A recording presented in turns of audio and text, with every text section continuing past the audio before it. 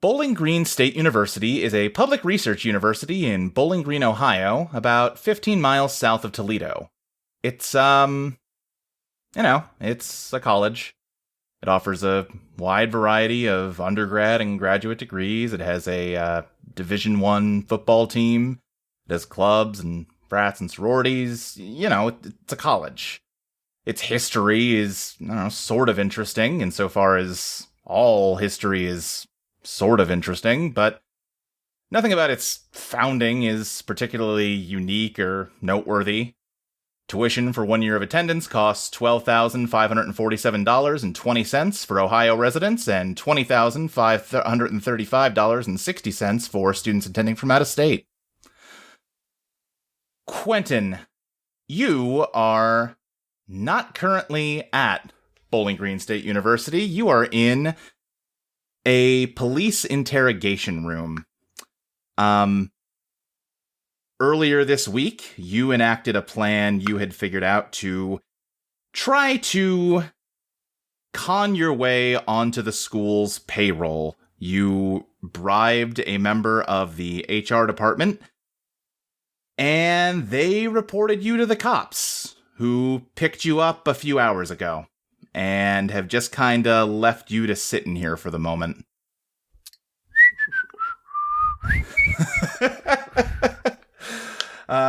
They've just kinda left you to sit alone. I think you got like a cup of water in here.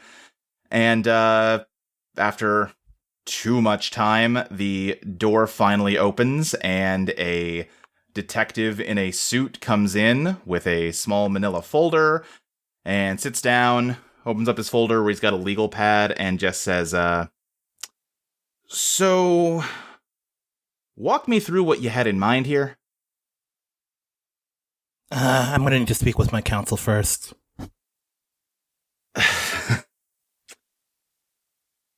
You, of course, have a right to an attorney, but Mr. Brooks, we have some solid evidence. We have witness testimony. We have the money that you used to try to bribe a school official. This isn't going to go your way at all, but it's going to go a little more smoothly if you're cooperative. So, are you sure you want to jump straight to turning this into an antagonistic situation? Because if you cooperate, it's going to be easier for everybody. Seems like you turned it antagonistic when you locked me up here, but you know what? What's your offer? Well, right now my offer is to sit here and listen to what you have to say, and we'll figure things out from there. You're not gonna... No plea deal, no... That's all gonna come later in this process, Mr. Brooks. He picks up the manila case. He flips through it. This witness, are they on the record, this witness you have? Do you even, They're the ones that called us. Fuck. He looks really sad. I don't, okay, alright, I what can I say? I didn't know that it was a fake payroll thing. I was under the impression I was enrolled in legitimate means. I can really, they called you? Yeah, they called us and told us some guy that they didn't know showed up and slipped them $500 and explained how they could add his name to the employee directory without getting noticed. I see you say some guy, not me. That could be... A lot of people do that. Yeah, we asked some follow-up questions, Mr. Brooks. Fuck. You had to give them your identifying information for this honestly, calling it a con feels generous. This is not I have arrested smarter people than this. How did you think you were going to get away with this? I didn't think I was going to get... First of all, I'm not agreeing guilt. I did not do these things you're accusing me of.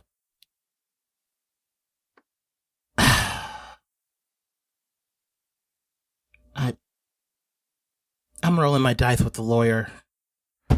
He, puts the manila folder down and crosses his arms. All right, well, that is your constitutionally granted right, so we'll get back to you as soon as we can get in contact with him for you. And he just kind of, taps the table and snatches his folder back from you and steps out of the room and leaves you in here. He still somehow has his phone. Mm-hmm. It goes through, a list of people that he could call to get him out of this one, or, someone to pick him up. Mm-hmm, mm-hmm. And one by one, he's like, no, they're fucking pissed. No, no.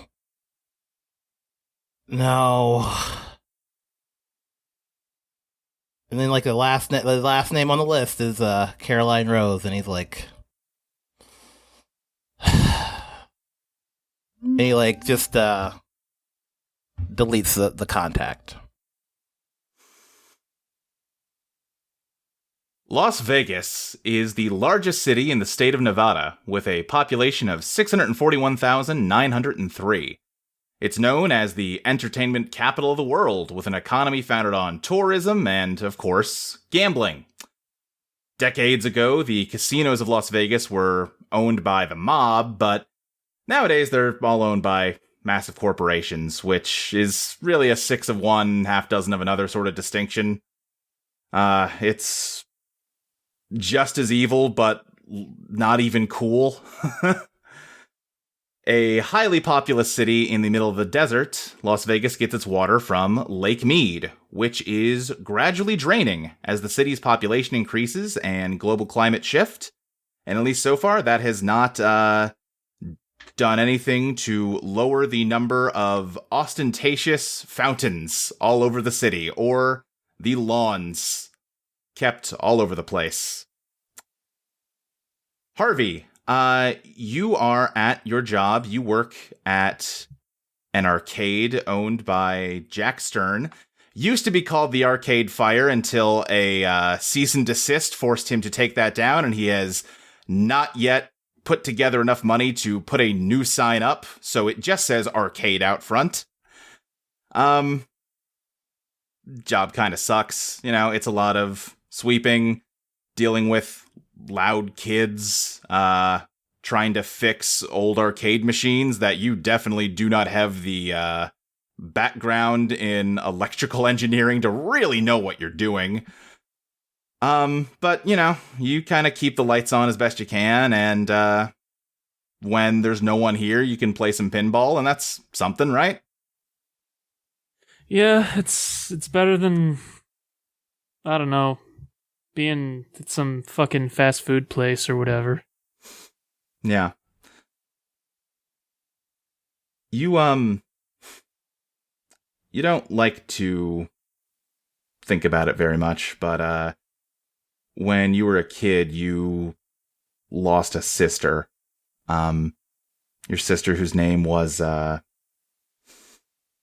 was Lisa. But maybe it's just because that was a long time ago, that there's always something in the back of your head when you try to remember her name that, tells you that's not what the right name was. Look, I was only 6, and it's not something I want to... I know I only get so much choice in the matter, but I'd really rather just focus on anything else right now.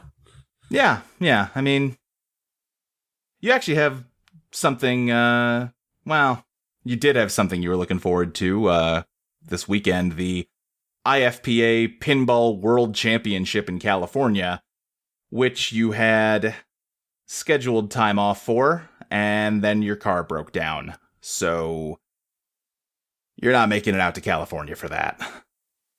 I mean, there's a live stream, so I can catch that. You don't really get to...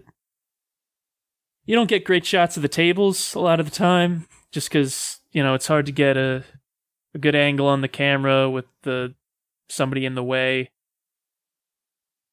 So, like I said, you're at work right now. Where are you? Like, what are you doing? There's a counter up front, and theoretically, I'm keeping an eye on people, making sure they don't fuck with the machines, answering any questions they have, but honestly, I'm mostly just on my phone. We don't get a lot of visitors anyway, so... Yeah, arcades are not exactly the hot spots they used to be. I think your boss, Jack, comes out and just says, "Hey, Harvey, you're good to work Saturday, right?" I kind of had plans that day, and he doesn't. He's lying, but he's just thinking about coming in on the day that he did have plans, and it makes him want to die. I thought your car broke down. What plans could you have? I got a date. Well, date? Since when? Look, Jack, you're a great guy, but I don't gotta tell you everything about my personal life, All right, fair enough. Look, I guess that's fine. Just, we're struggling to keep the lights on around here, Harvey. Really need someone to cover that Saturday shift. Can't you call in Ruby? Is she busy? Yeah, okay, Ruby takes my calls. All right. Yeah. So... Yeah, fine, whatever. Attaboy! He slaps you on the back and walks back into his office.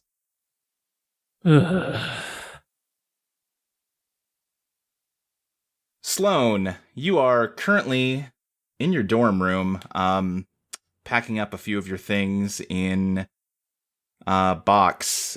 You are moving out because you got expelled. Yeah. You have had difficulty with your roommate Abby for the entire semester, and tensions have been high, and you got it in your head to pull a prank on her. I thought it would be a good idea. I don't know. You set her bedsheets on fire. She wasn't in the room, so I don't know, it seemed like a good idea at the time. I guess, in your defense, you didn't realize that once the fire caught, it was going to spread as fast as it did. No one was hurt. I didn't think it through, and... Fuck. Yeah, well, the school is, luckily, not going to press charges, but they are making you leave. I have to go back to my fucking parents. Yeah, your dad's in the car downstairs.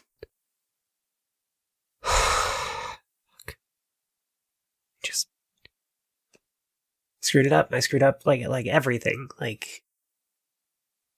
thought this was gonna be my way out, but guess I just don't get one of those. Yeah. Chris. Yeah. You have a job as an IT specialist for the Luxor Resort and Casino. It's not a terrible job. There's certainly worse ones. And it's paying your bills while you work through school. Yeah. Gonna be a lawyer one day.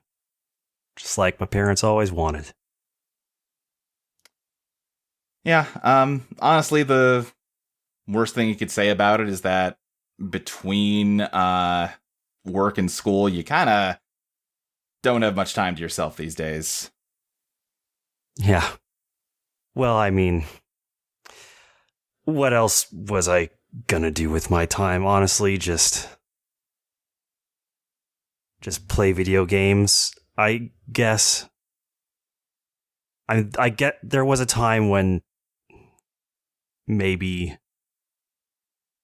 I had other ideas, but it's just wasn't gonna work out. Don't really have any friends anyway. No one wants to hang out with a weirdo like me. You do, now and then, if you get off a little early, hit up that kind of rundown, shitty arcade that's on your way home. Just, sometimes looking at the inside of your apartment and the inside of your office every day, you need a little bit of change of scenery. And that's at least, you can be out doing something without, being bothered. It's nice. I don't know, there's something about the sounds that appeal to me. And there is this guy there. Yeah? Yeah, Harvey. I really only know because of his name tag. I never worked up the courage to ask him, but he's nice. He's attractive, but I mean, look at me. I'm not really a catch. So he don't see the point in trying. Ursula, you are getting ready to you're on your way out of town, but you forgot a few things at your ex's place, and you're gonna stop by there on your way out. Yeah, I have a shitty truck. It's all packed up, but there was just some things I don't know. I didn't want to be there as much as I could, but now I have to go back. Yeah, I think you are at her door right now. Yeah, I think I don't even knock. I message of I'm outside. Yeah, you get a message back that just says 1 sec, and the door opens, and Carly's there. And she says, "Hey, Hey. yeah, here you go." And she just grabs a box that she had by the door and hands it to you. Okay. Thanks. Appreciate you keeping hold of these for me. Yeah, no problem. So where you going? Back home, I guess. I've been in Ohio for a decade, but I'm going back to Texas. I guess my parents, which, they don't love, and she points at herself, they don't love this whole thing. That's why I left, but I don't know. It's been 10 years. Maybe they've gotten better. Sorry, not to... No, I it's asked. my choice. I asked. This is not you. Yeah. It's gonna be weird being back in my childhood bedroom full of old toys and bands that I haven't heard in years. It's all blue because, of course, they made me paint my room blue. A part of me really wants to,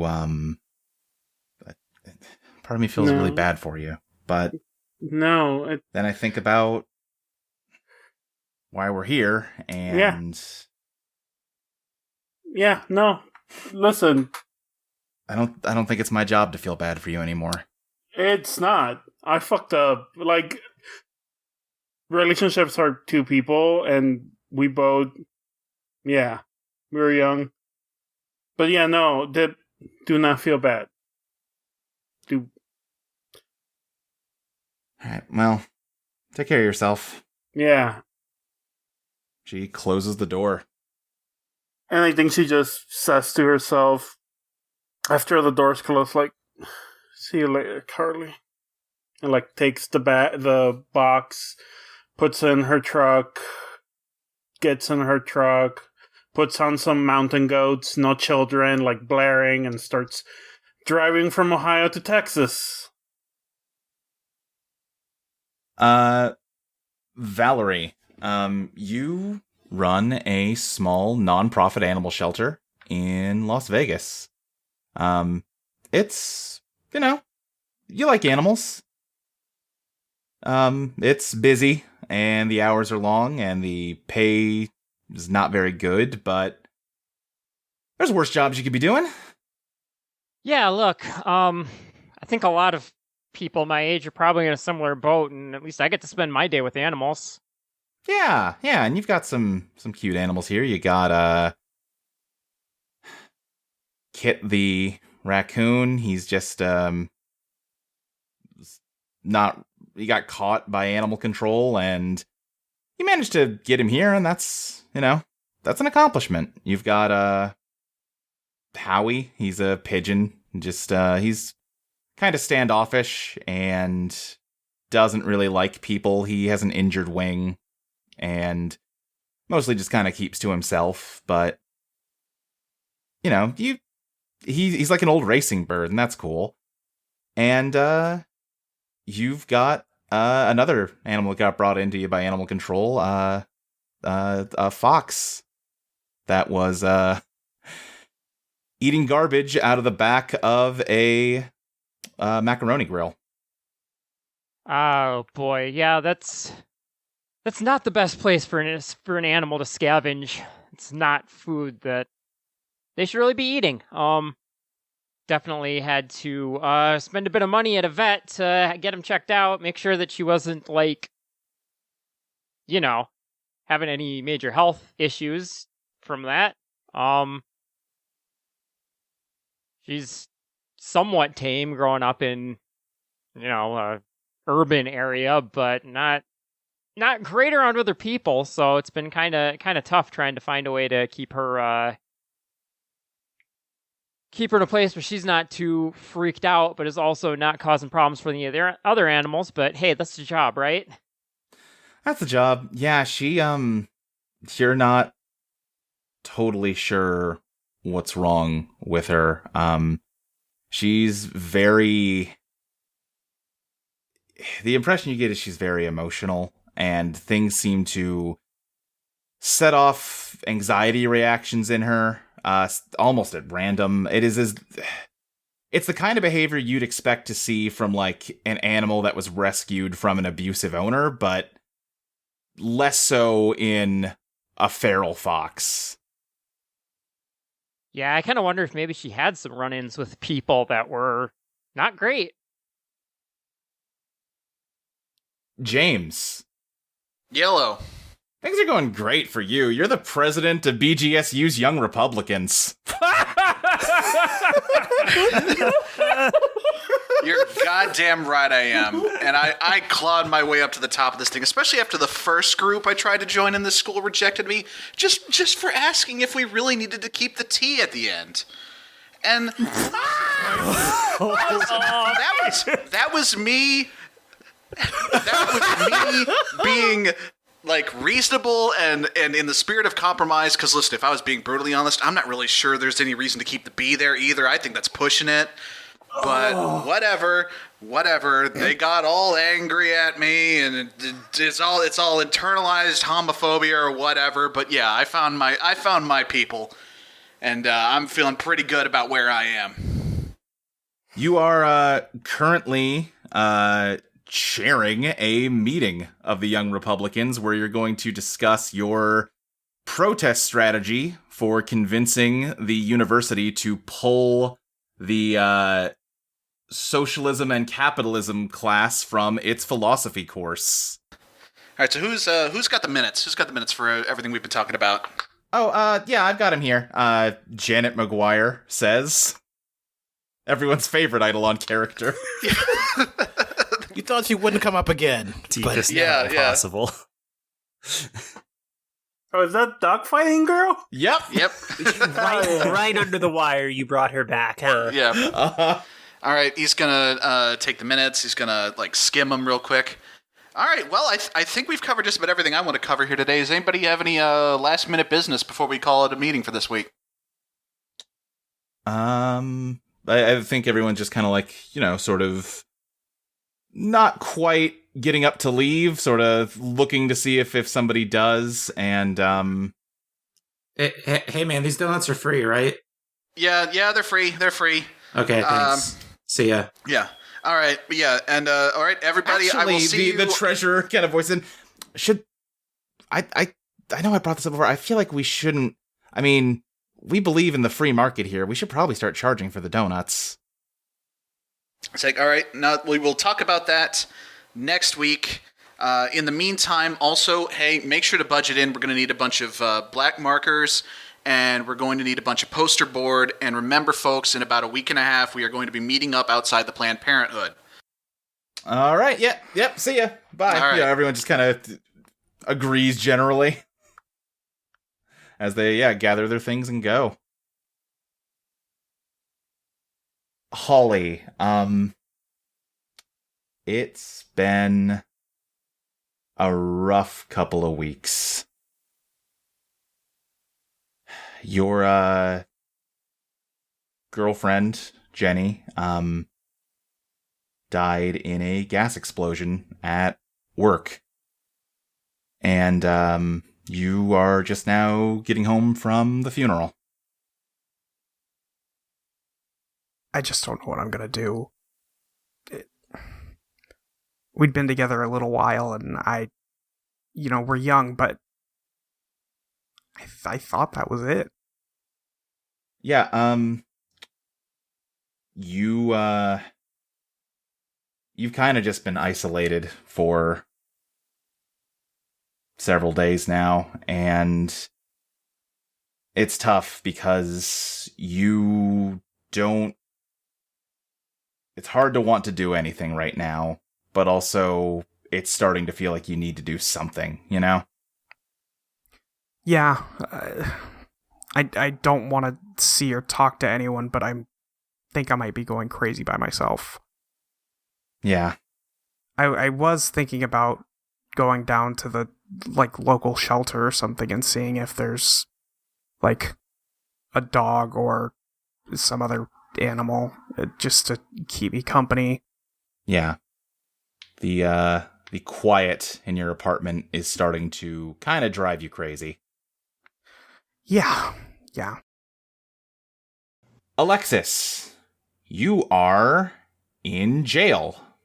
You got picked up for vagrancy last night, and when they ran your ID, they also saw that you had a couple dozen unpaid parking tickets. So your van has also been impounded. Yeah, well, I mean, that piece of shit is probably due to break down soon anyway. Have you thought about calling home? I mean, here in jail, I guess it's warm-ish. They'll technically feed me. Probably better nutrition than the Young Republican donuts. I was wondering about that. Fantastic. Terrific. Wonderful. Back home, I don't know if they'd even really treat me better. I mean, when's the last time you got in touch with anyone? 6 years, I guess? Yeah. I don't even know if they're still there. I gotcha.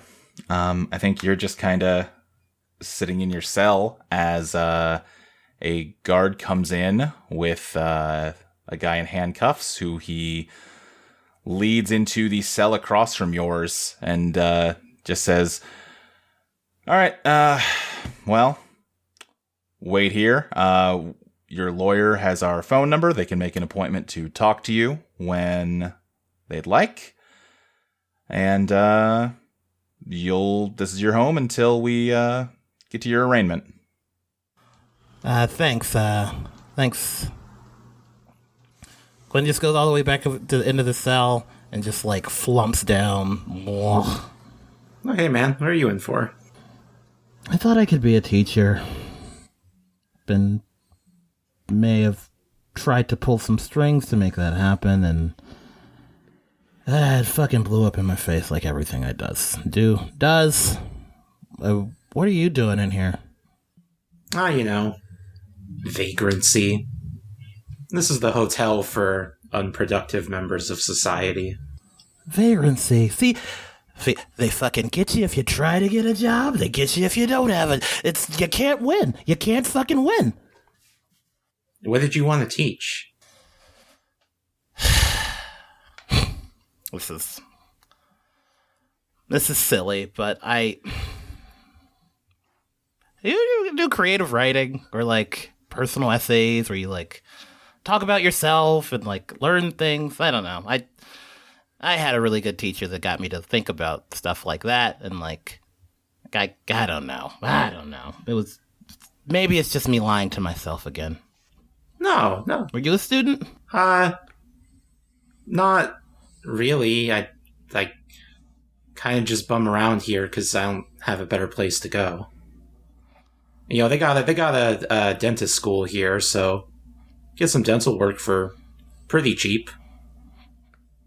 Gotta watch your teeth. If you fucking once your teeth go, you're fucking done. You smoke? I could start.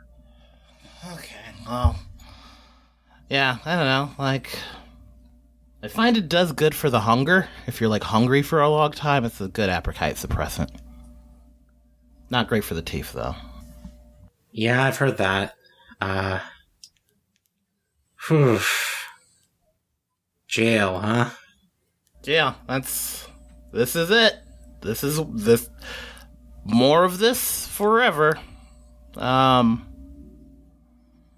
If you weren't in here, and you had an option, if you had options, what would you do? I kind of like to do photography. Before I got stuck here, I was kind of traveling all around and got to, explore lots of places that don't really get seen much. Phone's dead right now, but if I had some charge, I'd show you. Yeah, I'd like to see him, if you ever get that phone charged, I'd like to see him. Yeah, I mean, it's an Android, doesn't have great battery, but it's all I can really afford right now. Valerie, I think you're minding the front counter of the shelter when Holly walks in. Oh, hello. Can I help you? Yeah, hi. I was looking to adopt an animal. Hopefully something a little easier to take care of. I'm mostly looking for some company, Yeah, I know that type. Yeah, lately we've mostly been getting in more of like wild rescue cares, but I think we do have a couple of cats that have just kind of been dropped off because they don't have a home at the moment that could maybe use some a little bit of care, but nothing too too tough. Just make sure they're getting food and water and attention, and that's about it. They're pretty easy. Yeah, they're pretty independent, right? Yeah, I'd say the ones we have here maybe are a little more attached. Kind of animal that comes into animal shelter often has a bit of like abandonment issues, but nothing too serious to worry about. They just are going to want to be around you a lot. Okay, yeah, I think that's okay. I think I can handle that much. Have you had cats before, or any pets? No, not really. This would be the first time. My girlfriend had a dog, but I don't see her anymore. Oh, okay. I'm sorry. No, it's okay. Yeah, I guess if you're a first timer, we've got some pamphlets here on, basics of pet care, and I can probably recommend you some reputable sites if there's more you want to, learn about. Yeah, that sounds really nice. Thank you. All right. Yeah, if you want to come in the back here, you can meet the cats, see if any of them seem like a good fit for you. Yeah, thanks. Yeah, Valerie, you lead Holly back, and Holly, you're just kind of going down a hall, sort of lined with small, not quite cages. I'm imagining like what they have at like the pet store, sort of like the glass window. I guess those are still cages, but you know what I mean. Yeah. And as you're kind of walking along, for whatever reason, Holly, your eye gets drawn to one that is just labeled chili with a little drawing of a chili pepper. And in that cage is a fox. And it is just sort of laying with its head up, and it makes eye contact with you, Holly, and it just stares at you. Yeah, I think Holly stops and like looks at her and stops Valerie and says, "Do you guys have a fox?" Oh, yeah, she was brought in a few days ago. Was getting into some trouble behind a restaurant. She like looks at Chili. Yeah, Chili just keeps staring at you, Holly. It is... I mean, its expression is kind of inscrutable on account of it's a fox. But, I take offense to that. Foxes are very expressive. Well, but you know what I mean. But the way it is just staring at you, there is something about the glint in its eyes. It is like looking into you in a way that you're not sure an animal ever has. And maybe you're imagining it, but it is unsettling. Yeah. I think she's still standing there, Holly is, and like reaches forward to try and like pet her head. Oh, I would not recommend that. She's she's not, I wouldn't say she's wild, but she's definitely not tame. Well, you do notice Chili does not seem to recoil at all as Holly makes a move towards her. Huh. No, I think she's okay. And then she like, she kind of like crouches just a little bit next to the cage and is like, yeah, see, you're okay, right? Chili does not seem to respond exactly. She just keeps staring at you. That's the damnedest thing. Is she available? Oh, I would not recommend a fox if you're a first-time pet owner. They require a lot of care. She doesn't even look at Valerie and says, I get that, but I mean, look at her. Yeah, she seems to have been through something, and I'll admit, this is the most, I guess, engaged with anyone she's been. What are the odds of her actually finding someone else to take her home? Oh, honestly, I kind of expected she'd be one of our permanent residents. Most of the wilder animals here tend to be. I don't think she wants that. Well, if you're really interested in doing this, we've got a couple of forms for you to sign. Any of the exotics require that. Just, that you understand the commitment you're making and that you bear some responsibility and that there are liabilities for if, you do have to return it. I understand sometimes they aren't a big fit, and we'll definitely try to do our best to accommodate you with that. But you'd be surprised how many people, think, oh, yeah, I'm going to get like a raccoon or a fox or, something more interesting, and then realize that they've bitten off way more than they can chew. Sorry, I am rambling. This is not how I thought my day would go today. She's only like half listening anyway. Yeah. Yeah, no, we can get you started on the exotic pet license, and yeah, okay. She reaches up to a shelf and grabs a treat and just holds it out to Chili, and is just like, "Hey, Chili, come here. It's okay." Harvey, you have just kind of been stuck at work all day. It's been especially quiet. Basically no one's been in here. And you get your first walk-in in hours. It's, I'm not sure if you know his name. He's that guy. He just kind of comes in now and then, plays a couple games, and walks out. Oh, Harvey immediately brightens up. Okay. Oh. Hey, welcome back. How's it going? Oh, hi. I didn't think I was enough of a regular to be recognized. Listen, we got pretty low standards for that. Ah, okay. Yeah, I see. Oh shit! Oh, that sounded awful. Fuck. I'm sorry. No, it's fine. I get it. I know you don't get many people here.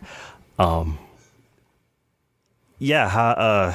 How is the business actually? Pretty slow. You know, most these days, if people are going to arcades, it's mostly the places that also are bars, and this place has not been able to get a liquor license. Ugh. Ah, yeah. I imagine that would be tricky. Yeah. Sorry. Listen. You're here to have fun. I shouldn't be being a downer. No, it's okay. I mean, come in here just because, like, I don't know, I just need to get away from stuff for a bit, you know? Yeah. No. It's nice being here. I know what you mean. Your name's Harvey, right? Yeah. He taps the name tag. Yeah. I figured I'd probably ask, though. It's sort of weird to just go off just as name tags. Makes me feel like a, I don't know, stalker or something. Do you have any recommendations here? I kind of only ever play the same couple tables. I mean, we got a Black Knight 2000 in the back. I never really play it myself. It just brings up some bad memories. But that one's good. Medieval Madness is a classic. People are always coming in asking about the Addams Family. We don't have the Addams Family. We do have a Munsters one. That one was like limited run, I guess. Seriously? Yeah, no, there's fucking like an Eddie mode where you're like shaving his hands or something. I don't know. That seems pretty contrived. Yeah, well, you know, there's end of the day, there's only so many things you can do with a pinball table. We got Rampage. If you want to play Rampage. Yeah, sure. I think Harvey looks around. He does not expect anybody else to come. He's just like, fuck it, you want a second player? I got nothing else going on right now. Yeah, that'd be great. You know, switch things up a bit. All right. And he just hops over the counter and leads Chris over to the Rampage machine. Yeah, the two of you play some Rampage. Chris, you end up kind of spending more time here than you usually do. It's fun, and Harvey's a nice guy. You have kind of your first nice evening in a pretty long time, but you've got work in the morning, and eventually you need to be getting home, and both of you can feel the impulse towards saying something or asking to maybe meet up again sometime, but you just can't really bring yourself to go through with it. And, yeah, I think all of you at night, Quentin, you're sleeping in a jail cell cot. So are you, Alexis. Ursula, I imagine you're sleeping in your truck a few states away. I am somewhere between Missouri and Oklahoma. Holly, you're sleeping in a bed that feels way too big now. Mm-hmm. James, you're sleeping in your dorm and feeling great. Hell yeah. Everything's coming up, James. Sloan, you are in your bed at home for the first time in months, laying dead awake all night. Yeah. But yeah, each of you are just sort of spending the night alone, and whether you're sleeping and dreaming or just sort of alone with your thoughts, there is some sense deep inside you that this isn't the way it's supposed to be, that things are supposed to be better than this. James, even you can feel it if you're honest with yourself, that this isn't... Life is supposed to be better than this. Mary. Yeah? Why do you deserve to be in this world? Because I already lost one. And I want a world of my own again. We pull back from the scenes we've been watching. The scenes you've been watching, Mary, on Gabriel Bede's monitor face. I have calculated all possible futures from this moment. This is the only version of victory that I am able to deem remotely plausible. That can't be right. You searched everything? There's nothing left? I have searched everything. There is nothing left. You saw how hard they struggled against just 9 Teoths. That is an infinitesimal fraction of the total number of Teoths dwelling within the various levels of Michael Valentine's nested realities. I have no means to remotely communicate with any Gabriel Bede not currently present in this room. But even if I could rally all of myself to come to their aid, even if each Gabriel Bede helped them defeat 100 Teoths, this would still be nothing more than drops in a bucket. And that is an extraordinarily optimistic projection. Victory can only be achieved in this fight if the house is destroyed. Destroying the house destroys Virginia. This neighborhood is not viable in the long term without Astaroth, and destroying the house will leave only one remaining universe, the one I just showed you. It is inadequate, but given the odds stacked against them, achieving even this much could only be called a staggering success. Can't be right. There's gotta be something I'm missing. I think Mary turns around, turns her back to Gabe, partly to think, but also partly because she doesn't want to let Gabe see that she's starting to cry. It's not fair. I agree. Our camera pulls back from Gabe's screen again. Mary, you are watching yourself on the monitor. The version of you on the screen is fighting back tears against the injustice that Gabe has laid out before you. But Mary, that's not what you're doing at all. You're smiling, and you hear Gabe's voice reverberate through the speakers as he says, I do not understand. You should be heartbroken about what I have told you. Yes, I suppose I should, but there is a big difference between the Mary on that screen, in your projection, and the one that is before you right now. What is that? I have a plan. I don't understand how you possibly could. I've accounted for everything. There is no plan to be had. Well, you didn't quite account for everything, which I don't necessarily blame you for. Even your knowledge is limited, as vast as it may be. There's two things that you did not show me on those screens. One is something that I have already provided to one of the members of the team. And the other is something that you are going to help me do. We're going to go to the bank. What's at the bank? A broadcast station. Gabe loads himself onto one of the dormant bodies in the security hut and travels with you to the Humanity Bank. Anna's treasure hoard of Minions media is still playing, and with Gabe's help, it takes only a short time for you to adjust the broadcast equipment to project live footage instead from the roof of the bank. Mary, this was your idea, but you hadn't really thought through the part where you would have to be the one giving this speech.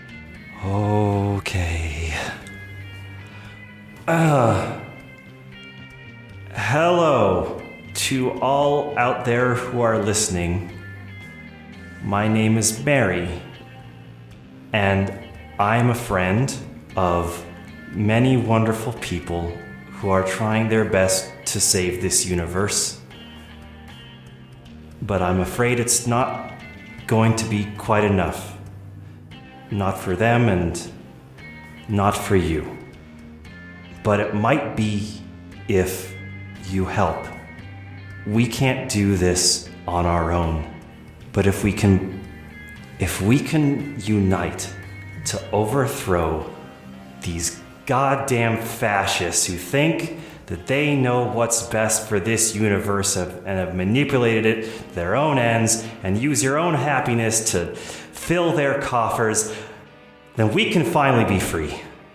I'm asking you to rise up with me, with all of us, and bring out your guillotines. Give me a dazzle. Yeah. All right. I got exactly a 10. Mary, your message goes out. It is projected on the storm clouds above the neighborhood. Gabe kind of turns to you as you finish and says, that will likely send many of the masters towards the site of the battle. However, I am still concerned that will be insufficient to fully turn the tide. Yeah, I'm aware, but we've got a few tricks up our sleeves still. What do you mean? Well, I may have slipped a little something to Sabrina. A little something I don't understand. Well, you see, back when we were on the Stadium Arcadium, I made some milk for everyone that I called Battle Milk, and it was just like a little joke. It was just like some energy drink to help them, get energized for the upcoming battle, but they took it a different way, thought it was some sort of milk grenade, and I couldn't stop thinking about how that might be pretty useful. So I made actual battle milk. Mary, give me a reveal your master plan roll. Sure. That's an 11, actually. Great, terrific. Sabrina, you got tackled by a pack of Teoth's wild shadow wolves. They are biting at you and just digging into your limbs. But the pouch on your belt, you do have a bottle that Mary told you to hold on to in case of emergency. Yeah, I wasn't ever really clear if I'm supposed to drink it or, throw it. Is there, a label on this thing? She definitely intended you to throw it, but I mean, it is still technically milk, and it is still technically food, and weapons-grade food might do something kinda neat with I Love Metal Buildings.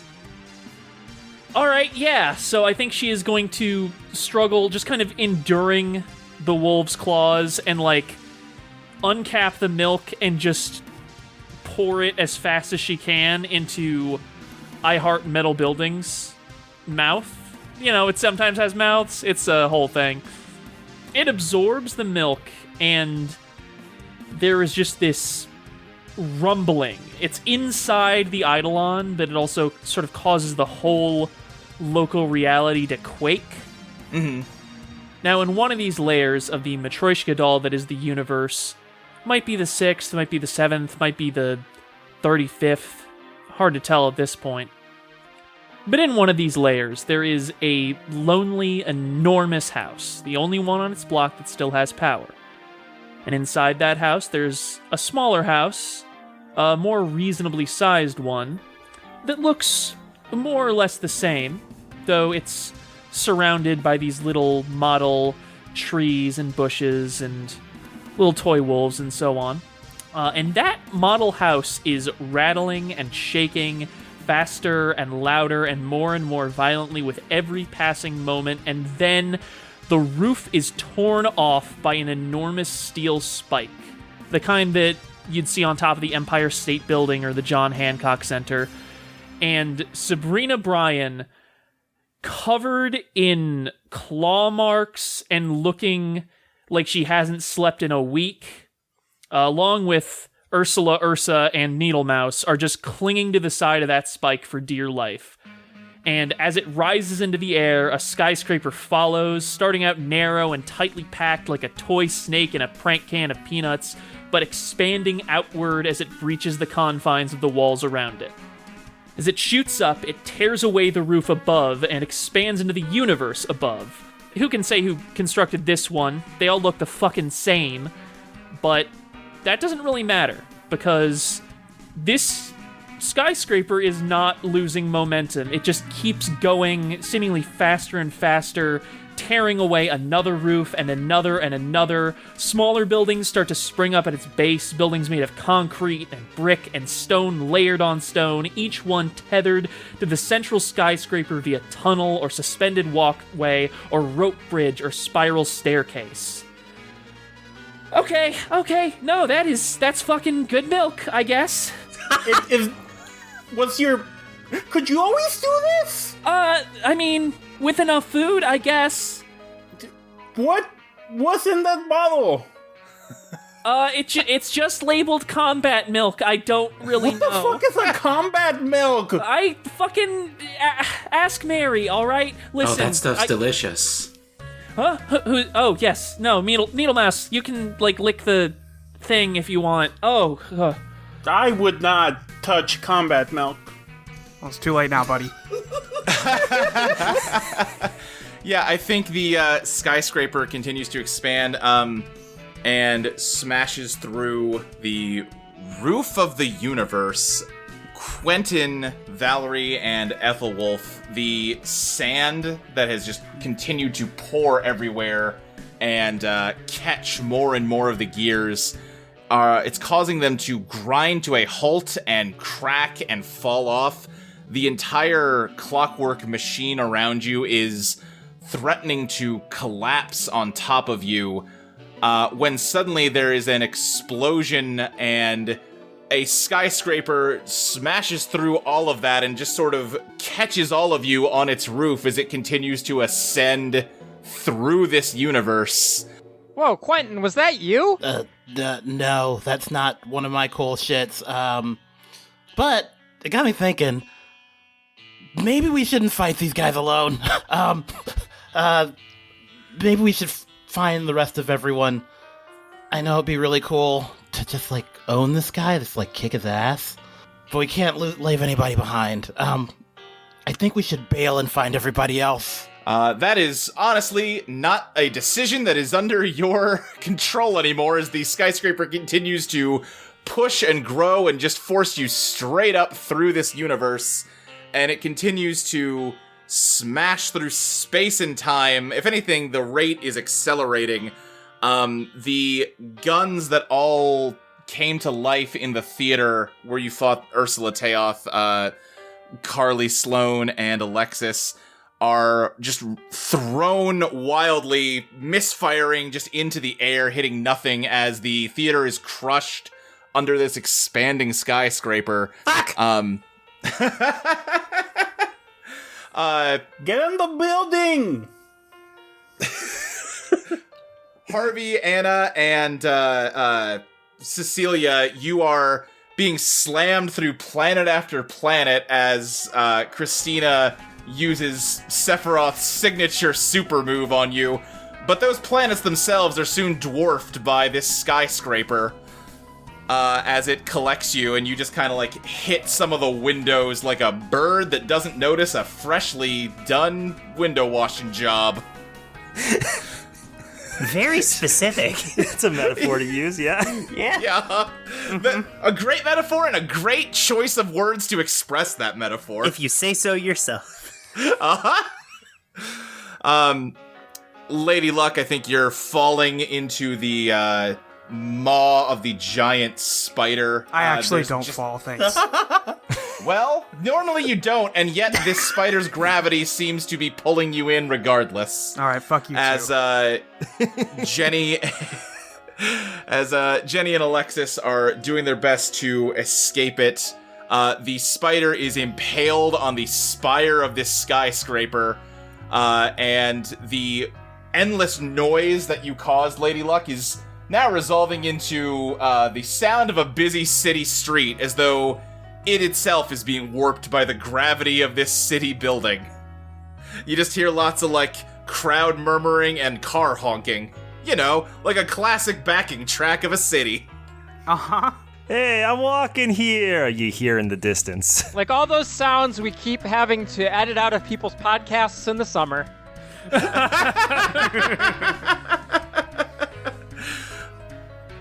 Waves of fire are radiating off of Teoth as Abby embraces her. The fire feels like it's going to completely dissolve you, Abby, Kit, Lisa, and Holly, when suddenly the ash is swept away and you're carried off by a building.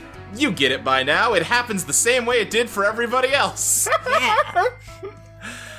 And the building extends downward as well as Strix, Chili, and Howie, you all find yourselves trapped in a photo in an otherwise empty dark room when suddenly the sort of dark crimson light is violently broken by a blinding white as the ceiling of this infinite basement gets smashed open by the expanding foundation of this skyscraper. Oh no, we're gonna be completely erased.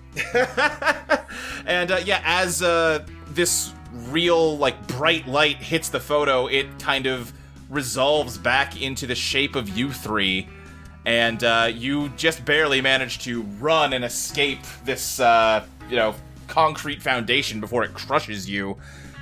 Strix scoops Chili and Howie up on one under each arm and, like, flies to the side to get out from under it. Yeah. And it continues to burst down through the floor of this basement, and you can't even see the top of it from here. It just extends seemingly forever. Teoth, Harvey, you kind of just stare down into the abyss where you tipped the people that you were fighting, but suddenly there's a rumbling, and the pinballs that went with them come flying up, knocked away by the skyscraper continuing to grow through space. It smashes through the pinball table, and the tip of the spire smashes through you, and your entire body is just ripped apart as it grows straight through you, straight through your entire universe. You see, other me, always have a plan. Just hold out until the giant building shows up. Damn, that was some Mortal Kombat shit.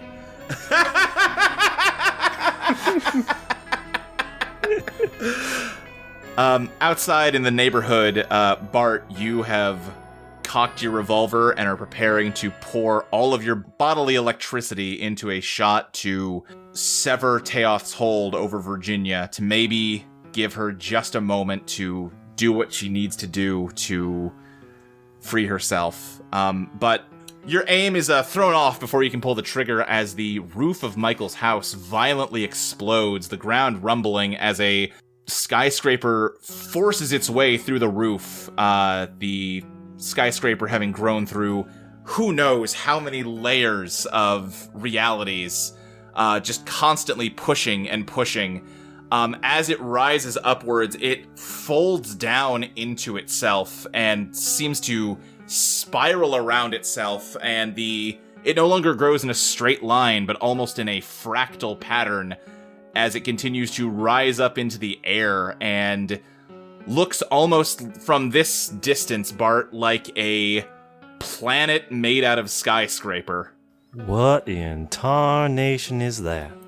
And I think one by one, all of your friends descend from it, and you know full well they all do a cool Marvel 3-point landing. Strix only does a 2-point. He's got an animal under each arm. Abby absolutely does not. Sloan catches her. I was gonna say, Abby eats shit, then rewinds to do a 3-point landing. There it is. I think Teoth just says, "What is this?" This is the City of Dreams. That's an okay name. I'm glad you Ursula like Larson next to her. I wasn't sure about it at first because the lyrics don't really line up with it, but I feel like the title is too good to just discount that entirely. Yeah, it feels a little cheesy, but I can go with it. What the fuck are you talking about? They're talking about being earnest, Sloan, alright? I feel like that's really the true lesson of this whole thing, so let's just roll with it.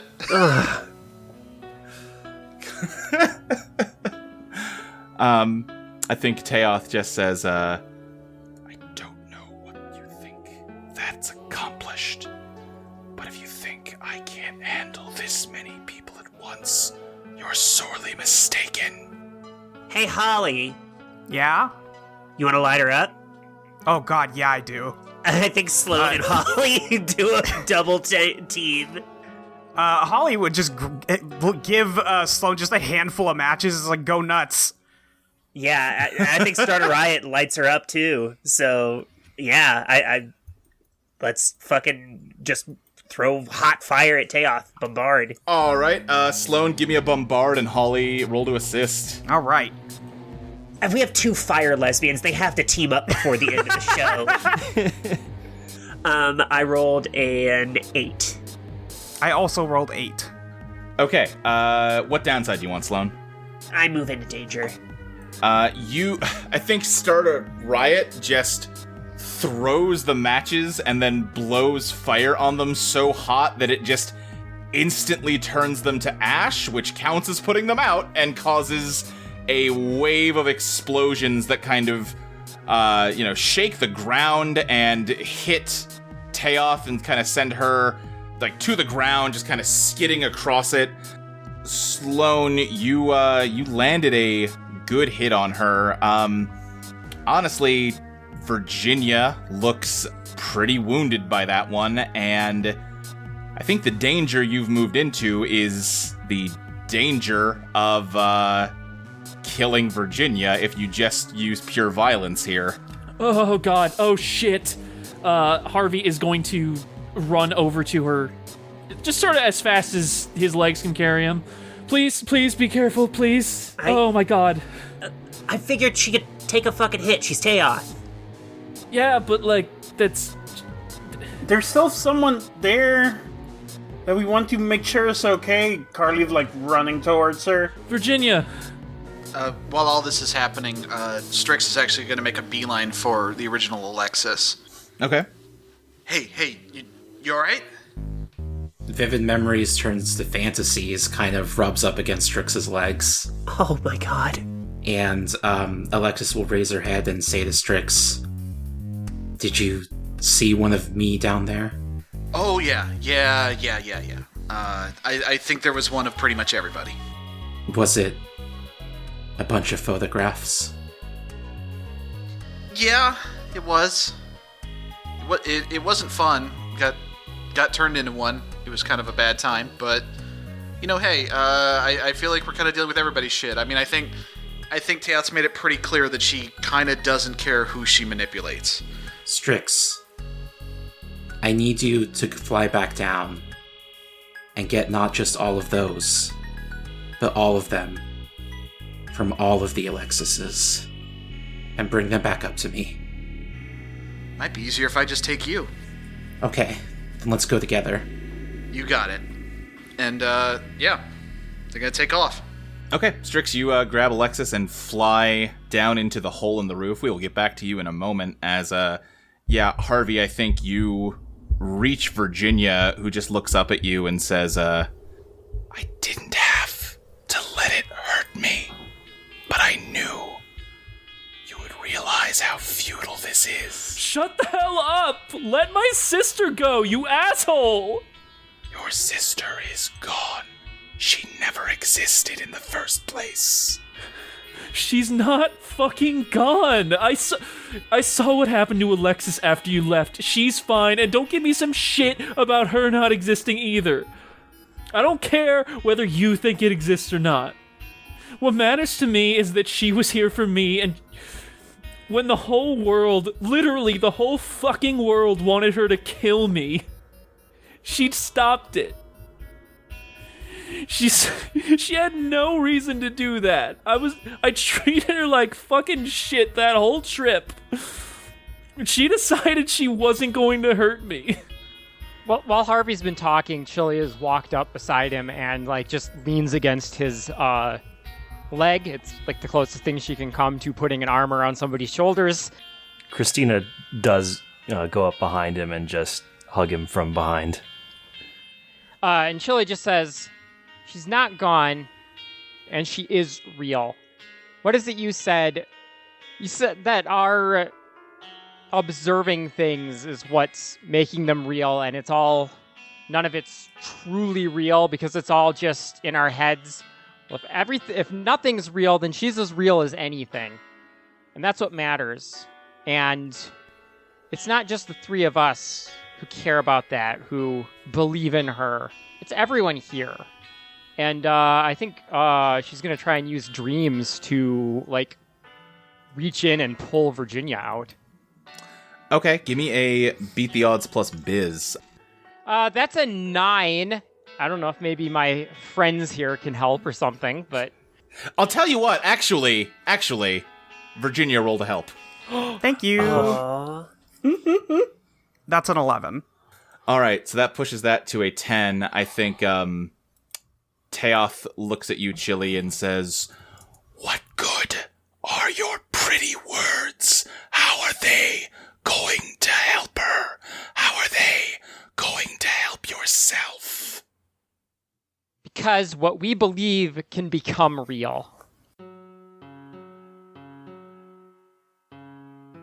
I think Dreams kind of reaches in to Teoth, Virginia, and it's not very different from what it looked like when Dracula and Harvey were being pulled apart.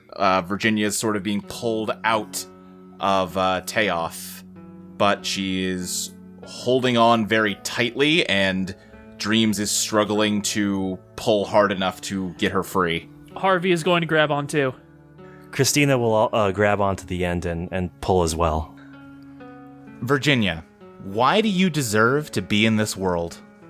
Because I finally have a family. The three of you pulling in unison rips Virginia away. What is left behind is almost like an empty shell that looks like Virginia, with the sort of black halo and angel wings that we talked about last time. But your Virginia is pulled free. I think Virginia turns and hugs Harvey and is not looking at any of them and just says, "I'm really sorry." It's okay. I'm a fuck up too. Virginia, how about you deal in for me real quick? Okay. That's a 10. 10. What playbook you want? I'll take the Alchemist. Okay. I think, real quick, going back to Strix and Alexis, you are sort of diving through the... It's almost like a tunnel that got carved through all of the layers of the house by, the City of Dreams. And you can just feel like a pulsing darkness throughout all of it. And suddenly it starts rushing up past you. You almost feel like it is, going to blow you back upwards. What do you do, Alexis? You're the one that wanted to come here. I wanted to basically use chain reaction on all of the photos from all of the universes that were made into all photos. Okay, to turn them all back? Okay, yeah. Give me that, biz roll. That's an 11. 11, yeah, I think, every, several layers of universe that you pass, you hit one where the Teoth was an Alexis, and those universes explode back into being, and just like you, seem to be getting pushed back by this force of just rushing darkness. But without Strix to kind of try to weather that, they are just thrown upward, and each and every one of these universes almost gets first thrown out of the house. The roof is just gone off of it now, by the way. And they are almost drawn in to the gravity of the City of Dreams, where you just see just masses of stars and planets kind of crunch and condense and spiral into the city. Virginia, I think as the roof of the house cracks, your halo starts cracking similarly, and just like large chunks of it are falling off, and you're bleeding from your halo. Oh, I didn't know it could do that. Yeah, I didn't either, but it's like dripping down onto your head. That's not supposed to happen, is it? I was a little worried about it happening. If we kill Michael, I still go too.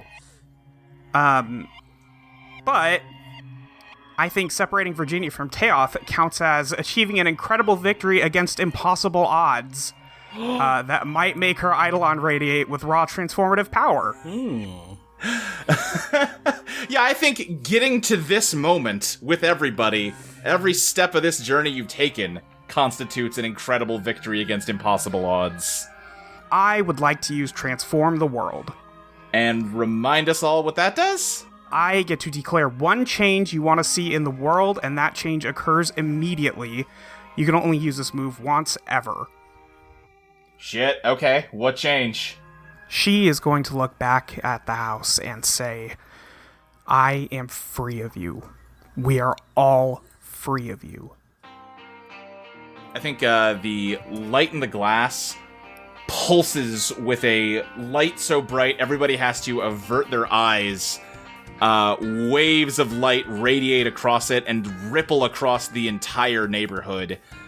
The entire neighborhood was part of one of Michael's universes, but not anymore, because you, Virginia Valentine, are completely free of him, and so is everybody else, as the stream of darkness rushes out of the roof, following behind the universes that escaped, and your waves of light hit the house.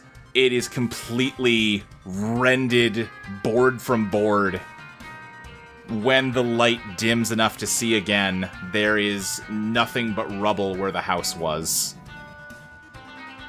As the house is ripped apart, Strix and Alexis, the pure, pressure of all of the darkness flooding out from the house. Strix, your wings finally fail you, and you get swept up in it and are getting, forced back out of the house. What do you do? Okay, so I'm honestly a little confused about the geometry. Are we going upward or downward? You were going downward, but now, it's like you were crawling up, like a hose that then someone turned the water on. You know what I mean? Okay. I don't know how much longer I can maintain my position. Probably not long. Yeah. But I saw what Alexis did with all of the photograph-specific universes. Mm-hmm. and I want to see if there's a way I can save the rest of them. And I'm gonna try and use Shape the Future to see if I can restore them while everything's, like, fucked up and unstable. Okay, give me a reveal your master plan. What is Strix's genius here? It's -1. Oh boy, okay, I'm gonna push myself then. Alright, there we go, that's a 10. 10, okay, then yeah, Strix, I think you're being forced back up through the layers of realities, but through your goggles you can sense the individual patterns of each of these universes and the overarching pattern that dictates the way one universe informs the next. It's all one huge interlocking system, one that is, by its design, always doomed to fail immediately before producing the next in line. But you are, in this moment, able to see the entire superstructure of it, and with just a few small tweaks that you sort of psychically send resonating through this cascading Matryoshka doll of universes, you correct these design flaws in each of them. And just like the universes that Alexis was able to restore, you managed to bring back the rest of them. You can barely fully feel that you have finished this work when you are fully just swept up in the darkness, and then by blinding light, and you can feel yourself hitting the ground. But as you come to, you see, again, as we said, the house in a pile of rubble, and up above, the City of Dreams slowly growing as all of the universes condense and spiral into it, and it just continues to expand overhead. Oh, rough landing. Laura, you okay? No, but that's fine. Alright, yeah. Take what we can get. The Teoth Virginia is standing up with arms outstretched, and that stream of darkness has been coiling in the sky, kind of almost orbiting this like constellation of universes above you before it comes crashing down into her, and just forms into this black, smoky, amorphous shape that continues to expand. You see skeletons forming out of it sometimes. Other times there are explosions of black smoke. Sometimes the faces of rabid dogs biting. Sometimes the legs of a spider twitching. And just all of these shapes constantly emerging and then dissolving back into the black smoke as it just continues to grow and grow into something vaguely humanoid, but never constant enough in its shape to really define. It stands towering over all of you and rears back and moves to crush you with a fist so large that it can hit all of you at once. Luke? Yeah. I would like to... I don't know if this would be a scrap or if I'd be rolling to resist. You know, I'd like to punch it. Give me a reveal your master plan, Hecaton. Okay. That's an 8. That is an 8. I think this thing dwarfs even your... Sorry, what's the name of your mech, Hecaton? It's been a while since I've spoken to you. Well, originally it was called the Dead Pharaoh, but I figured a more noble, glorious name was befitting of something that had been reforged as a weapon for good. I decided to name it in honor of the bond I share with my 3 greatest comrades, who I met recently after a long and convoluted series of off-screen events. We're calling it All Together now. Then, as I was saying, this Teoth monster dwarfs even All Together now. You are maybe waist high to it, but you rush in and put up both of your metal fists to catch this dark, smoky fist, and it's taking all of your power to hold it back, but you are holding it back. Hecaton, why do you deserve to be a part of this world? Because a world like this is deeply in need of heroics.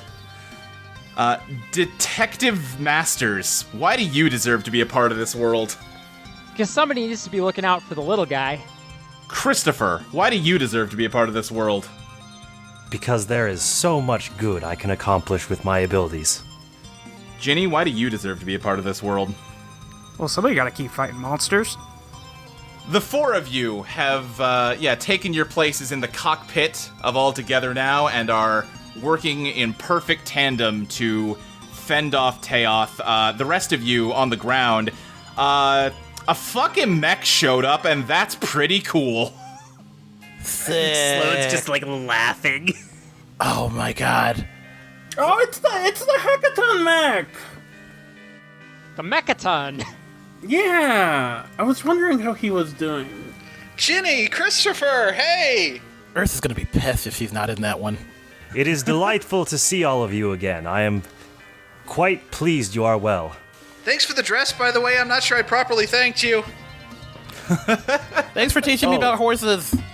You are very welcome. It was technically not my dress. Why did you say it like that?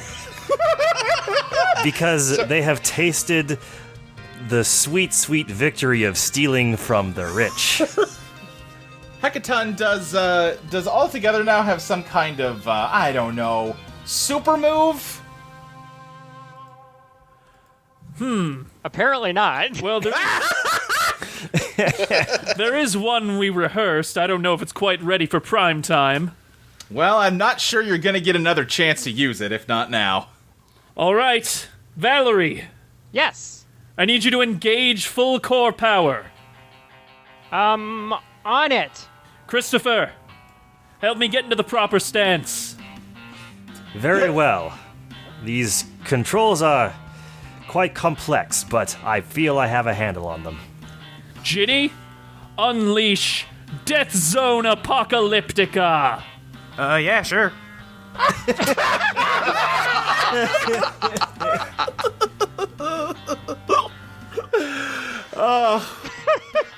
Hecaton, what does Death Zone Apocalyptica look like as it fires? It is an enormous, standard huge beam attack with various waves rotating around it in multiple different colors. But at the center, there is just an image of the four of them hanging out. Great. Yeah, I think that, fires through the hand that you are holding back, and just sort of explodes it and then goes further up through, the chest of the beast, and it reels back. I think tendrils are, lashing out from its wounds wildly. It's whipping everywhere as it hits the ground. Just huge clouds of dust are getting, whipped up. And yeah, everyone that was here already, like I said, you see this huge mech that's appeared, and then behind you, you see a crowd, a huge crowd. Mostly familiar faces. Some of them your faces. Some of them people you don't recognize. But each and every one of them has an Eidolon, and they are ready to fight. I think Abby jumps on Sloane's back and says, I have an idea. And Starter Riot starts making supercharged fireballs. Now, normally, it would be enough to just take her out of commission, but Abby keeps rewinding, and she's just got 25 giant fireballs, and just hucks them all at the same time, like fucking Piccolo in Dragon Ball Z. Sure, a Hellzone grenade situation. Exactly. Yeah. I think Teoth is confused as you seem to miss with each and every one of them before realizing that they're behind her, actually. And they smash into her, sending her kind of stumbling forward. Bartholomew Lightkill, having his original plan sort of mercifully stolen from him, instead, he is going to take Chris's soul inside him, regaining both the memories that were taken from Mephistopheles, and also gaining all of Chris's level ups. So he's going to take the Alchemist Master move, which is Everything Changes. And Electric Version's power is going to change to my Eidolon can transform any vapor it touches into electricity, and it can change that into a physical construct. Okay. When the skyscraper that was created from milk emerged, I think some excess... When you say it that way! Not the sentence. I think some excess milk got shot into the atmosphere and formed some milk clouds. Okay. I hate this. I'm drinking a milk beverage as you say this. Bart is going to transform that into massive electric clouds that then transform into hundreds of six shooters that all fire simultaneously down on Teoth. The electric revolver in your hand crackles with electricity, and just arcs of lightning work their way up your arm and towards your heart and your head. Normally a bad thing, but actually it's cool and badass this time. As, your lost lifetime of memories flashes before your eyes, and you pull the trigger on the revolver, and nothing happens with the revolver in your hand, that is, but every gun that is now falling from the sky just shoots all at once. No one bullet really enough to hurt Teoth significantly, but it adds up when you have this fucking many of them. Just constant little jabs all over its giant body as it kind of flails and tries to bat them away. Jenny, how was that? Was that pretty poggers?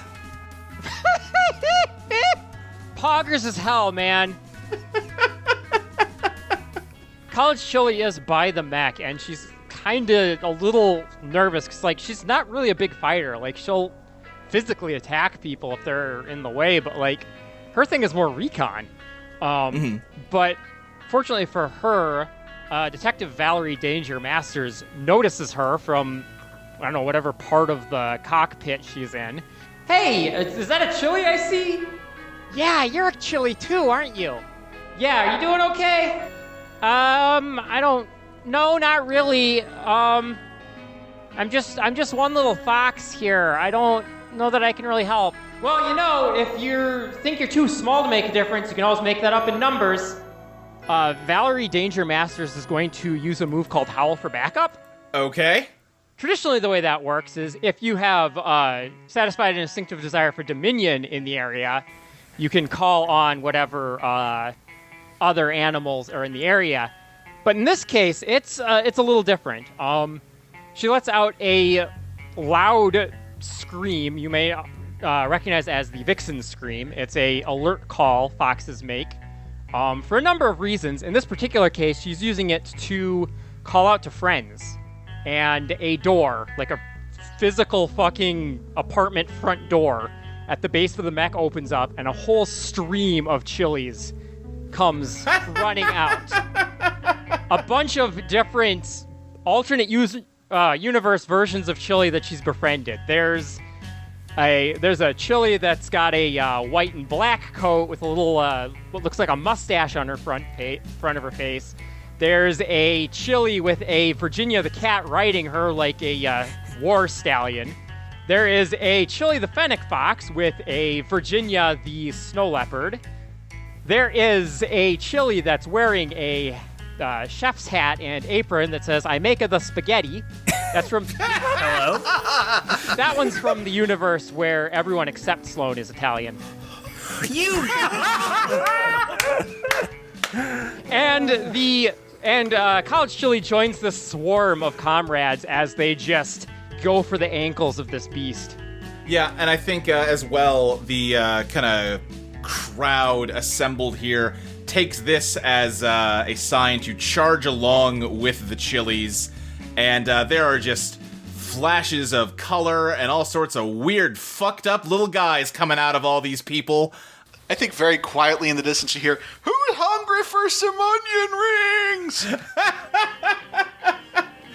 Yeah, the lower parts of Teoth that these people can easily reach are just being torn apart, burned, frozen, turned into onion rings, etc. and so forth. I even think, a few episodes ago, Christina and Needlemouse spread out some healing potion to the pooling slime that was just sort of the congealed remains of all the shades that had been erased by the estate. And bit by bit, that potion is finally starting to take a meaningful effect as not entirely fully there shapes that vaguely recall the forms of animals all rush in behind this wave of people that responded to Mary's call for help. And there is just a massive battle going on around Teoth's feet. I think just forms are erupting out of the bottom of Teoth to fight them, but they are getting kind of fought back. I guess Anna wants to investigate Teoth. Okay. Give me an investigate roll. And she did roll a 12, which means you can use perfect deduction. Oh, which means you get to decide the answer to one of these questions. Yeah, what weaknesses can I exploit? Yeah, go ahead. So Anna can perfectly sense changes that Eidolons have made to the world. And I think that the main thing that Teoth, if we can conceive of her as an Eidolon, has done...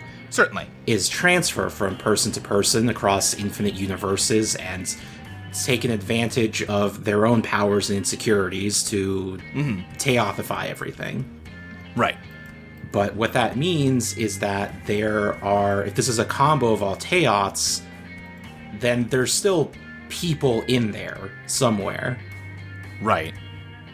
And I think she wants to communicate this to Agent Alexis, who will then use the Alchemist Master move, Something from Nothing, to create a photograph of an enormous pasta sieve that could possibly separate the total eclipse of the heart from all of the people that it has possessed. Oh, I see. You're talking about like a strainer bowl. Yeah. A colander.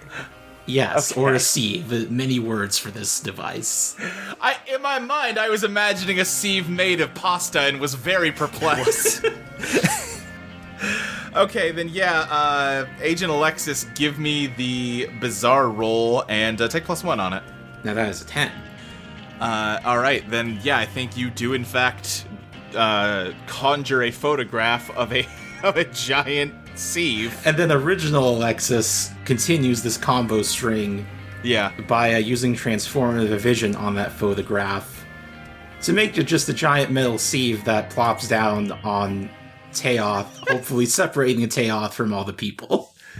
I think it falls on top of the Teoth monstrosity and, for the moment at least, does not quite seem to be having the desired effect. It is sort of just straining the black, smoky ooze into, smaller pieces, which is not useless.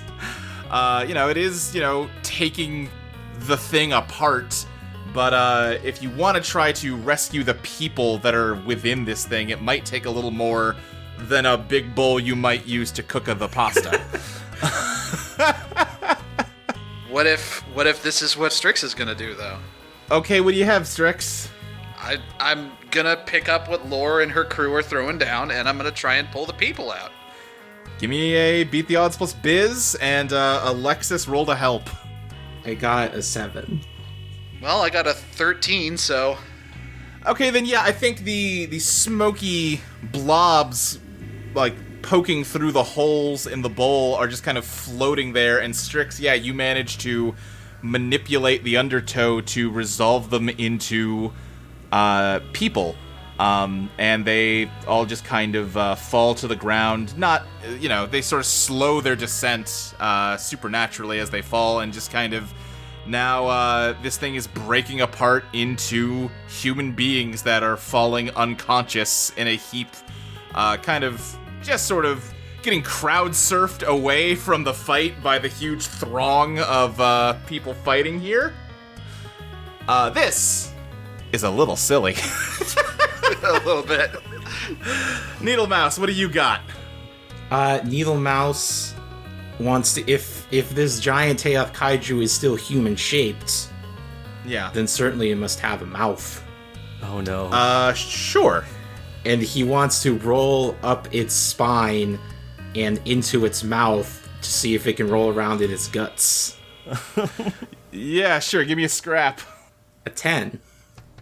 Yeah, you roll straight up it. I think you pop through one of the colander holes and then dive straight down through what, the closest mouth type thing it's got before that gets torn apart by the colander that continues to just sort of slide down it.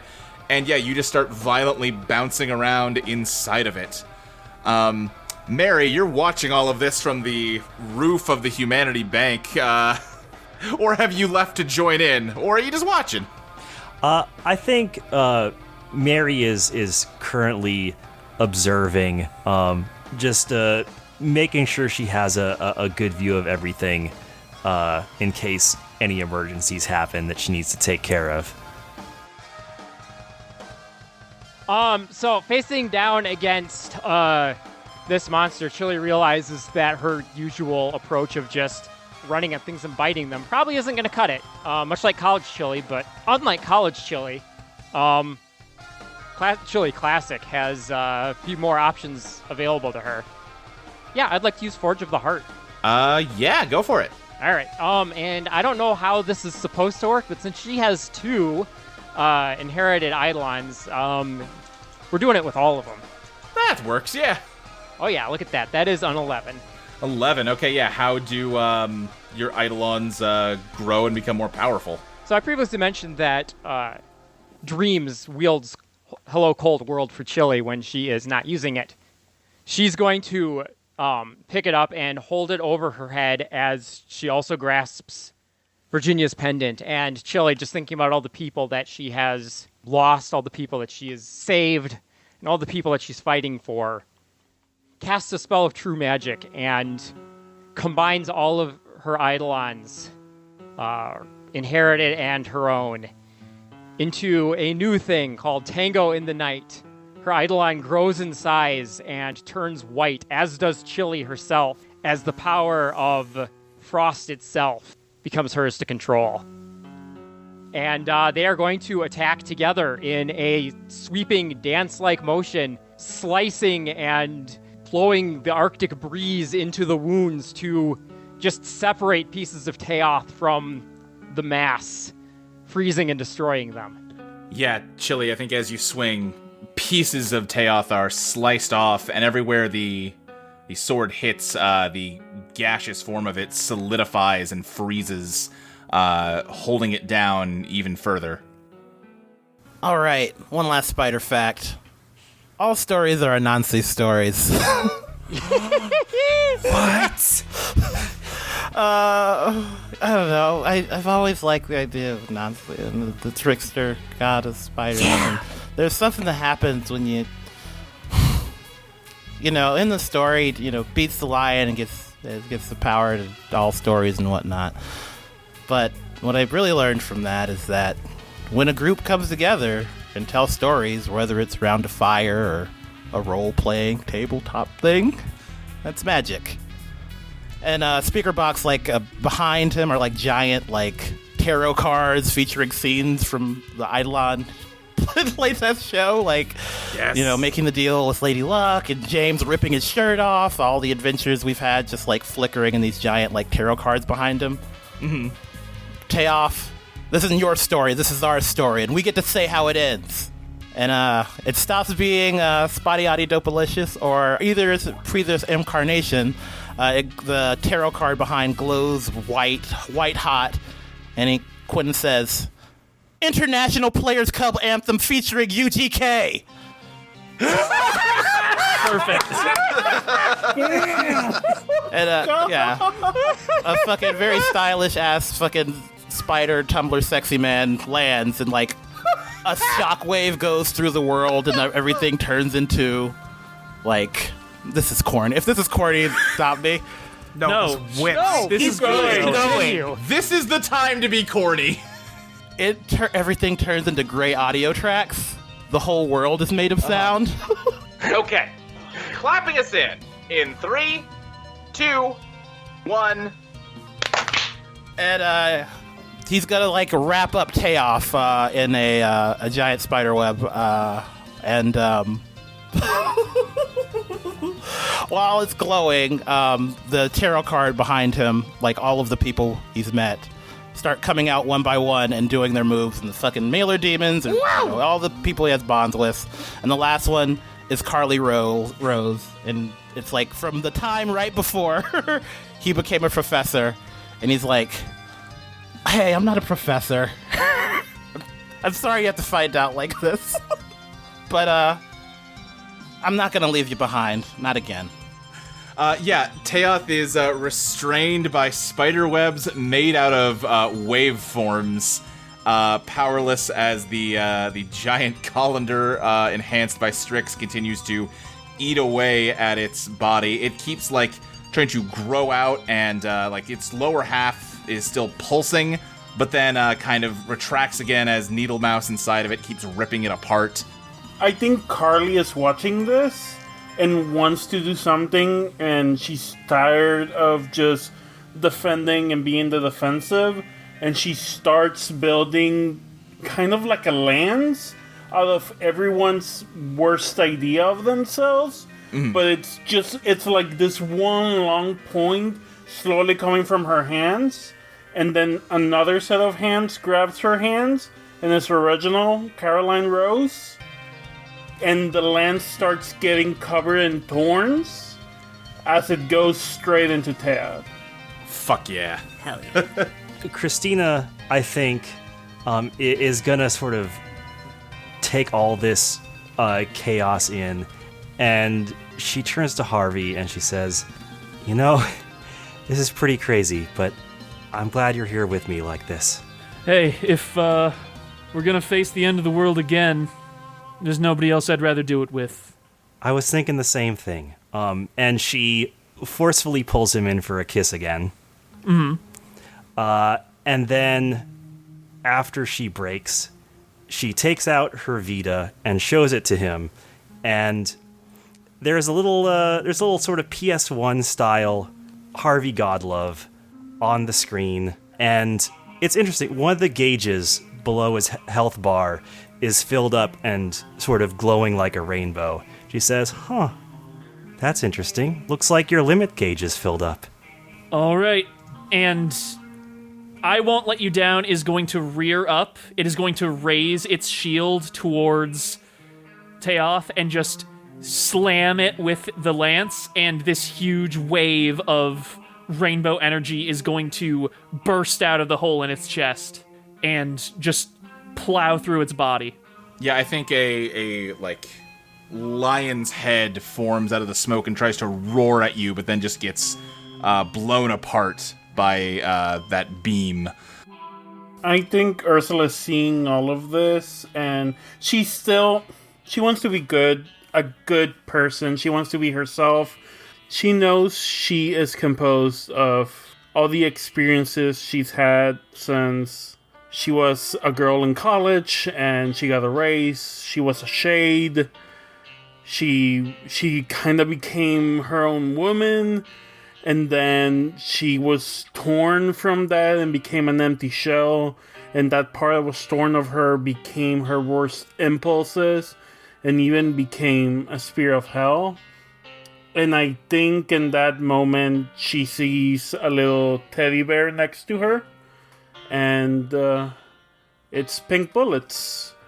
And behind Pink Bullets there's that's young Ursula.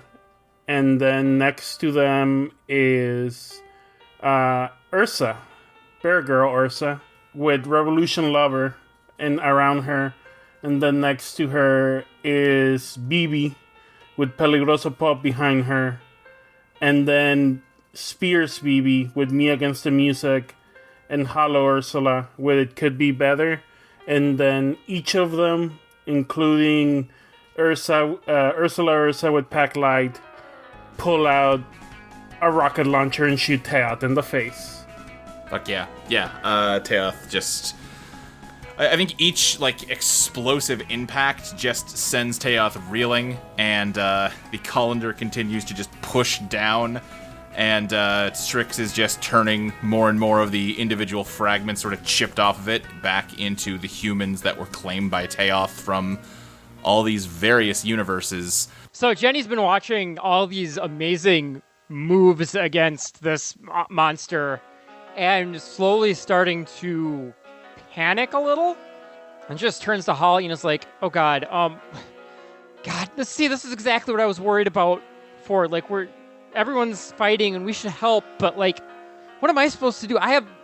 This is a monster made up of, like, skulls and death, and that's all I have. How am I possibly supposed to hurt them with all this? Holly, like, puts a finger to her lips and, like, grabs her shoulder and is like, stop worrying, and listen, just shut up, and then kisses her, and then hugs her really tight, and says, I know you can do this.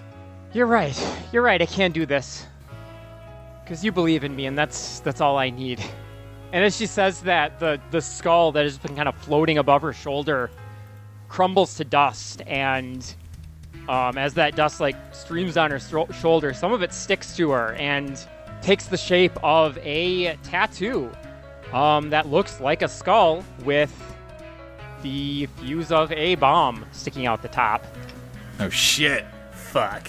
She appears to almost glow with the energy of alive with the glory of love. Fuck yeah. This Eidolon shields her with her own positive emotions to make her briefly invulnerable. Okay. And Holly strikes a couple matches and hands them to her and is like, do you want these? Let's do it, babe. She takes the matches, starts running towards Teoth, and throws one beneath her and rides the explosion up. Fuck yeah. Right as she reaches the arc, she throws the second one and just comes barreling towards wherever the vulnerable part of Teoth is right now, as the colander continues to slide down, and just throws herself along with an explosion right in there. Yeah, I think you burst straight through Teoth, and you can feel just like a rumbling scream echoing around you, but you are untouchable in this moment as you fly through the darkness of her form.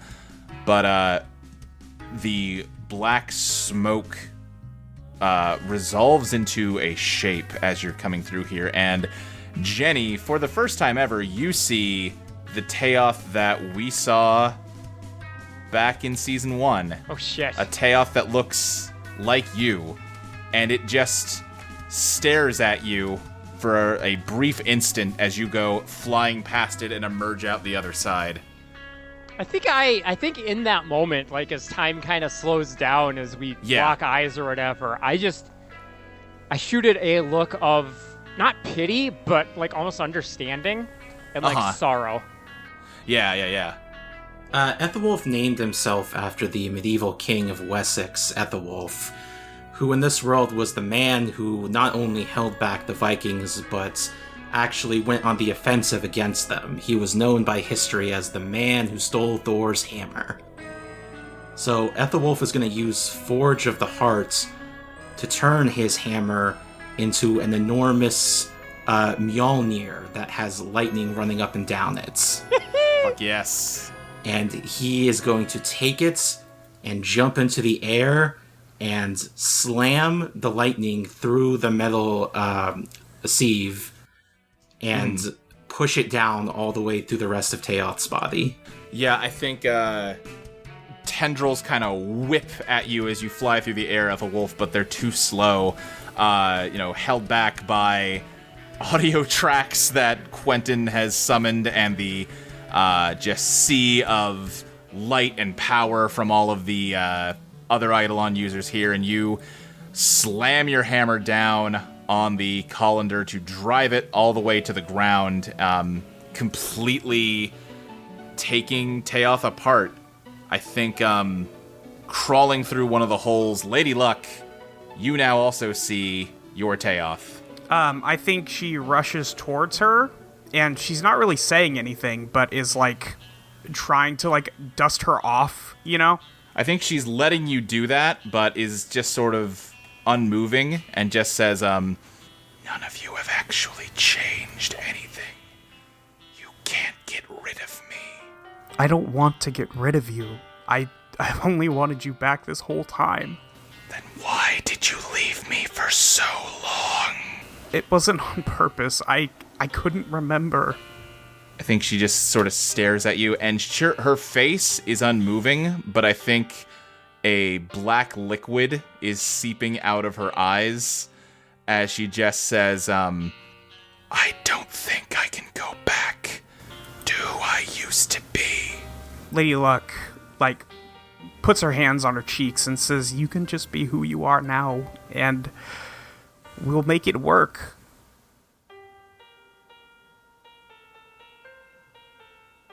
Overhead, the City of Dreams has continued to absorb all of the universes orbiting around it. They've sort of just circled in closer and closer as though it's like a drain, and it just continues to grow, and soon it's big enough and close enough that the remaining houses in the neighborhood are getting lifted up and sent spiraling into it. Mary, the Humanity Bank underneath of you gets ripped out of the ground.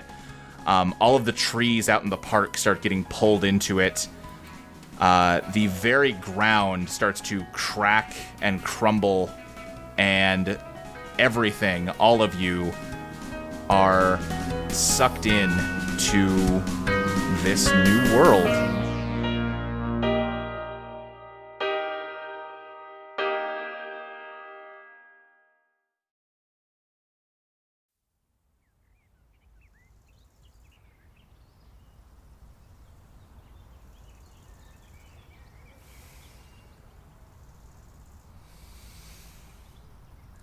It's almost like an optical illusion. One of those 3D posters with a hidden picture of a sailboat. If you relax your eyes and concentrate, you can see it. The world around you dissolves, and you realize that you're standing on a street corner, or looking out of an apartment window, or sitting on a park bench. It can be tricky, and not everyone can do it. Do not tell Ruby that you can see the City of Dreams. She'll waste your entire afternoon arguing with you about it. I just think you're all bullshitting me. I stared cross-eyed at the horizon for I don't know how long, and I didn't see shit. Ruby, please, I'm busy. Go find a Cecilia to hit on. Yeah, all right. Anyway, like I was saying, we live in the City of Dreams. It's not quite like the estate, and it's not quite like the neighborhood. It's certainly nothing like the real world, whatever the hell that even means anymore. Reality here is abstract, malleable. The city's underlying structure is an infinite fractal. Buildings and streets and shops and parks and plazas all twisting in around each other in dizzying mathematic spirals. But most people just see the reality that the city projects. A shared reality, where truth is derived from consensus. And if consensus isn't reached, if people or groups disagree with one another about what the world should look like, that's okay. One group doesn't need to impose their reality on another, and people don't need to isolate themselves into solipsistic little mini-universes to keep the conflicting realities separated. The conflicting truths just coexist. Overlap. The whole universe is onion rings, and the whole universe is a beach. The whole universe is a rundown motel run by your well-meaning but unreliable uncle, and the whole universe is an endless forest of 100-foot-high apple trees. The whole universe is dead, and the whole universe is teeming with life. It can be a little tricky to get the hang of at first, the way one reality flows into another seamlessly. Time and space exist here, but they're fuzzy and hard to pin down. Relationships between people, commonalities, and disagreements go much further in defining this place than physical laws. But people change all the time, and so too does the universe around them. There's no true meaning here. In a broad sense, you might argue that Teoth won after all. This is a place that is, above all else, incoherent. But that's really not so bad, because when things are coherent, when they make perfect sense, when systems interlock and gaps are filled and designs are perfect, there's always people who don't fit. People that the system must remove to maintain itself. People that are crushed in the gears of the clockwork anti-utopia. When things are coherent, people don't get what they deserve very often. And you all deserve so much. Gabriel Bede, why do you deserve to be a part of this world? I neither deserve to be a part of this world, nor deserve to be excluded from it. I simply am here. I was always going to be here, and I will always have always been going to be here. Ascribing a value judgment to my presence is a meaningless exercise, one that is perhaps understandable from a limited human point of view, but which makes no sense when looked at from my omniscient perspective. Your question is invalid. That is the answer I would have given you a long time ago. In my old life, my first life, I believed that I had a comprehensive understanding of all that exists, had existed, will exist. I saw the world from its beginning, all the way to its end. I feared that end, and I feared my own end. But for all my omniscience, I lacked the ability to understand those feelings within myself. But something quite interesting happened after the world ended. The world continued to exist. As my brother, Joshua Paul, has said before, the world is always ending, and it is always being reborn.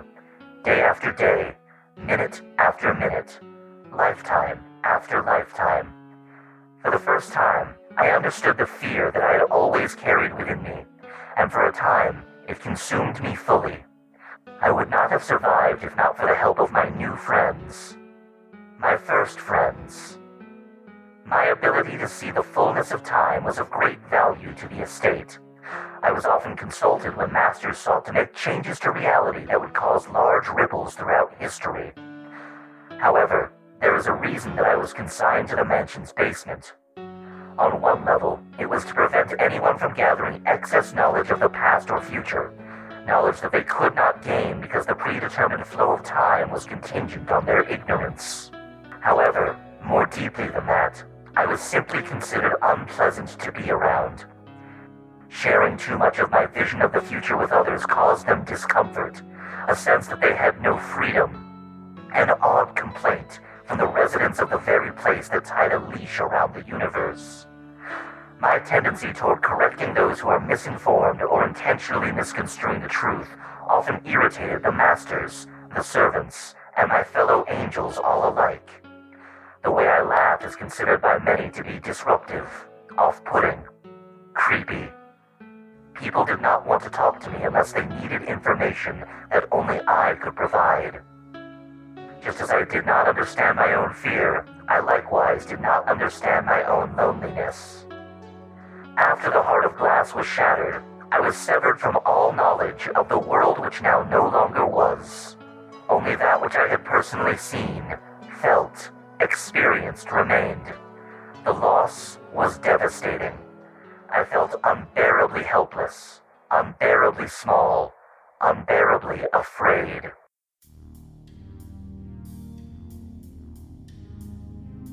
Sloane, Ursula Ursa, Quentin, James, Alexis, Chili, Virginia, Harvey, and Christina had declared war against the estate. Many of them had been deeply wounded by the angels, and all of them would have been justified to destroy me on sight. Instead, from our very first meeting, they treated me with kindness. They spoke with me. They told me jokes, and were not put off when I laughed at them. They consoled and guided me when I was in crisis, even as far more consequential emergencies asserted themselves. They saved my life, many times over, in many different senses of the phrase. Even today, I do not fully understand why they chose this course of action. but I do know that I have within my heart an endless wellspring of love and gratitude for each and every one of them. My only concern when I found myself alone in the neighborhood was to ensure their safety, as forces conspired once again to bring pain and suffering to their lives. Beelzebub took advantage of that desire. I'm quite angry at him, and quite angry at myself for allowing him to manipulate me.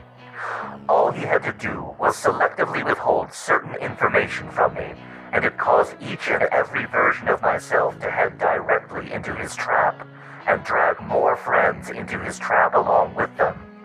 Even after everything I'd experienced, I remained arrogant and self-assured in the totality of my knowledge. I had seen so many timelines, could directly witness so many different outcomes, and could use that data to extrapolate even more possibilities. I understood that my old, single-threaded vision of time was incomplete, but I incorrectly believed that this new model constituted a perfect vision of everything.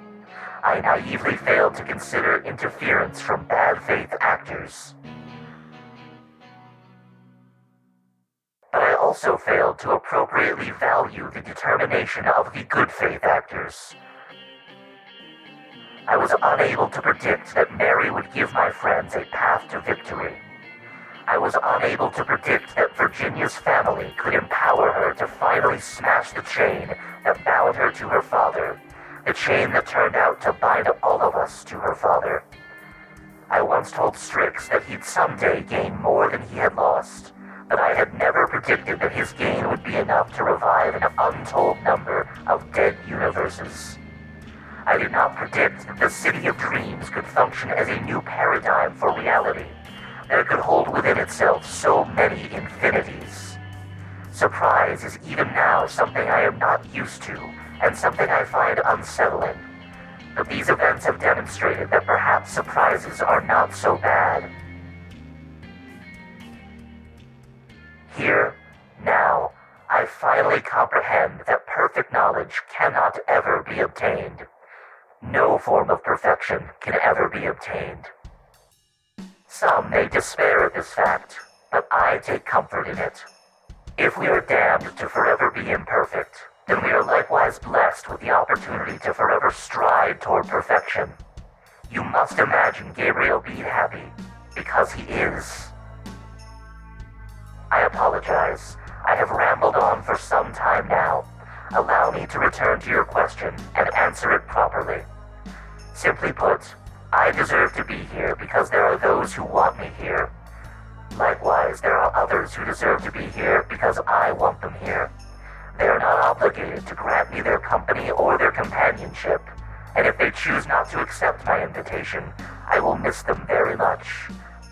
But I will wish them only the best, and that invitation shall remain open in perpetuity. So it is with the invitations extended to me, and the invitations extended to you.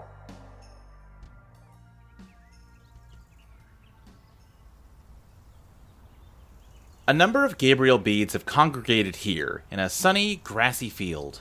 On the horizon, we can see Joseph University, or maybe that's Battle Acres University? Or maybe it's the planet Saturn, winged shades gliding through its rings.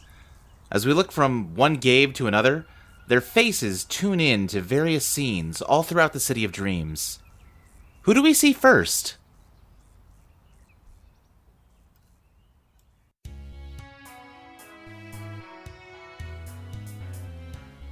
Burgess, after some time has passed, you make your way to the Neutral Milk Hotel to see an old friend. Well, well, well. A hotel full of cow juice. What the shit? What are you doing here? Indeed, what am I doing here, Mr. Joshua Paul? Shouldn't I have died in the estate? I mean, I did think you were still at the estate, did not realize you were alive still. Yes, well, I'm, something of a man of destiny, not so easily killed. You might have heard of me when I dealt the finishing blow on Teoth. Nope, that didn't catch that one, no. I had a big hammer. There were a lot of people there, man. Well, I have a few things to say to you, Joshua Paul. Oh, do you now? Somehow that doesn't surprise me. When I realized you were no longer going to be coming around to visit me in the boiler room, I felt sad. Because I missed our conversations. And they were the only thing keeping me going in that place. And then when I got out and I learned that you went off to found this Neutral Milk Hotel, I felt angry towards you. How could you just leave and leave me behind? Why didn't you take me with you? It would have been a fight, but that's what men do. I thought that you were a coward for leaving me behind like that. And what I've come to accept now is that perhaps sometimes it is good to be a coward, for if I had tried to fight through the angels at that point in my life, I probably would have been killed, and it would have been a glorious death, but it would have been a death, and it is better to be alive than to be dead. So, thank you, Joshua Paul, for being a coward. You know, you could have just stopped to thank you. Well, what do you think about that? Do you regret your actions? What? Look, all right. I did everything I could for I don't know how long to keep you hidden and keep you safe and keep you fed. I didn't have to do any of that shit. I wasn't supposed to do any of that shit. I was supposed to get you killed as soon as I saw you. So, but now you're gonna come into my home and you're gonna call me a coward? You're telling me you've never called yourself that? No, you know what? I have. Because I enjoyed our conversations too, man. And they did get me thinking. And eventually, I decided I couldn't be a part of that whole shit anymore. But I knew I couldn't come talk to you about that, because that you would have just lunged at that opportunity to, oh, we're gonna have a whole little revolution, and both just get, murdered within about 10 minutes. Wouldn't have been glorious.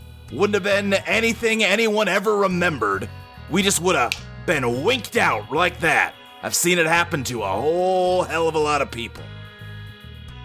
So I knew that there was really no way to smuggle you out of there. So I did the next best thing, and I made sure you stayed safe despite your best efforts.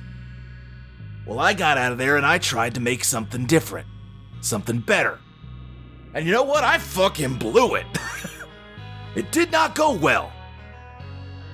But I tried.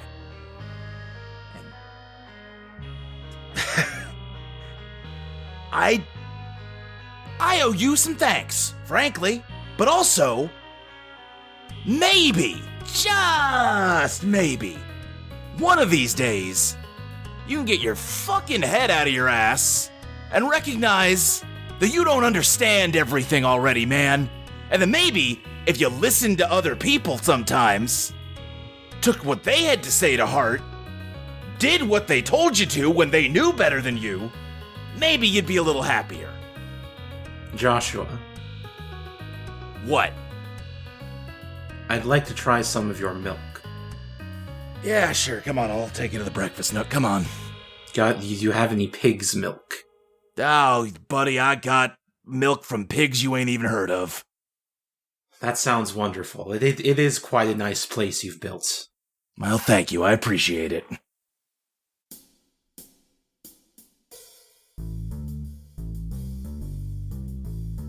The former Agent Alexis is driving her van with Anna riding shotgun, and they have a whole bunch of slimes in the back.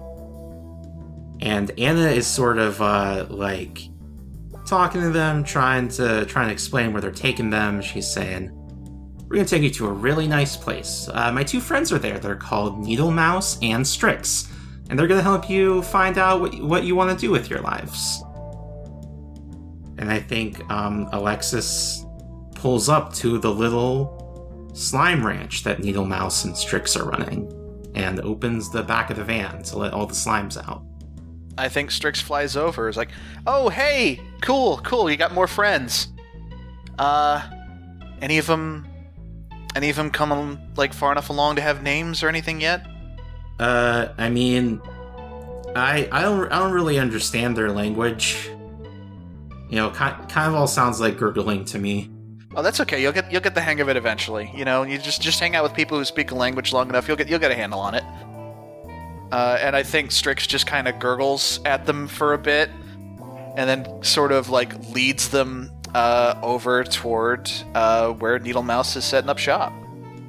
Needle Mouse has set up basically a Sonic the Hedgehog level. It's like a little obstacle course to help him stretch out his limbs, and he can roll around at the speed of sound with ever-increasing agility and dexterity. And maybe the other slimes can learn to do that too. And he rolls up and says, "Hello, everyone. Welcome to the Slime Ranch." I think you get just it's kind of a pleased murmur of a crowd, except it's gurgling and bubbles and burping. That was that's real nice. All right, so where should I send these folks? Do you have an open spot anywhere? Well, if anyone is interested in some physical exercise, I know it gets pretty cramped in the sewers. I have a little obstacle course set up here. Is anyone interested in that? I think you get a couple like facsimiles of arms raised among the crowd. All right, everybody, please follow me. I think while Needle Mouse is taking care of that, Strix can see, approaching from the distance, a very large scorpion, which appears to have a shell made entirely of gold. Okay. All right, Needle Mouse, everybody, just keep having fun. I need to go look into something. Just keep doing what you're doing. And he's gonna take off toward the scorpion. Ah, hello there. You're Strix, correct? Yeah. The I almost said the one and only, but I honestly can't say that for a fact. I haven't met any other yet so far, so. Well, you never know how the cycle of universes will play out. Although, I guess there's just the one now. But also, I hate the three-dimensionality of it. Sorry, I haven't introduced myself. And Circuit extends their stinger in the way one might, like, extend their hand for a handshake. My name is Circuit. I was a Harvey D. Godlove, a professor, and, well, I've spent the past several trillion years just sort of... Is it trillion or billion? I can't keep track these days. However many. I've just sort of been trawling the different universes and seeking to attain enlightenment, but then there was a big skyscraper, so I decided to just kind of slide down and check that out. It's a nice place you've got here. Oh, yeah. We've been working on it for a while. Mostly, Needle Mouse handles the irrigation, and I try to get the plants growing and build most of the buildings. But yeah, hey, Strix shakes the stinger very carefully in a handshake. Oh, you don't need to worry about that. All that can infect you with his memories. Oh. Huh. Any memories in particular, or is like specifically yours, or just... Mostly just sort of assorted Harvey Godloves. I've just sort of been collecting data for many, many, many years. I see. Got a little boring at the end there, I'm gonna be honest. It's nice to see that, well, you know, listen, I don't want to make any assumptions. Michael's super dead, right? Yeah, no, he's super dead. Oh, thank fuck. You have no idea how much... honestly, everyone of me ends up hating that guy. It's genuinely a very impressive multiversal constant. No, that was honestly probably the biggest, it was either him or Teoth, but honestly, I think between the two of them, the biggest obstacle to everything was probably Michael. Listen, Teoth, I have no love lost there, but at least it's an ethos, you know? Yeah. It's more than, well, listen, if everybody would just do what I said all the time, there wouldn't be any problems. I'm just trying to protect you from yourselves. God, what an asshole. Yeah, oh geez, that never occurred to me until you said it just now. He really was just a manifestation of paternalism, wasn't he? Yep. Oh boy. But, anyway, hey, now it feels like, my actions can actually have a meaningful impact, which is pretty nice. So, yeah, do you folks need any help out here? I saw a lot of nascent shades, a lot of double shades. Yeah, I mean, we could always use a helping claw if you're willing to offer. I do want to say, I don't know if you've run into any other so I was originally a James, and I don't know how many of him you've run into, but I kind of had a bug thing, and I got to say, you have a very impressive exoskeleton.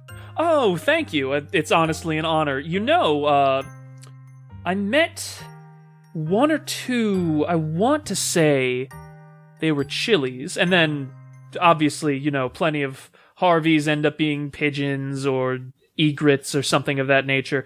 But listen, the owl wings, they suit you very nicely. Oh, thank you. Some fantastic plumage. Thank you. I'm pretty proud of them. They were. I actually was an owl for a while, and the wings were the main thing I wanted to hold on to. Mm-hmm. But hey, yeah, let me introduce you to the crew. Hey, Needle Mouse. Oh, hello there. I'm Needle Mouse. I don't think we really. Wait, are you a Harvey? Yes, I am. How'd you know? Oh, he's one of my favorites. Oh, is that so? Well, I am honored. It is a pleasure to meet you. Hey, Sir Kit here is one to know if he can help out with the ranch. So I don't know if you want to walk him through it. I'm gonna go check and see how Alexis and Anna are doing. I'll be right back. And he's gonna take off. Yeah, let me show you around, Sir Kit. Now, what is your ability? Well, I call it their dreams are dead, but ours is the golden ghost. It, honestly, it just lets me access the memories of many of my other incarnations. It's not got a lot of practical immediate use, but I guess I've ended up sort of a walking encyclopedia. A lot of it's not the most useful information, but I sure have a lot of it. Now that's interesting, because I wonder if maybe you might have some of the memories of the slimes that live here. You know, that's a good question.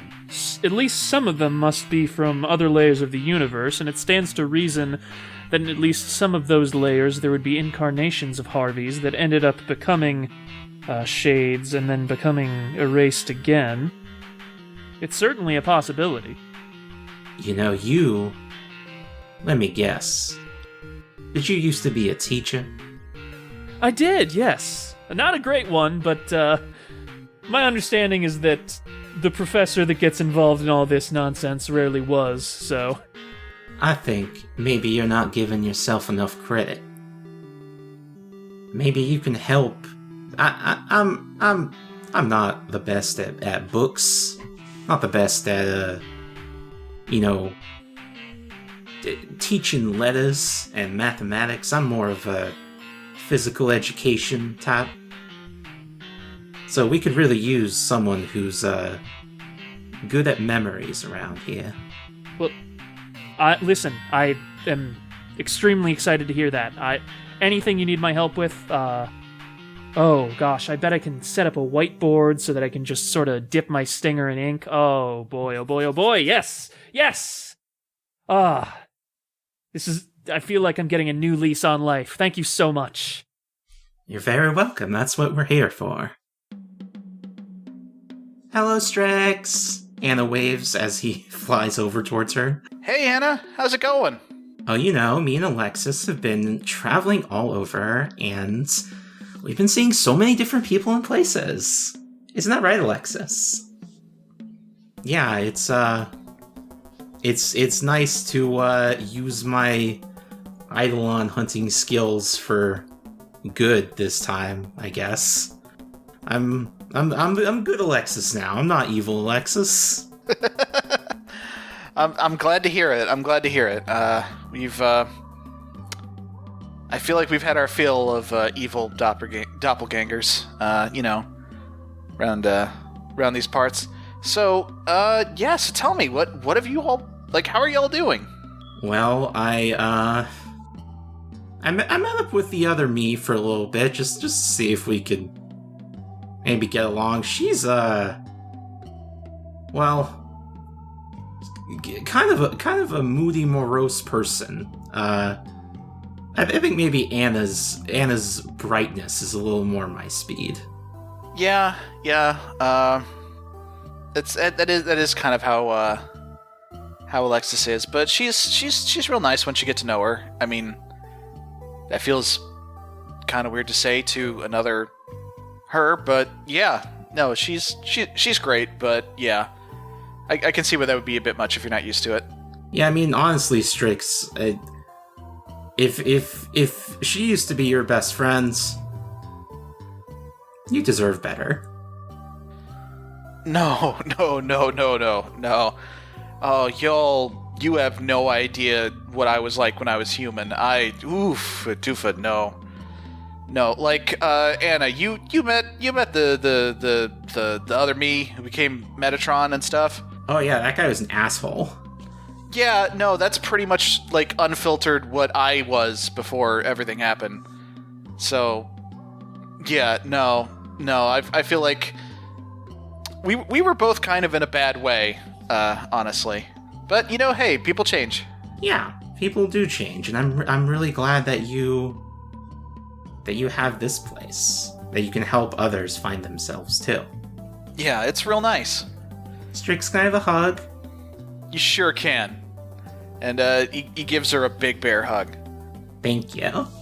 Oh, hey, so are you too busy with anything right now? I mean, we have time. Okay, so we've got a new friend who's offered to help out. Is that scorpion dude over there by the name of Cirquette? Just to bring you up to speed, he is Harvey from the universe before ours. He was a teacher. Now he's a scorpion, but yeah, he seems pretty cool. And it sounded like he might be able to help with helping the slimes, like, learn things like language and stuff. Again, it's going to be real nice. But yeah, Alexis, do you think you could go and talk to him, see what needs some help with around here? Yeah, sure. I can talk to the Scorpion Circuit, you said? Yeah. Oh, like Homestuck. Yeah, like Homestuck. So, Anna. Yeah? Hey, so while you've got a moment, it's been a while. Do you want to ride? Ride in the sky? Yeah. Please, please, please. You got it. All right, hang on. And he's gonna scoop her up and take off into the sky.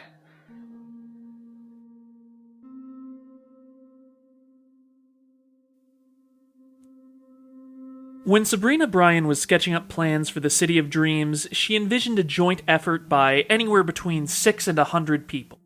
An effort that wouldn't bear any kind of fruit for weeks, months, maybe even years of subjective time. Instead, it was the creation of a single person hopped up on combat milk over the course of minutes. As a result, the city is more like a second draft sketch than a finished product. It's more than good enough to satisfy the untrained observer, but if you know what you're looking at, you can see all the mistakes, the missing pieces, the parts that don't fit together quite right.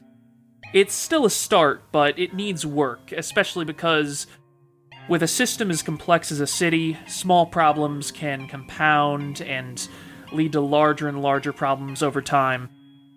So, to try and avoid that, you'll find that if you stand basically anywhere in the City of Dreams and look in any direction you might choose, you'll almost certainly see folks making repairs, making adjustments, making improvements. Sabrina herself is one of them. The sheer exertion of building the city left her physically, emotionally, and psionically exhausted in ways that she might not ever fully recover from. But she wouldn't feel right if she weren't still walking the streets when she gets the chance, talking to people, and looking for the things that somebody else might have overlooked. Some days are easier than others. This isn't one of them, but she still has a smile on her face as she trudges towards a particular street corner with a particular market on the first floor. Iris, do you want to give us a description of this building? Yeah, so, after the city was created, Mary decided that she didn't want to stay confined to the Neutral Milk Hotel anymore and wanted to do kind of her own thing, something a little bit more proactive than what she was doing before. So she set up a market of sorts, one that you can access from pretty much anywhere in the universe, from a variety of different doors that all lead to the same location. It's a market where she has gathered a bunch of different items from all across the City of Dreams. So you can get the PlayStation Vita 2 from the same place that you might get a crossbow. Or a particular fruit variety that only grows in like a Jurassic forest. And Mary has just taken up a position behind the counter. It's not like warehouse sized. They're like, Mary does try and curate things so that it's roughly the size of a typical bodega. She sits behind the counter, usually reading some book or another, and largely not paying attention unless a customer comes up to take something. She doesn't actually charge any money for it. She just wants to keep track of what things have been taken or left behind. Yeah, so I think Sabrina makes her way in. I like to imagine there's either some stools set up by the counter or just a small armchair off to the side. She takes a seat, lets out a sigh. Hey, Mary, how are you doing? Oh, hey, I didn't hear you come in. I'm good. That's good to hear. I've been taking notes on things that people might need some help with. Is now a good time? Oh, yeah. Go ahead. If you need another energy drink, I've got... Oh, please, that would be fantastic. Yeah, there's some in the fridge over there. I got a new variety. Well, I guess I am curious. So she's going to make her way to the fridge, grab a couple cans of... Dare I ask what it is? Yeah, sure. It has a picture of like Crash Bandicoot on the front, I think. What are like the fruit that he collects in that Wampa game? fruit? Yeah. They look kind of like weird mangoes. Yeah, I think this one is Wampa flavored. I think Sabrina takes one sip and just gets the worst look on her face, but she's like, okay, yeah, I can get used to that.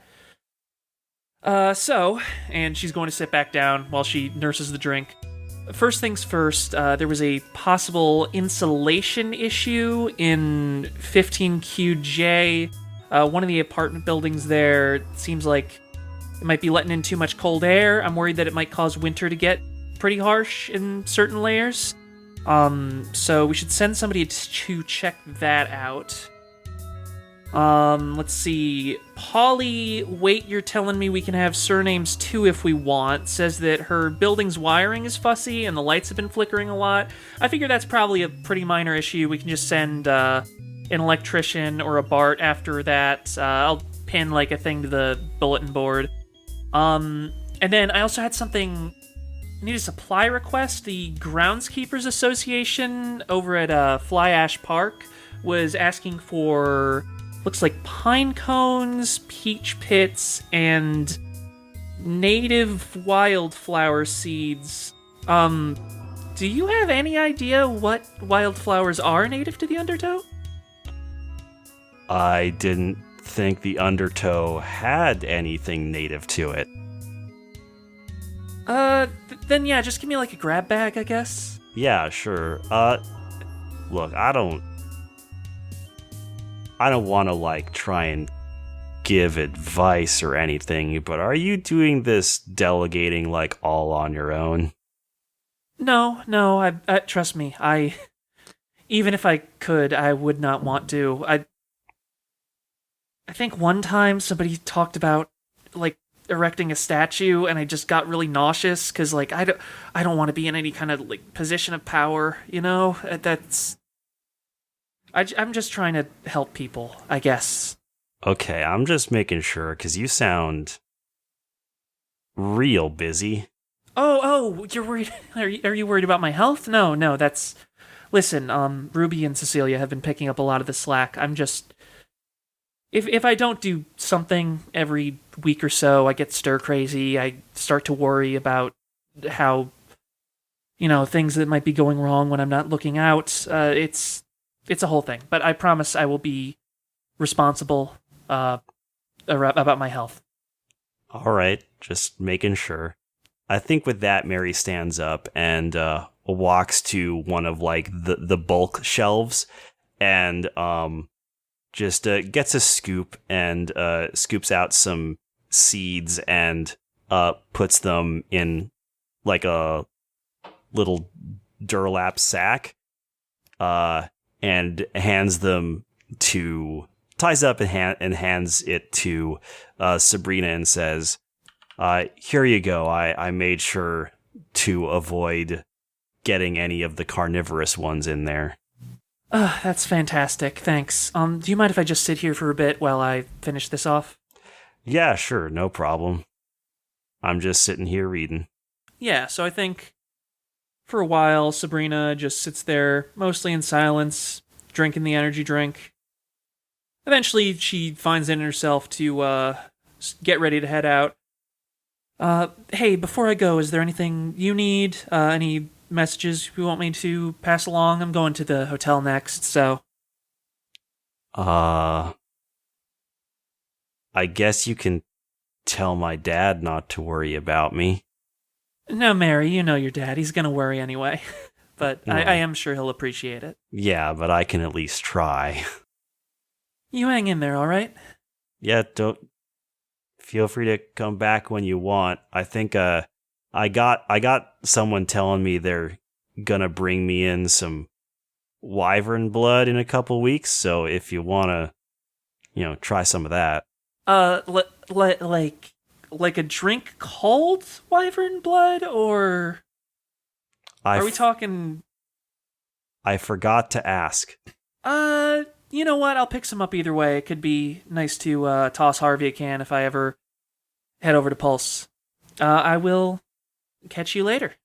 I think the door dings open and a Polly with a hand truck just stacked up with boxes comes in and just says, "Hey, I got here a whole shipment of Final Fantasy Tactics Advance 4 for the PlayStation Vita." I tried to explain to Christina that the whole reason Advance is in the title is the Game Boy Advance games, but there's no arguing with her. Where do I put these? You can just put them in the storeroom in the back. I'll put them on the shelves later. You don't have to worry about that. All right, great, good to hear. Hey, we still on for the union meeting on Thursday? Yeah, absolutely. Fantastic, looking forward to it. Good seeing you. He just wheels it off towards the back. All right, yeah, I think Sabrina gives Mary a wave. She heads back out into the street, makes her way to the Neutral Milk Hotel. Thankfully, it's not a very long or difficult trip, both because Sabrina's pretty familiar with navigating the city in general, and because the Neutral Milk Hotel can also just sort of be wherever it needs to be. So yeah, she makes her way into the lobby of the Neutral Milk Hotel. I imagine it's not as busy as it was during the heyday of the neighborhood. You know, people still need to take a rest from time to time, but they're not living in a situation where the structure of reality is constantly leeching off of their happiness and energy in order to sustain itself. So, you know, probably people are a bit less tired these days. But I think Quentin's there? Yeah, I would say before you see Quentin, you see his Eidolon, International Player Club Anthem featuring UGK. I don't know. I guess it's a question. Would Gabe be there? Because I feel that... there could be a Gabe here, for sure. There's a Gabe here, and they are playing a multiplayer game, maybe Smash Brothers, but International Players Club Anthem, featuring UGK, is using the fact that it has four pairs of hands to play 3 characters. I think despite that, Gabe's ability to see into the future is still, at the very least, helping him a lot in this, to beat all the characters at once. So yeah, they're really into it. That's going on in the back, but Quentin is like, oh, hey, Sabrina, what's up? Oh, I was just, taking a look around the city, keeping an eye out for issues. You know how it is. It all looks like it should be fine, though. Sick, Listen, I just want to say, we didn't hang out a lot. I was kind of with a different crew, but, this stuff you made with the house, with, turning that asshole into a house and making a whole universe, really appreciated. All my stuff is here. Oh, you're just living here now? I'm kind of bouncing around. There's a lot of universes, and there's a lot of, different visions, so I'm kind of have you heard of, taking a gap year? Yeah, no, I get that. You're backpacking around all of existence. Yeah, and it is revealed he's wearing, a barista outfit for, so I'm here a little bit. I'm thinking about maybe... You don't know Baby Bear, but sometimes people get into fights here, and I think maybe if they had another way to solve conflict, maybe a collectible card game, that could be a way that we could avoid exploding people into flowers. And there's a wreath behind of in memorial of... I think King the Ferret is here. He just sort of skitters into the room and says, I think exploding people into flowers is a preferable outcome to this nerd shit, personally. Not saying it's cool and anime as hell, but... He lost to a white weenie deck, didn't he? He really did. I just keep putting out more things. The only weenie around here is you. And he storms back out. But yeah, to spread the word, by the way, if anybody wants to play card games here, I think, making a regular thing and, I don't know if, your crew that you kind of adventured with has been keeping in touch, but sometime having a ritual to, hang in touch is, good. And he looks a little, hopeful of, I hope we still hang out with everyone. Aw. I know that I would love to, and I'm sure that the girls would also be open to it. So, I'll ask around. He goes, yes! He punches the air. Ugh. Luke, if you don't mind me asking, yeah, where are Josh, Ruby, and Cecilia right now? I think Josh would be in the breakfast nook. He is doing his best to kind of take over Mary's job, but, boy, there is just there's so much different kinds of milk. There's, milk stains all over the floor. Some of the kegs are leaking. She really ran this part of the hotel, and he did not realize just how much work was put into it when he wasn't paying attention, and it is falling to pieces very quickly. Either he didn't notice how much work it was, or it's not really that much work, but he will find a way to mess up anything he tries. Whoa, hey, Josh, is everything okay? I feel like I wasn't gone for that long. Oh, hey, yeah, Sabrina, no, everything's great, yeah, you want some milk? No, I got this energy drink. It's great. Okay, for sure. I mean, I can get you milk, whatever kind you want. It's all here. I mean, I guess a glass of just like skim would be fine. Yeah, skim milk coming up. Let's see here. I think he just hits the tap on one of the kegs, then puts down a glass of something purple. How does it smell? Neutral. Fuck you. Oh, I wasn't even thinking that, but I think she is going to very tentatively take a sip. It is definitely not skim milk, but it tastes alright. It's got kind of a fruit punch flavor to it. Okay. Oh, yeah, that's not too bad, actually. Yeah, great. Listen, do you maybe want to call Cecilia down to handle the counter for a bit? Because I actually wanted to talk to you in private, if you have the time. Yeah, I guess so. I think Cecilia actually comes out and says, "Hey, Josh, we are, the laundry machine's not working at... Ah, shit. I'll get the mop. Oh, hey, Sabrina. Hey, how are you and Ruby doing, babe? Oh, good, great. Yeah, just trying to fix some stuff up around here. Ruby's a little more handy with tools than I am, but, you know, I can hold a flashlight. why the fuck are there exposed wires running along this pipe? Jesus Christ! That's good to hear. I'm glad things are working pretty well still. Do you still want to like make something nice for dinner tonight, or do we just want to? Oh yeah, no, definitely. If you come by my place around 8. Yeah, sure. That sounds fantastic. Okay, awesome. We should be wrapped up by then, you know, with plenty of time to spare. All right. In that case, yeah, Josh, can we go for a walk outside? Yeah, sure. I guess. I think Josh leads you to the front door and like opens it up into the city. No, the other outside. What do you want to go out there for?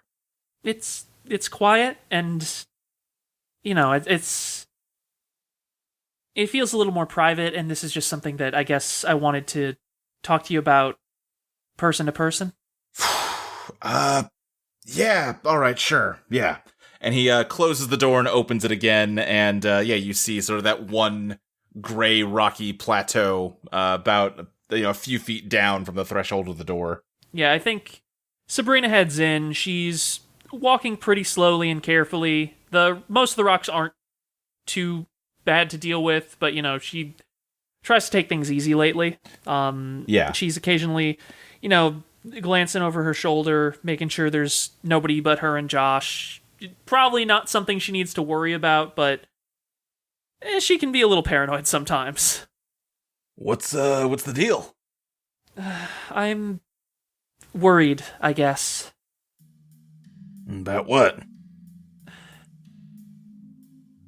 When I first came up with the city, and right after I built it, I guess, or built the foundations for it, I was really excited and optimistic, and I felt like it was all going to be perfect, and now I just feel like all I can think about is the mistakes I made, or the missed opportunities, the things that aren't finished or might never be finished, the things that aren't all the way there yet and that are still going to need a lot of work. And I just keep worrying that, not tomorrow, not next week, but, a few years from now, or decades or centuries or however much time it is, I'm worried that maybe it's all going to fall apart. And then where the hell will we be, I mean, look, look around you right now at what a shithole this place is. It is a desolate fucking wasteland where nothing can live. But it got that way because I tried to take care of everything by myself. And that's at least one mistake I know that you guys are avoiding right now. You got a lot of good people behind you, and you got a lot of folks that are all just as dedicated as you are to making this thing run smoothly. Of course there's problems. It'd be weird if there wasn't. Besides, you wouldn't have anything to do anymore if everything was perfect. You just gotta, take it one day at a time and make sure everyone's, working together. And I don't know, maybe you're right. Maybe one day it will all fall apart, but you can cross that bridge when you get to it, right? Yeah, I guess so. In the time being, you made something pretty great, and if you spend all your energy stressing out about how it could go wrong, you're not going to have any time to enjoy it. Yeah, you have a good point. Oh, your daughter wanted me to let you know that she's still doing fine. Oh, you saw her? How is she? Listen, she's doing great. She is settled in at the market. Seems like people are, using it just as much as they need to. Supplies are good. She's still doing union meetings with the Pollies, which is nice to see. That's great. That's really good to hear. If you see her again, let her know I got everything under control here. She doesn't need to feel like she's, I'm handling everything without her, and I'm not in need of her help. Josh, I can spend a bit more time at the hotel if you need me to. Because, listen, I know I talked earlier about how I want to keep an eye on the city, but there's a lot of people out there. Hell, just Sabrina's alone, there's easily hundreds. And then, you factor everybody else in who's looking around or just making repairs. I'm sure that it would be okay if I didn't check in for like a week or two. You want to go on a vacation to come work for me again? Hey, it was honestly one of the better experiences in my life. I mean, I'm not going to tell you no if that's really what you want to do. I think Sabrina doesn't really respond to that. She just sort of stops walking and just looking down at the ground. Oh, Josh, I actually asked Mary this earlier. Do you know if there are wildflowers native to the Undertow? No, not really. I mean, back when I guess the Undertow is the whole city now, but back before that, it was just, creepy oil ground in every direction. So what would you say if you saw one that kind of had, like, slightly curved petals and this kind of loop in the stem, and the whole thing sort of shimmered like oil does when the light hits it right? Yeah, it sounds like you're talking about the kind of flowers I used to grow here back when flowers could grow here. Yeah, I think I might be, Josh. I think Josh looks down and sees the flower that I presume you're looking at. Yeah. And I think he is just sort of stunned into silence.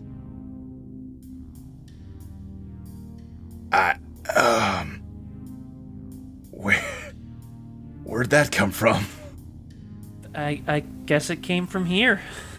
That's not possible. Nothing's grown here in, I don't even know how long. Everything died here. Well, it's been a pretty long time since you were checking in on it regularly. I guess maybe conditions changed. He just kind of is staring at the flower and, like, hand over his mouth, kind of, and you can see just his eyes kind of shimmering. I think Sabrina's just going to carefully lower herself onto the ground, stretch her legs out, pull out PS Vita, and boot up. I don't know if it normally has a camera app, but I'm assuming these ones do. Uh-huh. And she's just gonna carefully line up a shot. Hey, get in the frame. I wanna see if I can get you with it. Yeah, sure. Okay. He kind of shuffles over to the, closer to the flower. He's, like, almost scared to get too close to it.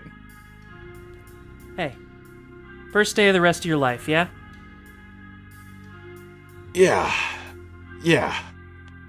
And I think there's just a soft click as Sabrina takes a picture.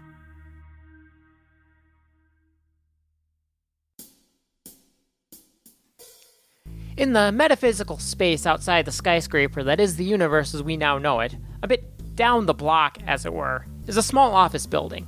A humble, inexpensive place, reminiscent of a piece of well-kept strip mall. Within lies the offices of Detective Valerie Danger Godlove, helper of the helpless, sharpest nose in town, the grease that keeps the wheels of justice turning in this, admittedly, pretty nice and well-run world. Compared to everything that come before it. Kinda messes with the whole gritty sleuth vibe, but hey, if it means people are living better, I guess that's a trade worth making. Anyway, just because it's a better world doesn't mean there aren't still problems to solve. Things go missing, disagreements get out of control, sometimes there's just weird stuff happening. Tons of people have magic powers, and the universe is an ever-shifting kaleidoscope of ideas and settings. Things get crazy sometimes. Frankly, the world needs great detectives more than ever, so they're lucky I'm still around. Oh, yeah, I was narrating this. Kinda meant to keep it as more of a third-person thing. Anyway, this here office building can be found in any number of places in there.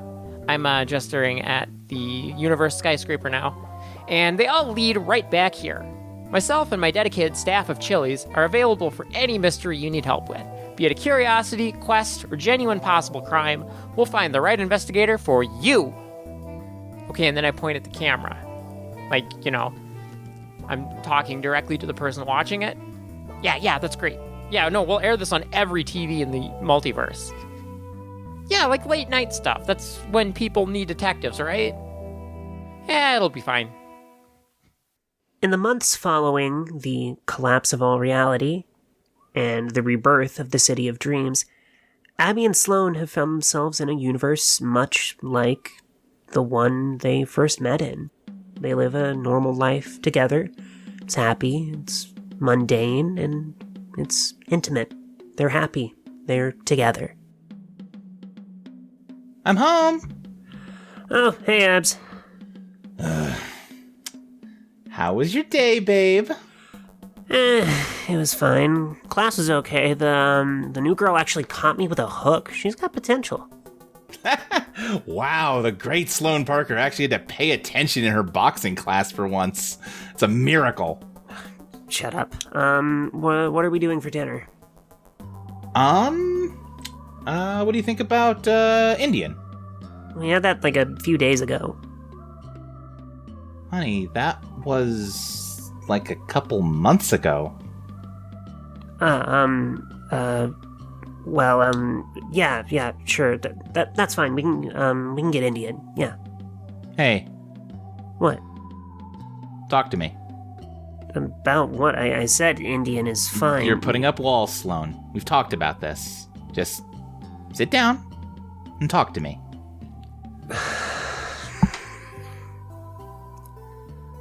Look, it's not. Nothing's wrong. We're great, and I managed to get the job, and we've got this place. But I'm just restless. I guess it's stupid. Honey, it's not stupid. You went through a lot. You haven't gotten to take a real breath in, what, 100 years? And now you're...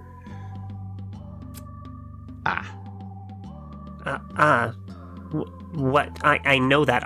What just happened? I'm an idiot. Whoa, what? Abby, no, you're not... We've been here for a year, and it took me this long to realize. I never actually asked you what you wanted to do, I mean. You asked? No, I told you what I wanted to do, and you said you were fine with it. That's not the same. I thought you were just going to take some time to settle in, but... Abby, wait, hold on. I love you. I love being with you. I may be, like, a little fucking antsy or whatever, but I'm not going anywhere without you. I can deal with this. It's okay. What makes you think you'd be going without me? I mean, you you've got your job, and I'm pretty sure there'll be libraries still whenever we decide to come back for a bit. I can find another one.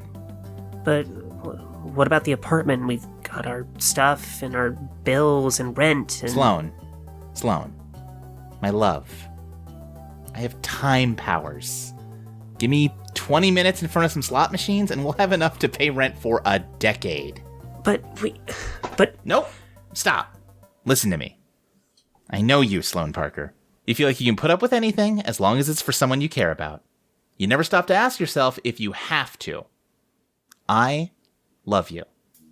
If this is what you need to be happy, then let's do it. It isn't the neighborhood, but I'm sure we can find some dumb adventures out there in the multiverse, or at least make some for ourselves. Fuck. How did I find the best woman in all reality? Yeah, I am pretty amazing. Are you sure about this? I know you don't love the fights. I'm probably gonna have to get a little bloody sometimes. Oh, I'll survive. Besides, who else is gonna be there to rewind you when you inevitably get your ass kicked? Now, go get packed. Wait, we're leaving now? Yeah, why wait? Come on, let's get going. Let's wait an hour. What? Why? What do we have to do in an hour? Oh. Yeah. Race you to the bedroom? Done. As they sprint towards the bedroom, Sloan takes an early lead, but Abby rewinds her just a little bit. Hey, no Eidolons! That's cheating, no! Sloan and Abby find their real home isn't in any one universe in this city of dreams, it's with each other. They never come back to this apartment, this world. They spend their days hopping from reality to reality. Sometimes staying just a few days, sometimes for months at a time. They visit old friends, save lives, even finding the time to get married on the way. No matter what the endless worlds of the City of Dreams throws at them, they'll face it, hand in hand, forever.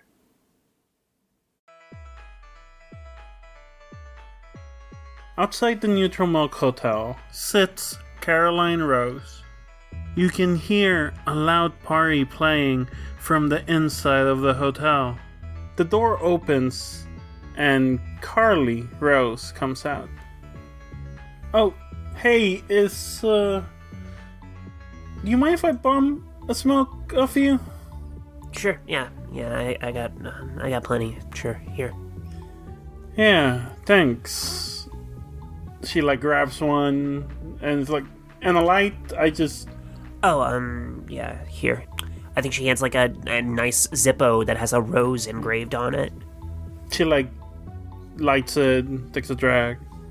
You can tell me to go fuck off if you want, but I'm surprised I didn't see you until right now. Well, until that moment, I don't know. Where you been? Everyone's always talking about you and your past with all of them. She gestures wildly to the inside to the party. But I don't know, I don't know, I expected to see you more. Yeah, well,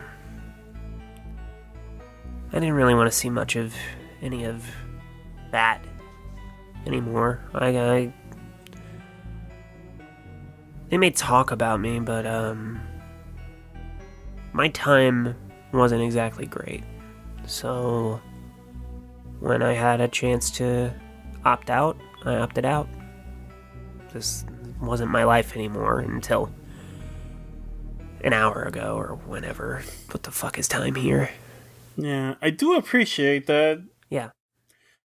Okay, please let me know if I'm, I don't know, overstepping, but can I ask you what were you doing? 'Cause I don't know, I'm still figuring out what I'm going to do. Well, prior to this, I was mostly being gaslit by the man I was in a relationship with.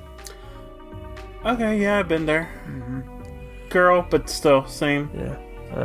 And realized that I hadn't escaped the trauma that I thought I had, and look, you're me.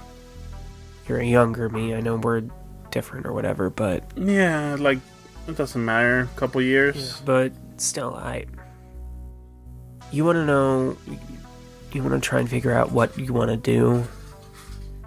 I'm the last person you should ask. I fucked it up all the way, constantly. So, that's why you didn't see me. I don't want to, fuck it up more. She, takes another drag of the cigarette, stays quiet for a little bit, and then says, I don't know, I feel like you're being too harsh on yourself.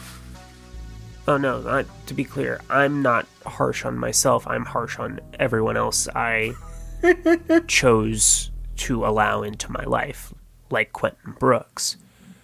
So, Yeah.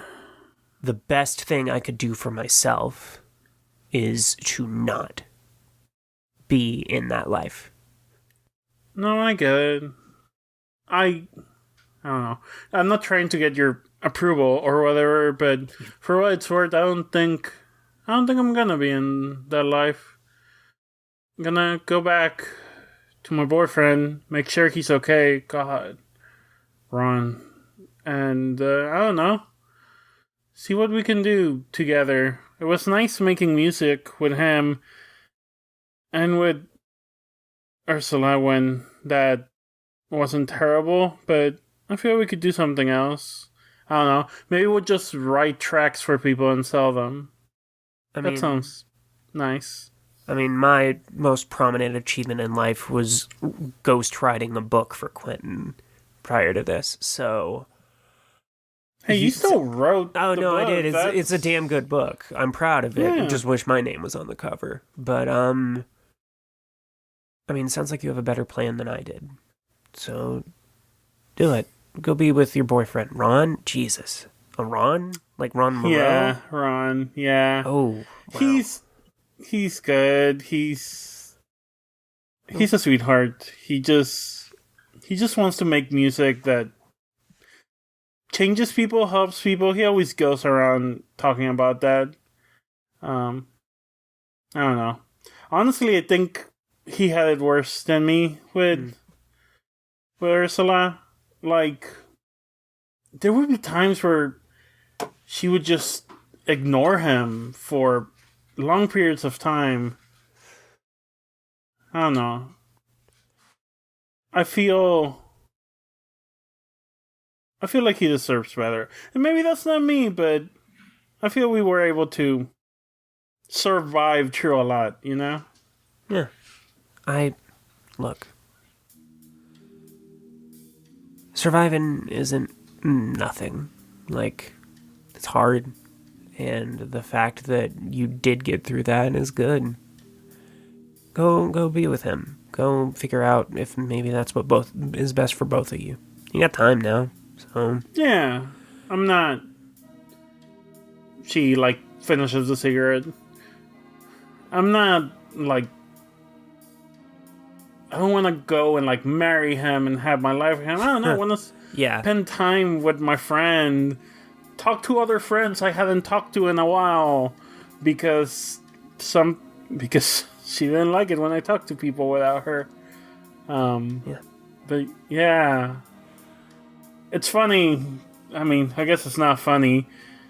My Quentin sounds, I don't know, very different than yours. He does, palm readings. Well, he's married to dating? I don't know if they got married with Henry.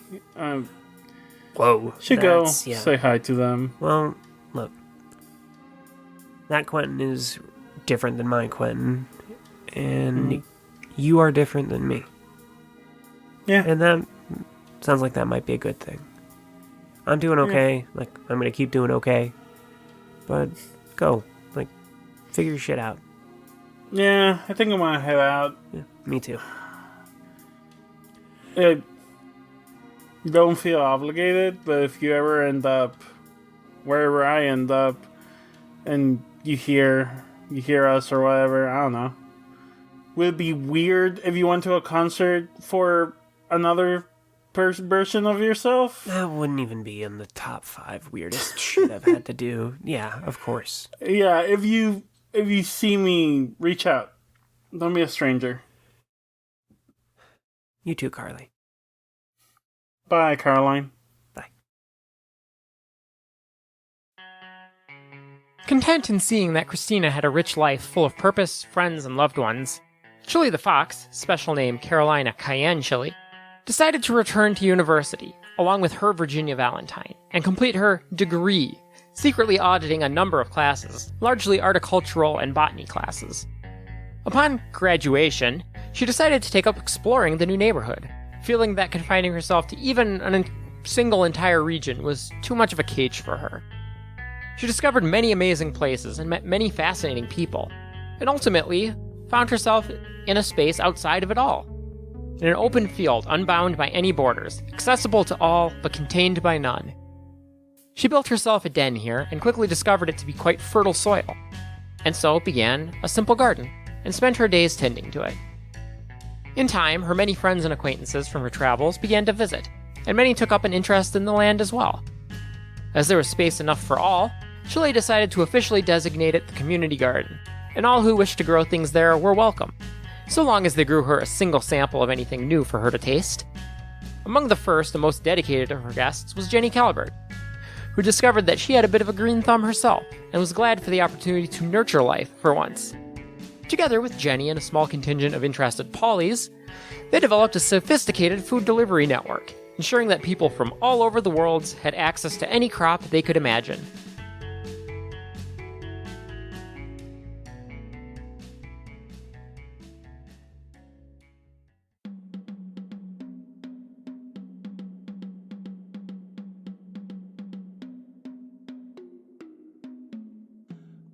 We go now to the Mailer Damon's Union Hall, where Mary is giving her weekly class on communist theory.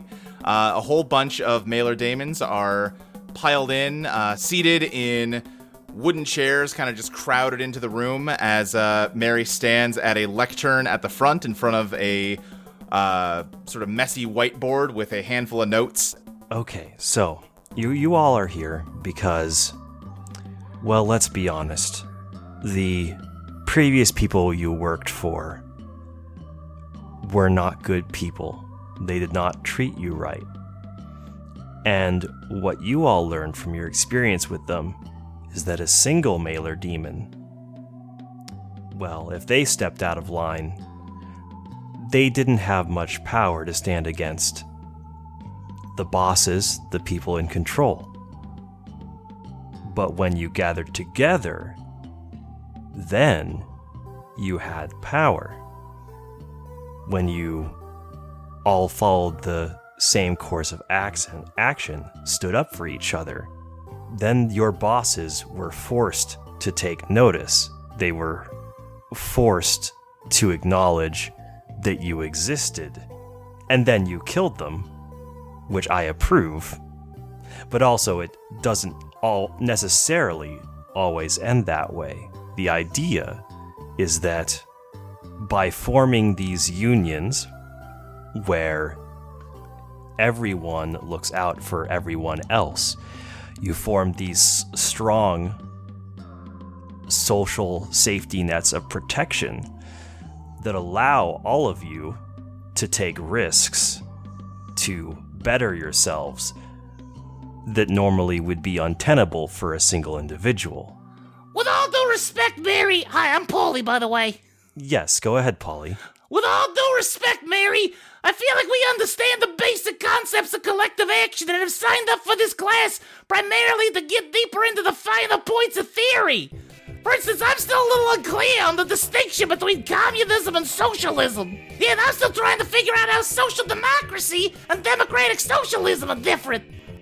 Oh, well, other Polly, if if you could just wait a moment, I'll be happy to answer these questions in turn. Oh, for fuck's sake, you guys, we gotta go over this all the fucking time. They put the notes on the website. You can look it up for this kind of shit. Yeah, I'd rather we not waste valuable meeting time on basic terminology. I still feel like I got some unanswered criticisms, the efficiency of centralized planned economies vis-a-vis logistics. Oh, good, here we go again with this shit. Okay, well, it seems you all have done quite a bit of research in the intervening time. I'm just saying I'm skeptical that any centralized power, no matter how well-designed, well-managed, or well-intentioned, is capable of being as responsive and reactive as is necessary to meet the needs of the populace it serves. Oh, go graffiti a mailbox about it, you goddamn anarchy! Incredible, the fucking tanky wants to resort to name-calling! Fuck, you just call me bully? Mary, this meeting is getting out of hand quickly. Mary is going to slowly close her copy of Das Kapital, and then sort of lift it up and let it fall back onto the lectern, just making an incredibly loud bang that echoes through the room. I think the mailer daemons all pop up in the air in response to it, but it does not deflate the heating argument as the quote-unquote anarchy mailer daemons says, "Oh, what are you gonna do, airbrush me out of a photograph and send me to the gulag? If you got a beef with the original universe's USSR, how about you present a critique that ain't fundamentally rooted in capitalist imperialist propaganda? How about you eat my entire ass?" They are now beginning to brawl with each other in the aisles. You know, I think I'm just gonna let this play out. This is why I don't go outside the house. Mary, you can be sure of one thing you've absolutely taught them, and that is the principle of becoming ungovernable.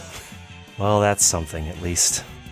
The entire room soon erupts into a giant dust cloud with fists and legs sticking out of it every now and then, until eventually, as the hour winds down, all the bruised and tired mailer daemons all finally seem to have punched through their differences and are now in sort of just a huddle/group hug of solidarity. And Mary, you have really not taught them much of anything today, but you can at least do this much as you head over to the piano and begin to play for them.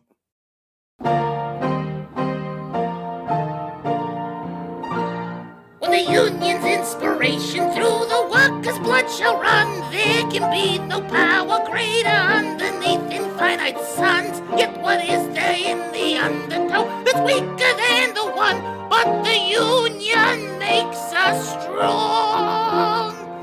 Polarity forever. Polarity forever. Polarity forever. The union keeps us strong. It is we who ship the parcels, build the universal homes, built realities from sheetrock, vinyl, wood, and caulk and foam. Now the city's owned by no one, every street is free to roam, and the union makes us strong. Polarity forever. Polarity forever. Polarity forever.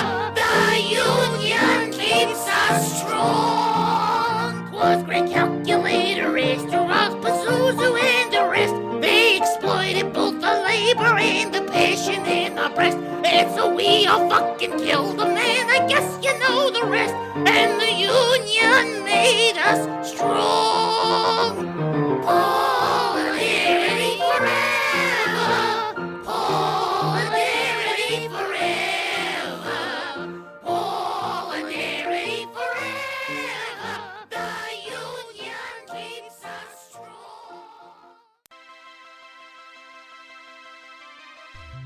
A Renaissance fair, much like a casino, actually, is, when you get right down to it, essentially just a more specialized form of carnival.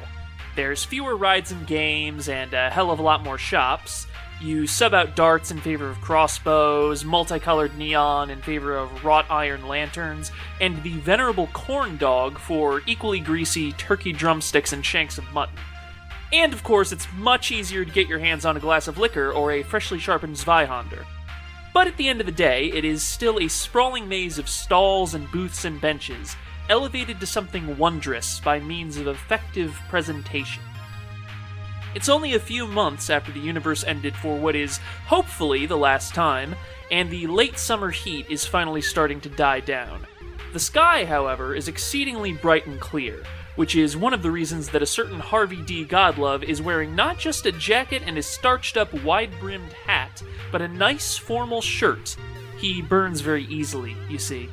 The other reason he's wearing a shirt is that even he recognizes that a cravat and a bandolier of wooden stakes resting on an otherwise bare torso would look ridiculous.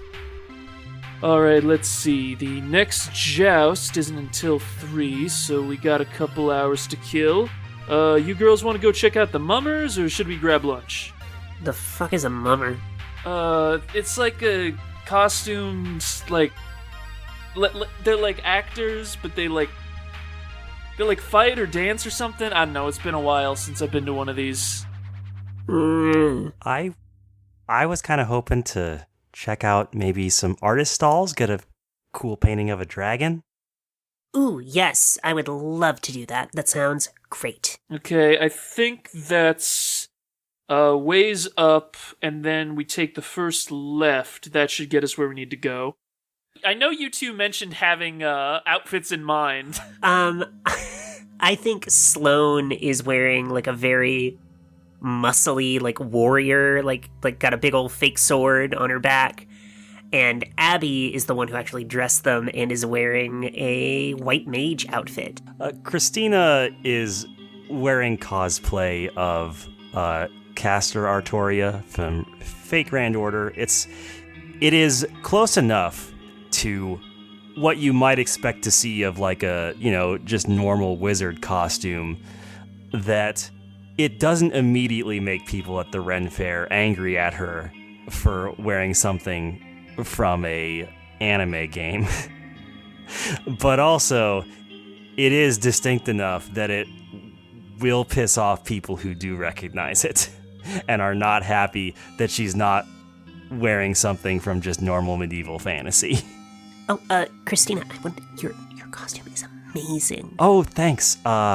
With all the free time we have now, I've been getting into, costume crafting, and it's really good. I had a few friends who did. It's really good. You're great. Thank you. You look awesome too. Thank you. All right, artists, should we go? Yeah, I think.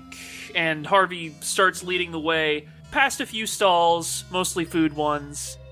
But then, I think as they're turning to go down to the lane that would have custom art like that, they actually pass by a fortune teller's booth, which catches his eye. Oh shit! Oh dude, I haven't done this in ages. This is a fucking scam, Harvey. You know that, right? But what are you talking about? It's a scam. Fortune, okay, no one in there is gonna have an Eidolon, so it's all a scam. You don't know that. Listen, I have had my fortune told before, not just with Eidolons. Okay, you know what? If we go in there and there is someone with an Eidolon, I'll be the first one to do it, okay? Alright, you got yourself a deal. And, I think the four of them do approach the booth, and the good news is that the person there definitely has an Eidolon. Greetings, I've been expecting you. Oh, for fuck's sake. How do we meet a Quentin?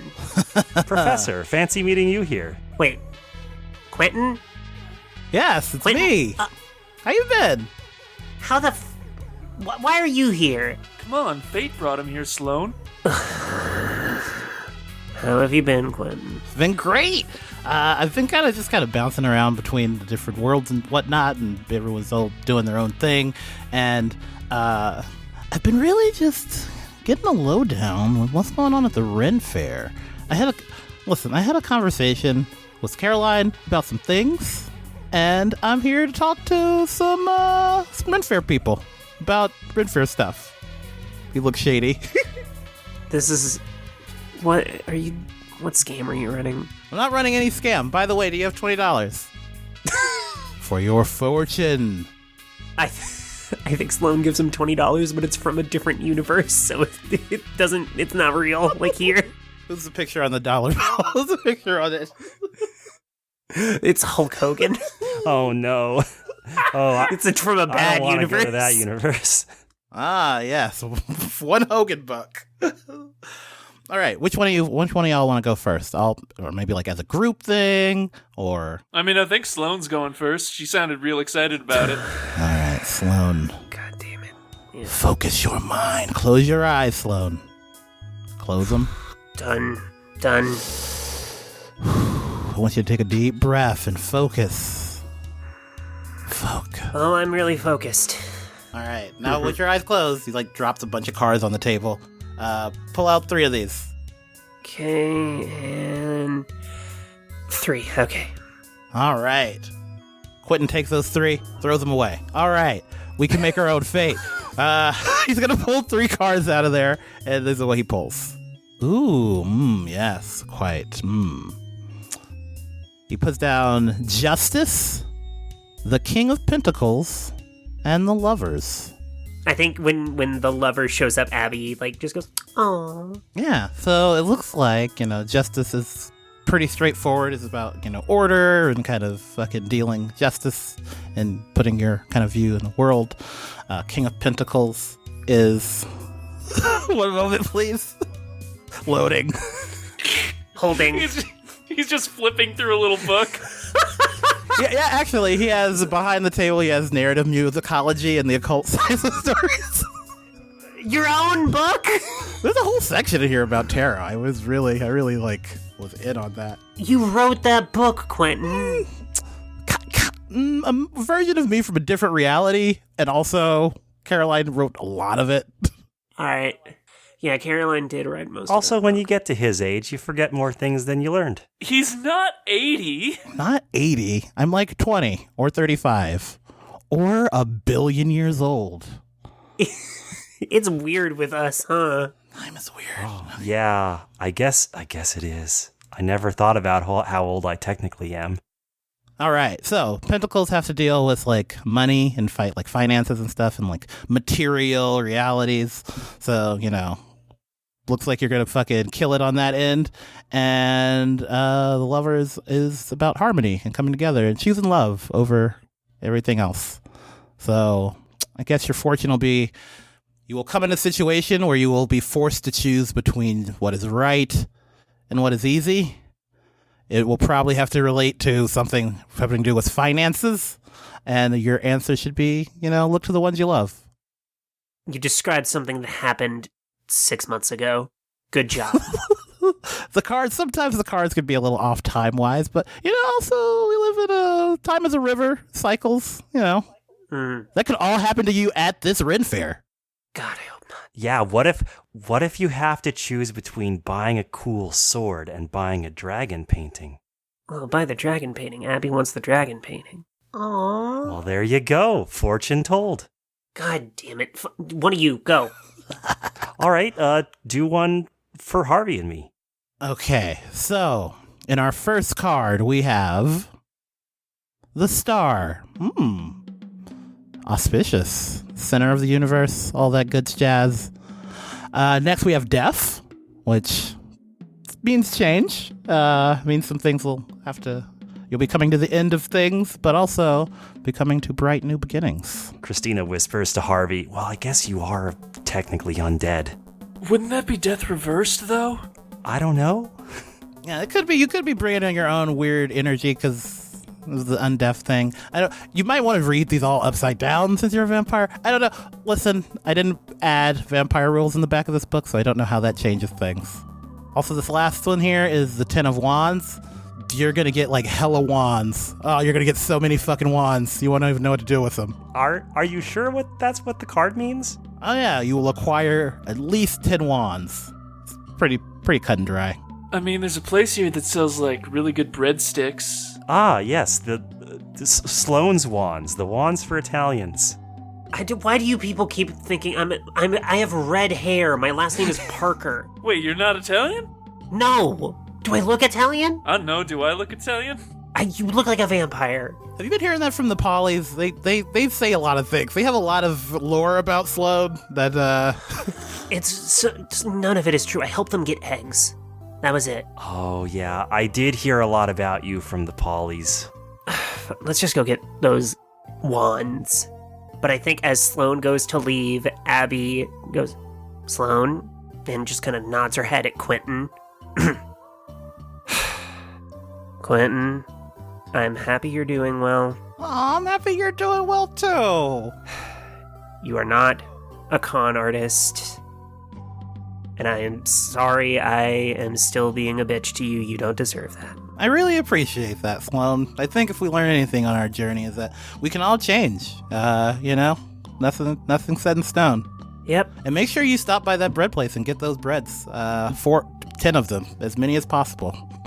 We will get 10 breads for you. Awesome. Quentin. Awesome. Tell them Quentin sent you. No reason specifically, but... Okay. Quentin, do you have a deal with the bread place? You get a cut from the bread. Is that why you sent the 10 of wands? Listen, the cards randomly, you never can tell when they're going to come up with these cards. God damn it, I knew it. Oh yeah, I was just gonna say, as Sloane turns around to go back outside with the group, she notices that Christina has her cell phone up, as if recording a video. No! Give me the phone. I've got video evidence of you saying nice things about Quentin. God. No one will ever believe it otherwise. I'm getting a fucking turkey leg. Bye.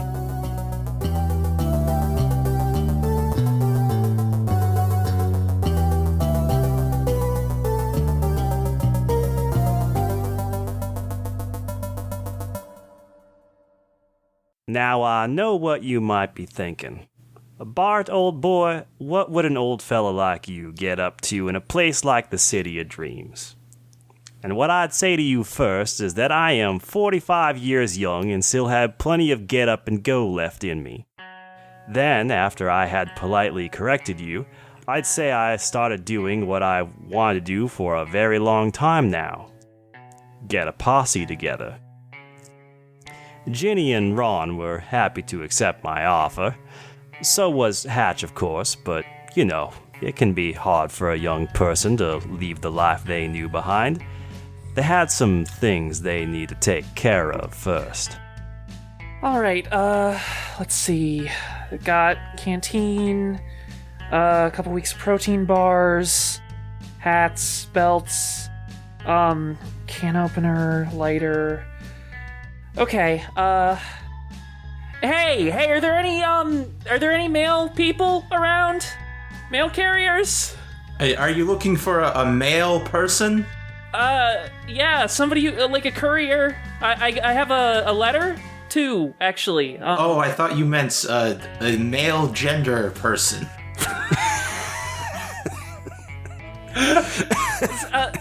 Sorry, I think I met you, but I don't know if, who are you? Oh, you were at the great battle. You saw my defeats of the demonic Teoth. Hello there, young man. I'm Burgess Ethelwolf Joseph. What is your name? Oh, I'm Lisa Fratelli, sir. It's a pleasure to meet you. What's your real name, Lisa? Well, I'll be honest, I haven't, settled on it quite yet, but, I've been thinking about Hatch, sir. Hatch. Hellbender, Hatch D. Midway. Hatch D. Midway. That's quite a name right there. You think so? You know, it's, it just, I like how it sounds, is all. That's all you need. If you want to change it later, of course you can. Yeah, I guess you're right. Nothing wrong with, bouncing around a bit. Anyway, yeah, I just need to drop off a couple letters for my folks and for my old roommate, let them know not to worry about me, and then I gotta go meet up with Bart and Ron.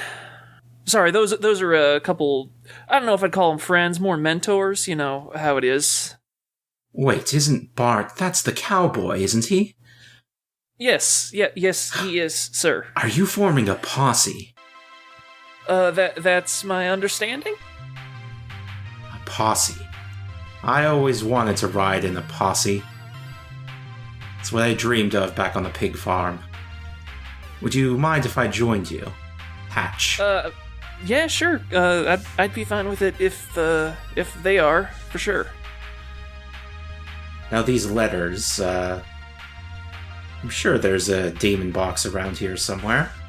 Yeah, let's let's just walk and see what we find, huh? Yeah.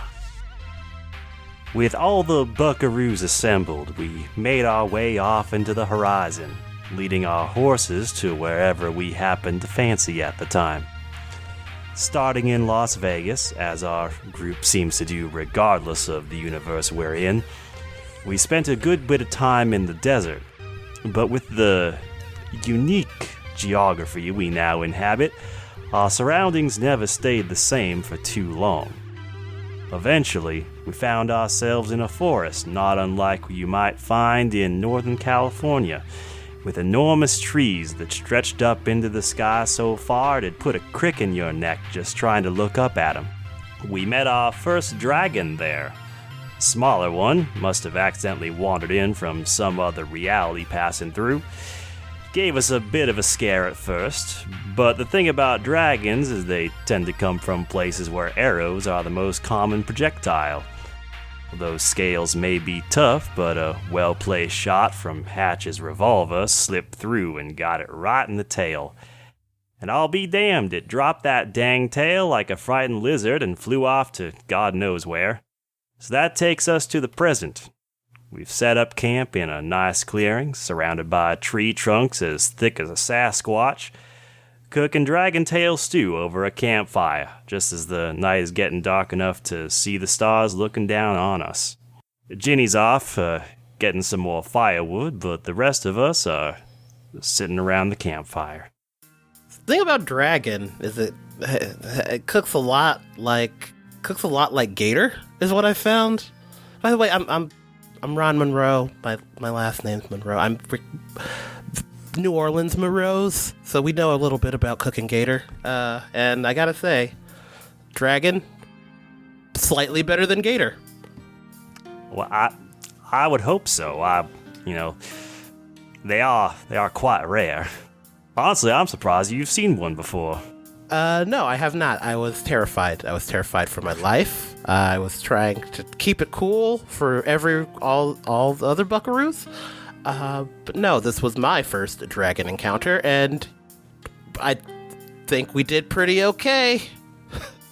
Ethelwolf slaps him on the back and says, "You did fantastic, Ronald." Thank you. I'm still not great with the guns. I think I fired 6 shots. All of them, none of them hit the dragon. But Hatch, good covering me. Listen, you don't need to you don't need to compliment me. It's all just part of I guess not really a job so much as a lifestyle, but thank you anyway. And listen, Ron, for all you're worried about it, you seem pretty good with the animals that ain't trying to kill us. So we each got our skills. Yeah, I guess if we pull back, we see that Ron has a whole pack full of like horse hair care and like of utilities. The mane on his horse looks just amazing. What are you feeding these things? I think Bart is just listening to this conversation as he is cutting up some onions to put into the pot that is hanging over the campfire.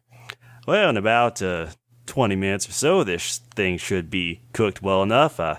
Honestly not sure what sort of bacteria we're having to worry about when it comes to dragon meat, so I'm just gonna play it safe. I think Hatch is just like rummaging around in his pack for some hot sauce. I know I had it in here somewhere. This thing has too many damn pouches. That's why you gotta come up with an organizational system, one pouch per purpose. I don't really know if there are that many purposes. Most of them I just have for food in some way or another. That does make things a bit trickier. So Ethelwolf, how are you feeling about all this? Because it seems like folks you knew and grew up with are just sort of not around anymore. Yes, well, it has been a few centuries since then. That's all right. I was always more of a loner type. Well, I hope you don't mind our company. Well, you asked to come along. That's a silly thing to say. Sorry. I'm just real nervous about this. I've never really been this far from home. Although it's kind of only a state or two away. This whole layered universes intersecting each other thing is a little... Well, I guess it's not that much newer to get used to than the last paradigm. Fuck, it has not been that long, has it? Home is merely the place where your heart feels comfortable. If you look up at the sky, you can see the stars from 10,000 subjective perceptions of reality. Simply look at it and find the one that feels right to you.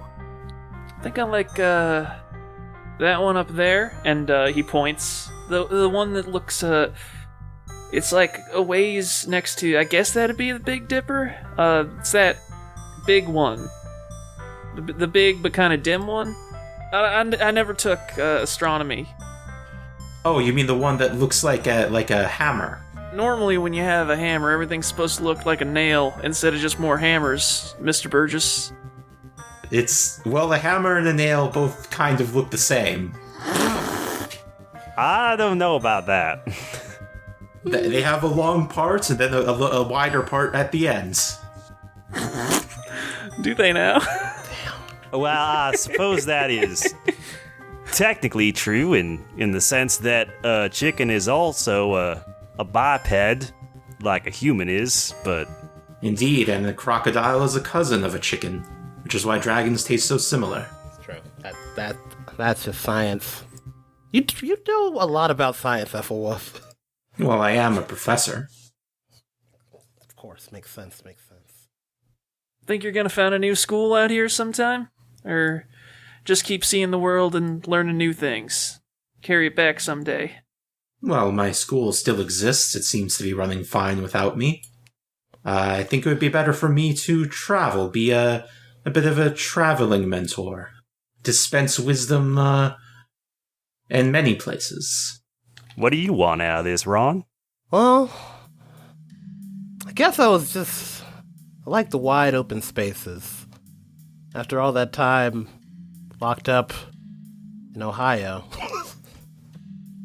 After all that time back in that town, after all that time really, back at Walmart.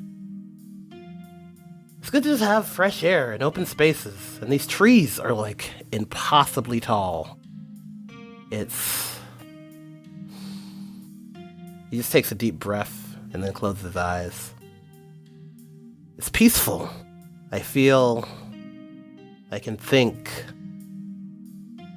beyond what's just in front of me. Is this y'all's first posse? Well, sorta. I don't know if you count the one that me and Virginia and Christina founded when we found the magic fox and all that. I guess that was more a posse in the sense that we were actively seeking to avenge some kind of injustice, but didn't really have any, it wasn't thematically Western in any way, so I don't know if it counts or not. A posse is... And then Bartholomew kind of stares up and looks at the stars for a moment. I think, almost a little too long. It almost seems like he forgot that he was supposed to finish the sentence. But then, just as someone is about to interrupt him, he continues, a posse is a group of people you get together with a common goal to accomplish. Maybe it's a more definitive goal, like beating up an evil principal of your school, like you previously did. Or it could be just going on a journey of mutual self-discovery, like we're doing right now. That sounds wonderful. That sounds great. I'm so glad y'all let me in your posse, even though I don't know a whole lot about cowboy stuff. I just like wandering, I think.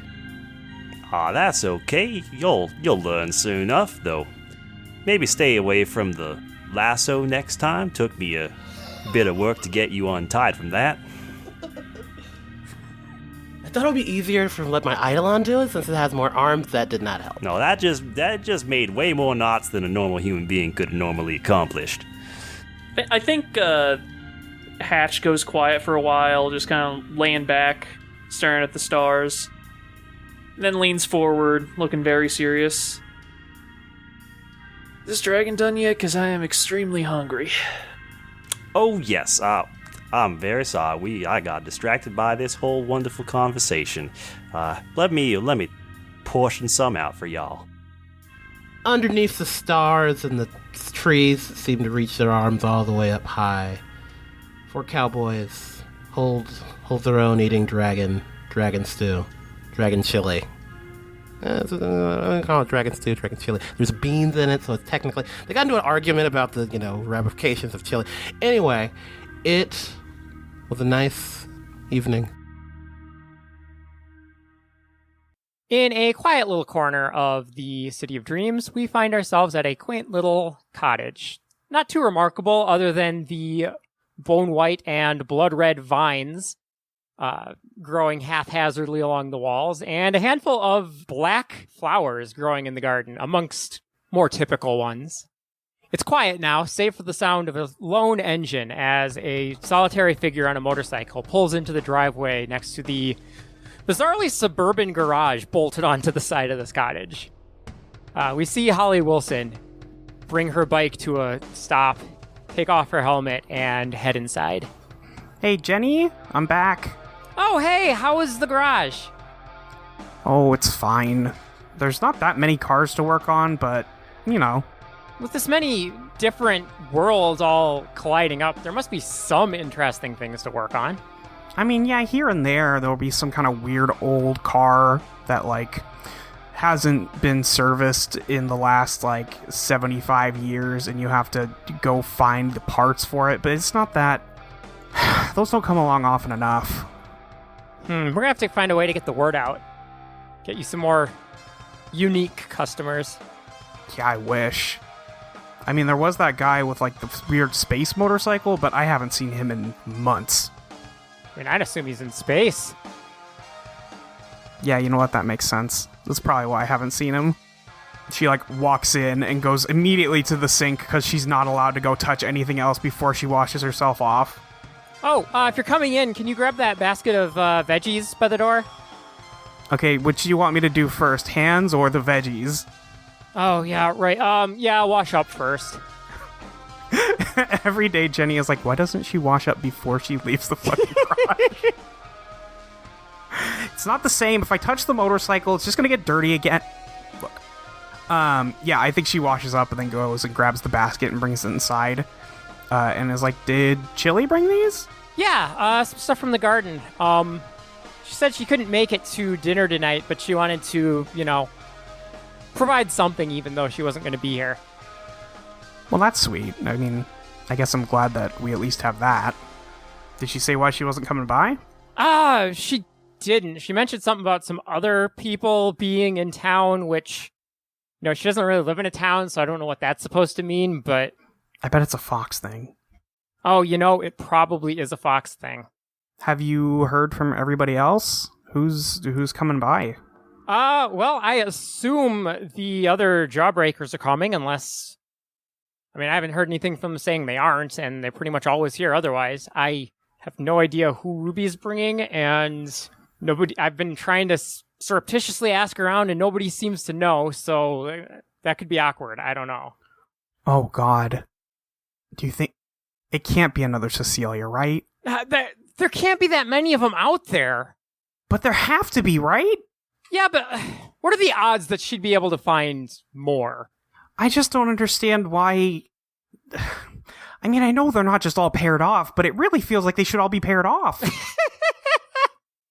There is an infinite number of universes worth of realities out there. You'd think just by the law of averages or something, we would have more unique spread of people. I don't understand why these same patterns keep occurring over and over. Yeah. I mean, I guess the idea of a soulmate's kind of silly, but it seems like it keeps working out. Yeah, I guess we do have some pretty solid evidence on that front, huh? Uh-huh. I don't know. I guess I kind of like that idea. Yeah, I'm pretty happy with it. And then I think she finally, comes around and gives Jenny a hug and is like, so what have you been doing? Oh boy, other than this, and she points to a frankly ridiculous amount of different dishes for the small gathering that they're expecting. Oh, the usual. Did some reading out back. Did some cleaning. Did the laundry. How did you do all of this while I was gone? I don't know. It turns out I like to cook. Yeah, jeez. Okay, well... I've been looking up recipes. There are so many recipes on GabeNet. Yeah, I can imagine. I mean...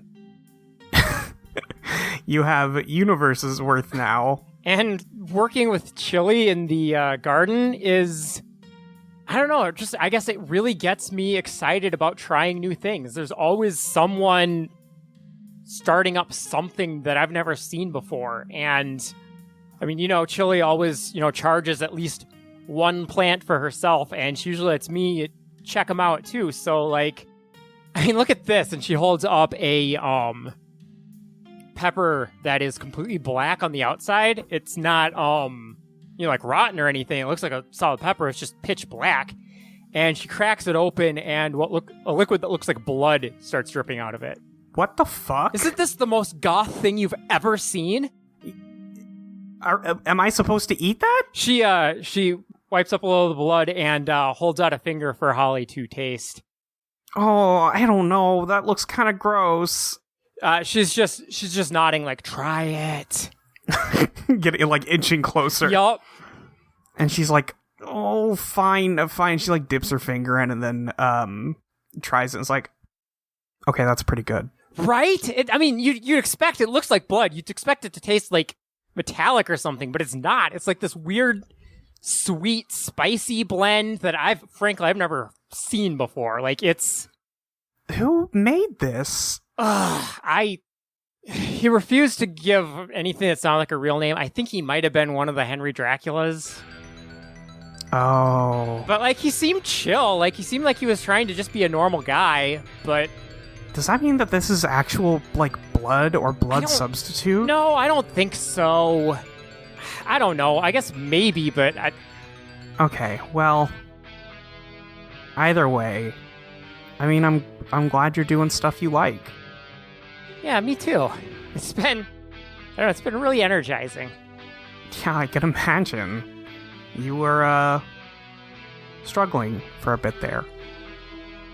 Yeah, you know how it is when you're, don't really have a lot of options in front of you, and mostly you're just, chasing after this girl you kinda like. Yeah, you really did join organized crime for me. That's so sweet. I'd do it again in a heartbeat, babe. God, you're so stupid. And then she kisses her.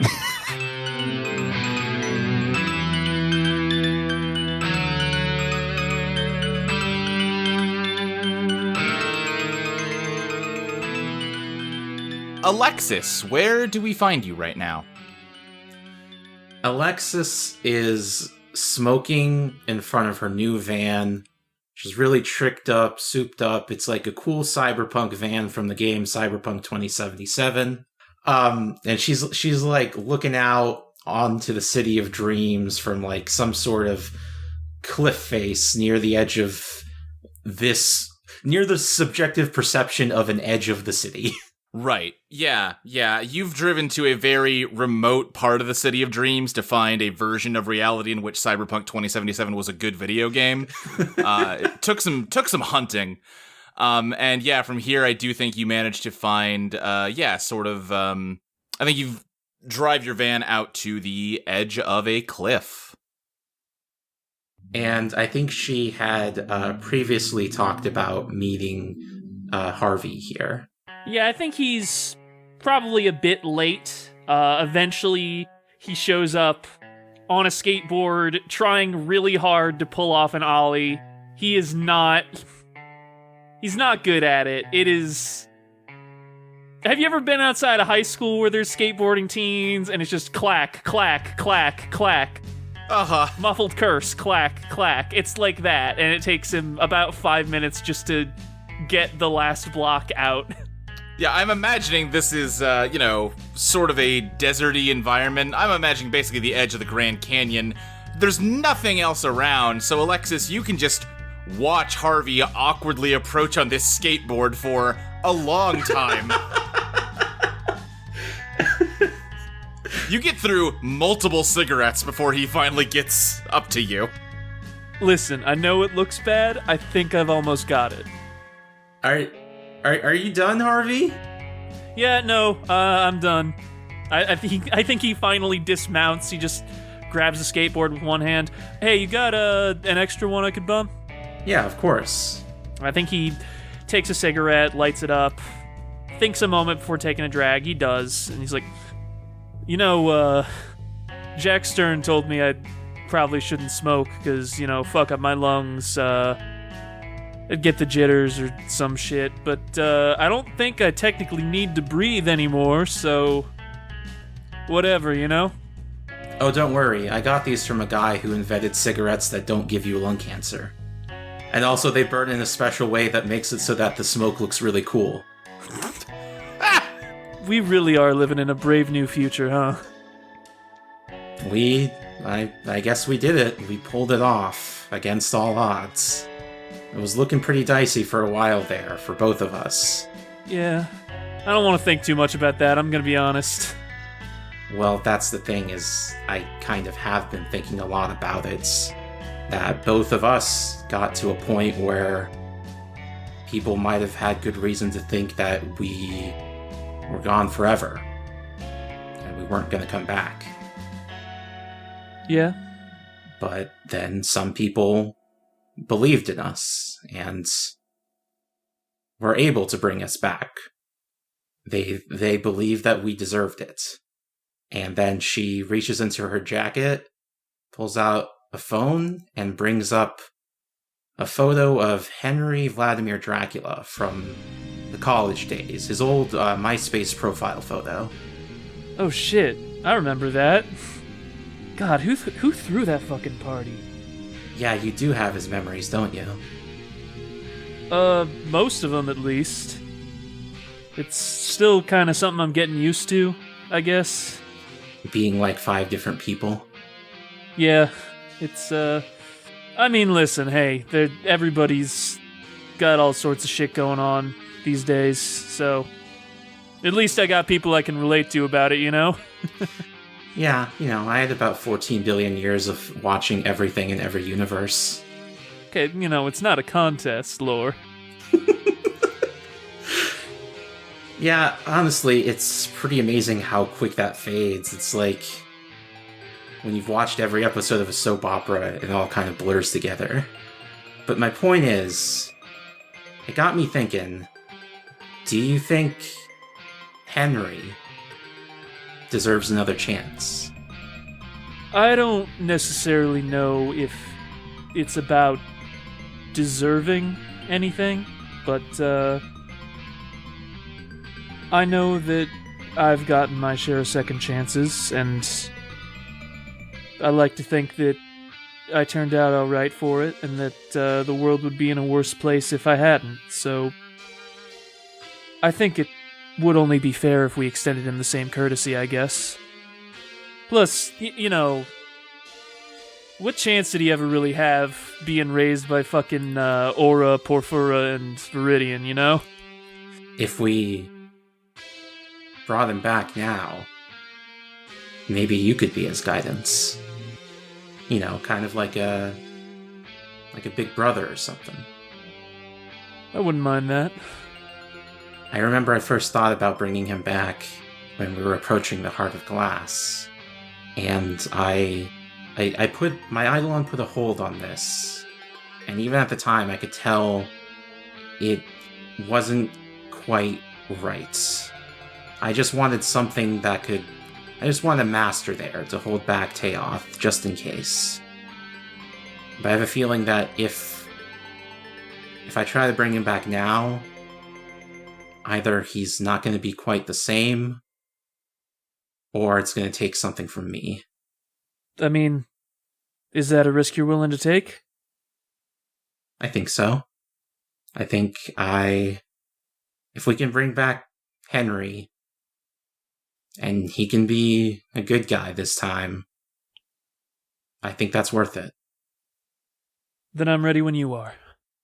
Yeah, I guess Alexis will pop her delayed reaction on this photo.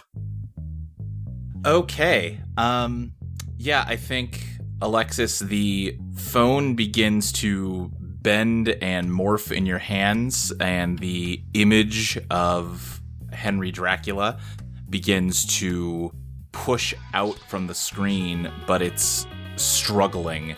Maybe it's because something didn't go quite right when you first applied it, or maybe it's just because this has been sitting for eons, but it seems like, just like you said, it is struggling to come out just right. Alexis, I will let you make the decision here. Either Henry will be created without his vampirism, or you can give him his vampirism, make him exactly like he was, but it will be the end of vivid dreams turned to fantasies. Oh wow, what a choice. Let me think about this one. Ooh. I mean, he is a vampire. That is just what he is. Taking that away seems wrong. Yeah, but giving up a part of yourself, a fundamental expression of your soul, I mean, I guess you could always learn to manifest a new one, see what comes out this time. Do you feel like your vampirism is important to you, Harvey?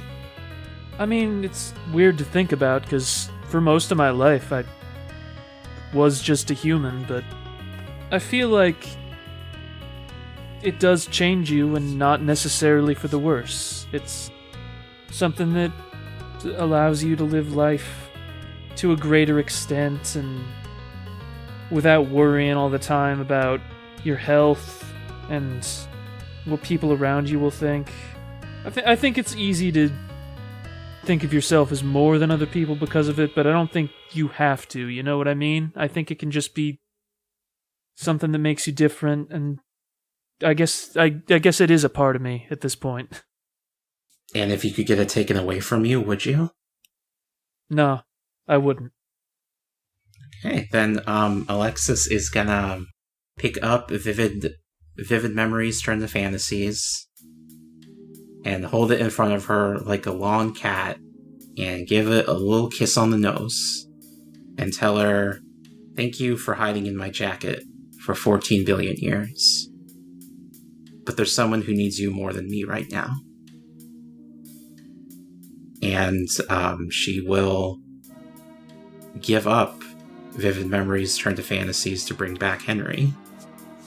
Yeah, I think you'd sort of set the phone on the ground, and it's still just sort of twisting and struggling to form, and Vivi in your hands sort of turns blacker and seems to get lighter in your grip as its form swirls and spirals out between your fingers and sort of circles the phone before sinking into it, and the a shirtless college-aged Henry Dracula just kind of unceremoniously plumps onto the dusty ground.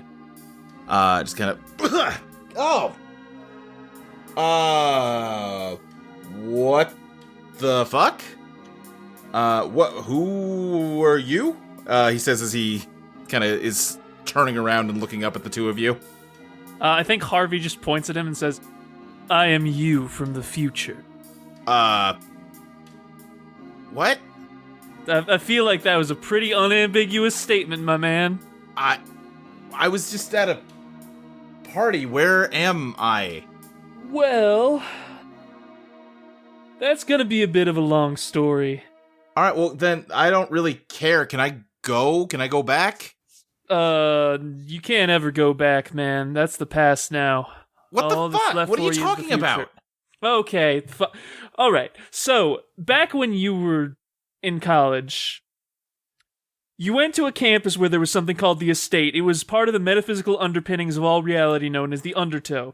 I think as soon as he hears you say the word estate, hot-blooded flashes behind him and moves to attack you. Okay, hey, no, none of that, please. I think the three of you hear a gun cock. Oh, Jesus Christ. Okay, hang on. Luke, I am going to attempt to de-manifest hot-blooded. Okay, give me a beat the odds plus biz. Alright, that's my best stat. Okay, I rolled a 13, so I think hot-blooded just kind of zoinks out. Yeah, I think, Henry's just sort of bare hand grabs your neck and he just sort of is surprised and confused when he sees that it is not connected to his Eidolon's hand, and then his attention is drawn to the cocking gun. Hey, Hank. How's it going? Wait. Ron? Oh, yep. In the flesh. Man, you look like shit. Yeah.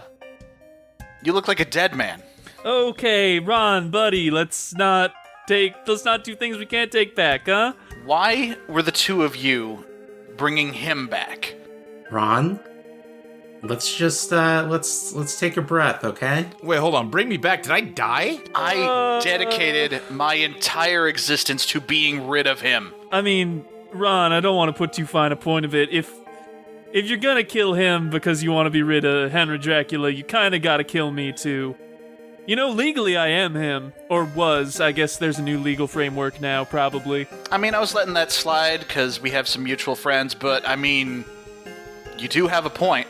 Okay, wait, can someone just calm the fuck down and explain what's going on to me, please? You betrayed all your friends, which led directly to the world ending. You became president for a while, but then I killed you because you were trying to kill me. I absorbed your essence, became a vampire, so when the world did end, and then when it was recreated by a bunch of demons, we got merged and split and, like, smoothied up. We became two different people, then we got merged again. So now I'm 5 people? Right, because Count Dracula's also in there. Okay, like half of that I already knew and the other half I did not follow at all. The point is, that's Ron. He's really fucking mad at you. You're on thin ice. I advise you play it safe. Hold on. What are you mad at me for, Ron? Hank, you took over the universe. Yeah, but I mean, that all kind of worked out, right? No. It didn't. It didn't. I got to be president. You were in charge of the estate, right? They kicked me out by putting you in charge, I thought. I was a prisoner, Hank. What do you mean prisoner? I thought you were the master. There was no one else in the estate. I couldn't leave because the universe would collapse. Okay, so change the estate so there's people there. That was not an option. Oh, okay. You're really not making a good case for me not shooting you. It just seems like you're real mad about, I don't know. Look. Henry, can I say something for a second? Yeah, what? Well, first, could you let go of my throat? Because, like, again, I don't need to breathe, but it's kind of starting to chafe a little bit. Yeah, fine. Okay. And second, sometimes our actions have consequences that we don't necessarily intend, or that maybe we think they're just not that important in the grand scheme of things. But we still gotta face those consequences at the end of the day, man. And right now, you need to face the fact that one of your closest friends, all of your closest friends actually, think you're a tremendous scumbag, and I don't know if that bridge is ever gonna get unburned, but at the very least, I think you should probably be groveling right now. Look, okay, did I lie a little bit sometimes? Every time you opened your mouth, Hank.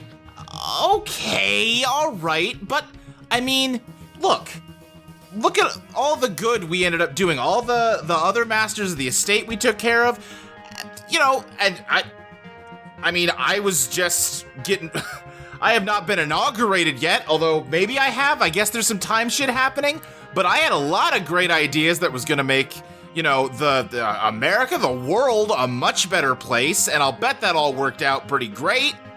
Did I get the lava mode set up? No, people pretty much only liked it because you were mind controlling them, Hank. But did I get the lava moat set up? You died because I tackled you into the lava moat, Hank. Damn, that is a badass way to go, though. Oh, right? No, it fucking ruled. Yeah. But okay, see? Look. Before me, no lava moat. After me, lava moat. Just seems like, you know. I just don't think the lava moat would have been necessary if you hadn't been a huge dick. I mean, I don't know if a lava moat's ever necessary, but come on. Hank, you turned the entire world into a monument to your ego. I just made the world cooler. You made it cooler for Henry Dracula. I made it objectively cooler. I think Ron fires.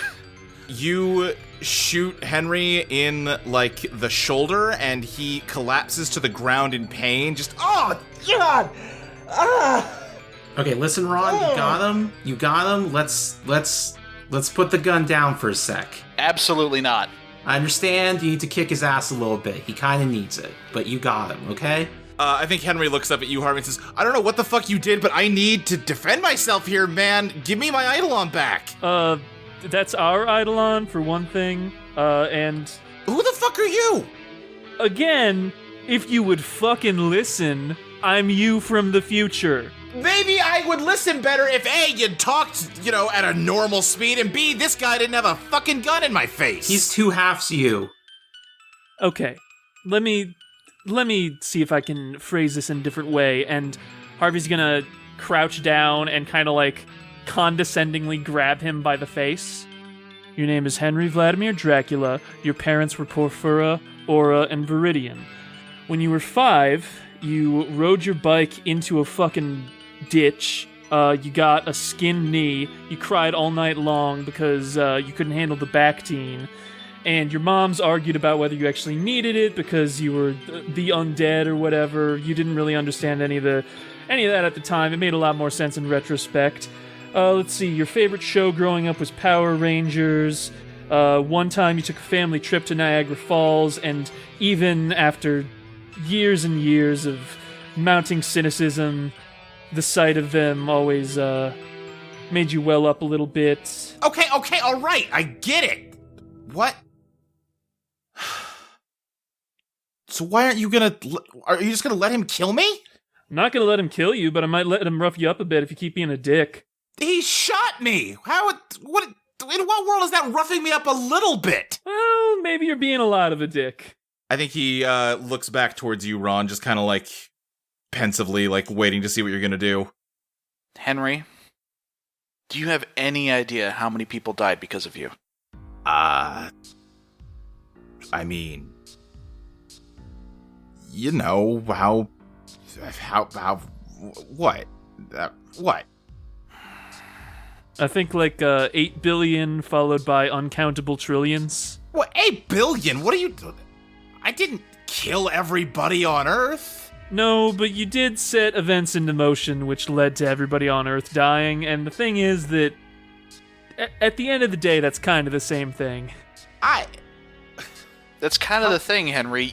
You wanted total control of the universe, and so you get responsibility for what happens to it. And the whole thing fucking turned to ash. Well, but I didn't... that's nothing I would do. That doesn't seem like it's my fault. if somebody else did something fucking stupid, what, I'm responsible for every decision everybody ever makes now? Is that what you're trying to tell me? When you make yourself king of reality, yes! I made myself president. That's not the same thing. No, you did make yourself king of reality. You took control of the underpinnings of existence, and now that somebody's calling you out on it, you're trying to wriggle away. No, you know what? Yeah, I did do that, but guess what? Then I got kicked out, and this guy, he's the one that got put in charge, so if whoever's in charge of the universe is responsible for all that, then that's his fault, not mine. Ron shoots him again. Ah! How fucking dare you? I did not ask for that. You put me in that chair. Okay, but you had it anyway. What'd you do, just sit and mope while all this shit happened? I didn't want to break anything worse than you already had. Oh, you didn't want to break it worse, so what, you just let it stay broken? If it was so fucking bad, why didn't you do anything about it? I had no options. I was stuck. There were no staff in the fucking estate anymore. I didn't have anybody left. Jesus Christ, you need a butler to help you fix a problem now? I couldn't leave the estate. You didn't need to leave the estate. You could have... I mean, fuck, if you hate me so fucking bad, why didn't you just find a room where I was being born and shoot me there? Oh, but no, you were too worried about breaking stuff worse. Okay, yeah, and that means it's all my fault. Yeah, Henry, it does. I know you're convinced that nothing can ever be your fault, but it does. Seems to me like you had the exact same chances to fix shit that I did, and you didn't take them. And now you're mad about that, so you're taking it out on me. You know what, Henry? Just for the sake of argument, let's say you're right. Let's say I'm just being petty, I'm just being grouchy, I'm way overreacting to everything you did, and it should all just be a water under the bridge. I'm still not hearing an argument for why I shouldn't kill you right now. Ron, I gave up my Eidolon so he could come back. So I want you to listen to him at least a little longer for me. Okay. All right. For her sake, Henry, make your fucking case. I believed in you, Henry. I've seen a lot of versions of you, and I know you don't have to be like this. You can choose any life you want, and it doesn't have to be one that's all about you and all about you dominating the universe.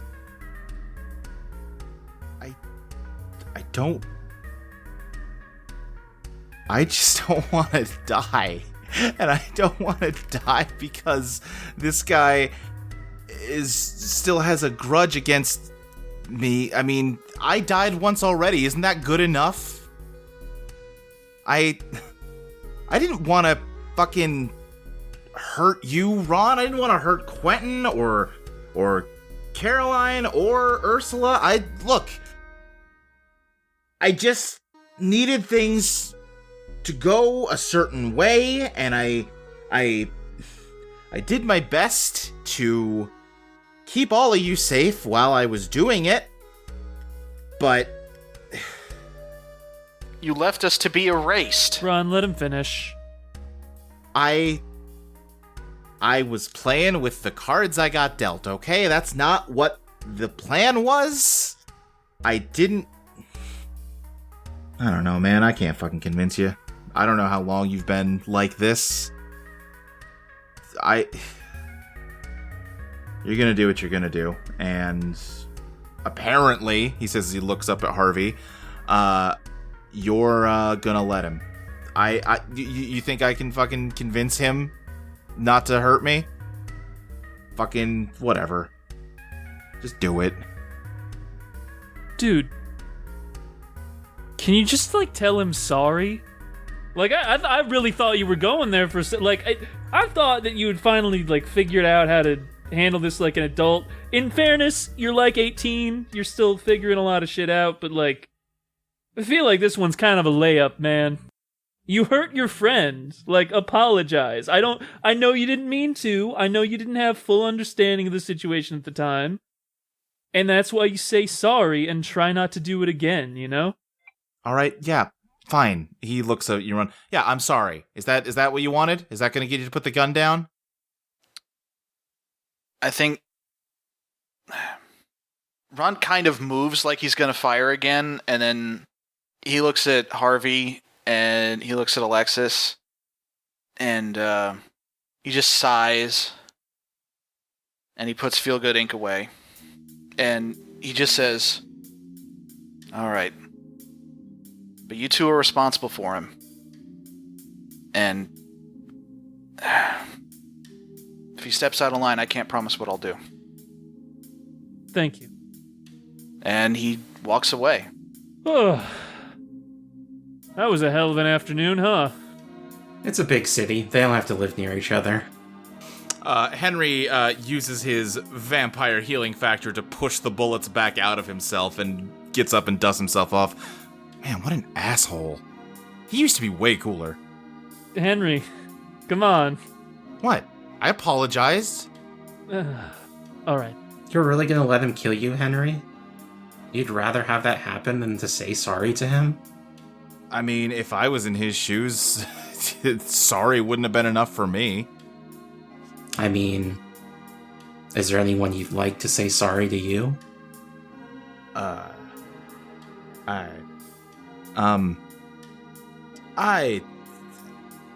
don't know who you are. I'm not doing this. And he just kind of starts walking off. He'll come around. I'll make sure of it. And Harvey starts skating after him.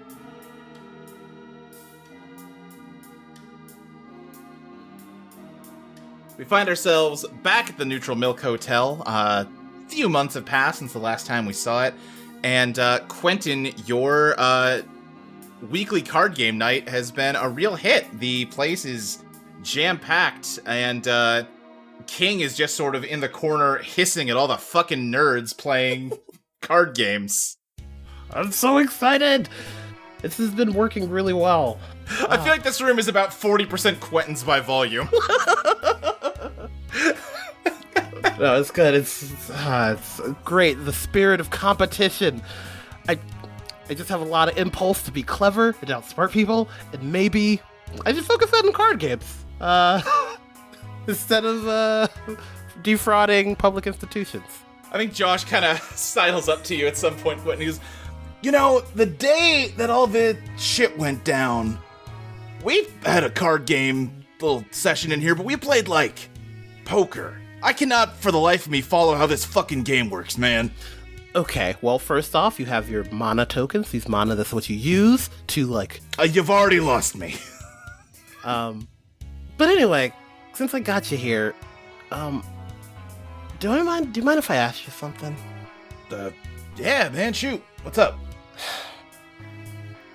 Have you ever found out that you're, like, really good at something, but you're, like... You know that, like, your parental figures are gonna be like, that's a dangerous thing to do.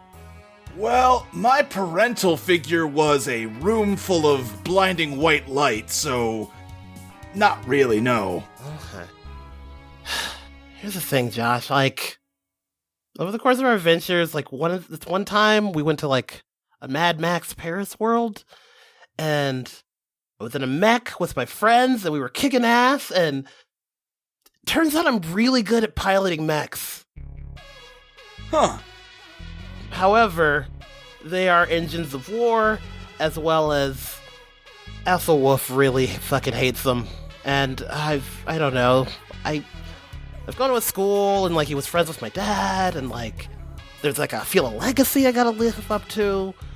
Alright, okay, listen. He puts a hand on your shoulder. Ethelwolf's an old buddy of mine. Fuck that guy. Josh! No, listen. I love him, but also he can eat shit and die. Damn, what did he do? We don't need to get into it. Listen, again, would take a bullet for him. Just, sometimes he needs to get the fuck off his high horse, is all I'm saying. You know what? Thanks, man. Thank you. I think I'm gonna keep doing it. I think I'm gonna keep being a mech pilot for a little bit to, like, see how it feels. Do you hug? Can we hug? Yeah, sure, why not? he kind of brings you in for... It's a little awkward, but, he gets you in a hug. Thanks. Thank you. He, rips off his shirt and he's got a plug Vigilion under it. He's like, all right, I gotta go. We got a new thing. You can handle the rest of the card. You're gonna be like a robot pilot. What do you got, I'm not judging, but you look more like you're going to a club. Like a very specific kind of club. Listen, the thing with sync rates when it comes to robots, you gotta be. It's a mindset thing as much as. Man, I already told you I don't understand this card game. I don't know why you're trying to bring us back around to the rules. Oh yeah, by the way, by the card game, I kind of have a mech appointment at the same time right now. So if you could officiate this for the rest of the night, I gotta go. Bye. All right.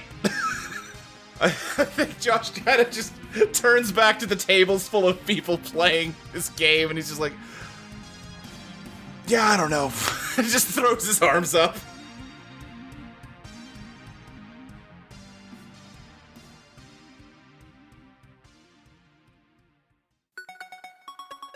Valerie Masters hung around the Neutral Milk Hotel for a while, helping out with the logistical concerns of developing the City of Dreams. She found that, with the right team, her newly discovered knack for running a successful care facility actually scaled pretty favorably to creating a compassionate neighborhood.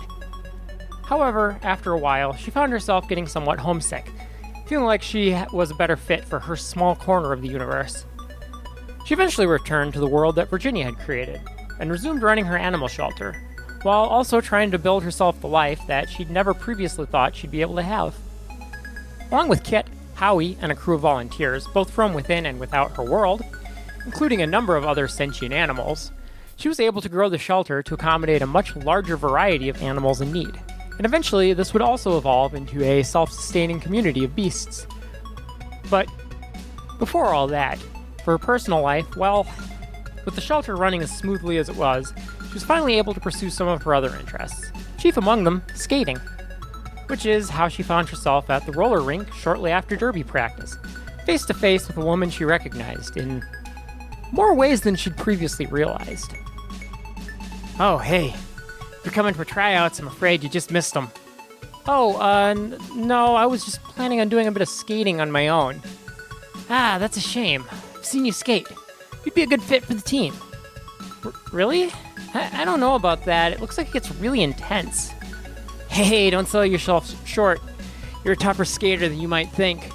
Besides, you don't gotta worry about getting hit too hard. That's what us blockers are for. You'll be in good hands. Valerie, despite herself, blushes. Well, I did resolve recently to try new things, I guess. Yeah, I'll think about it. Hey, feel free to come by any of our practices if you want to audition. Just tell them Fleetwood Smack sent you. Thanks. You can call me Valerie. And we're gonna fade out there. What happens from there on out is just her story. As for that City of Beasts I mentioned, after some time, the various other sentient animals and animal-like beings, shades and otherwise, that compose the City of Dreams started to feel like maybe they wanted to set up a place just for themselves. And with a lot of work and, a lot of help from Valerie and a bunch of other interested volunteers, they were able to construct a city all their own, made by and for animals.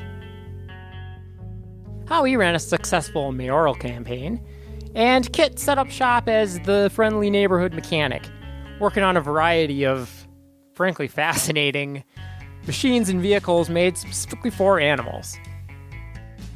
The city eventually became well known for its contribution to the arts, culinary sciences, and so much more.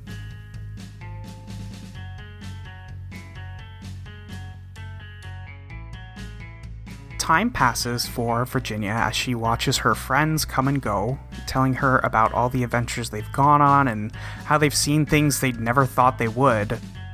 But for Virginia herself, there's not much in the way of traveling. She takes care of herself at home, of course, and every week she makes sure to stop by the Neutral Milk Hotel to check in on her uncle and make sure he hasn't done anything quite as ridiculous as replicating a jacuzzi. For now, all she wants is to live a quiet life while she finally has a chance to process everything that's happened. But there's one person who continues to stop into Pulse. It almost seemed like a coincidence at first. Oh, Virginia. It wasn't like Virginia hadn't been thinking about Lore since the founding of the City of Dreams. Honestly, she'd caught her eye back when they were at the estate, though they didn't have much of a chance to talk. That first time she came back through town, Virginia thought she was seeing things, but no, there was that girl with the pretty blue hair walking around town with a black cat on her shoulder. Alexis, is that you? I didn't know that you were here. I'm just kind of passing through, actually. Sorry about the whole Teoth thing. Oh, jeez. It's okay. We were both in a bad place. I know you didn't mean it. Yeah, I actually don't have a ton of time right now. I've been all over lately, and I kind of have to get going. Oh, okay. It was good to see you. I wouldn't want you to be late for whatever adventure you're on. A few weeks later, there was a similar run-in, and again the next month. One day, not too much later, Harvey pulled Virginia aside to tell her about something that had just happened. Alexis bringing back Henry Dracula using a photo she had taken before the world ended. He told her that Alexis had given up her Eidolon to bring him back, and that the two of them had hoped that Henry would learn to be a better person, and somehow Ron didn't end up killing him on sight. After realizing that Harvey had left Alexis alone up on that hill, Virginia left quickly, going to find her. Fortunately, she hadn't gone too far from where they were, to a cliff overlooking most of Pulse. She was just sitting, kicking her feet over a ledge. Her van was parked close by, though it did seem a lot different from how it had been described to her before. Alexis, hey, Harvey just told me what happened. Are you okay? You gave up your Eidolon for Henry? I guess I should have expected he'd tell you right away. Yeah, he's never been one to keep a secret. And I'm glad he said something. And she sits down next to her. But you didn't answer me. Why would you give up your Eidolon for him? He wasn't ever anything but trouble for us. Well, the way I see it, I was also nothing but trouble for a really long time.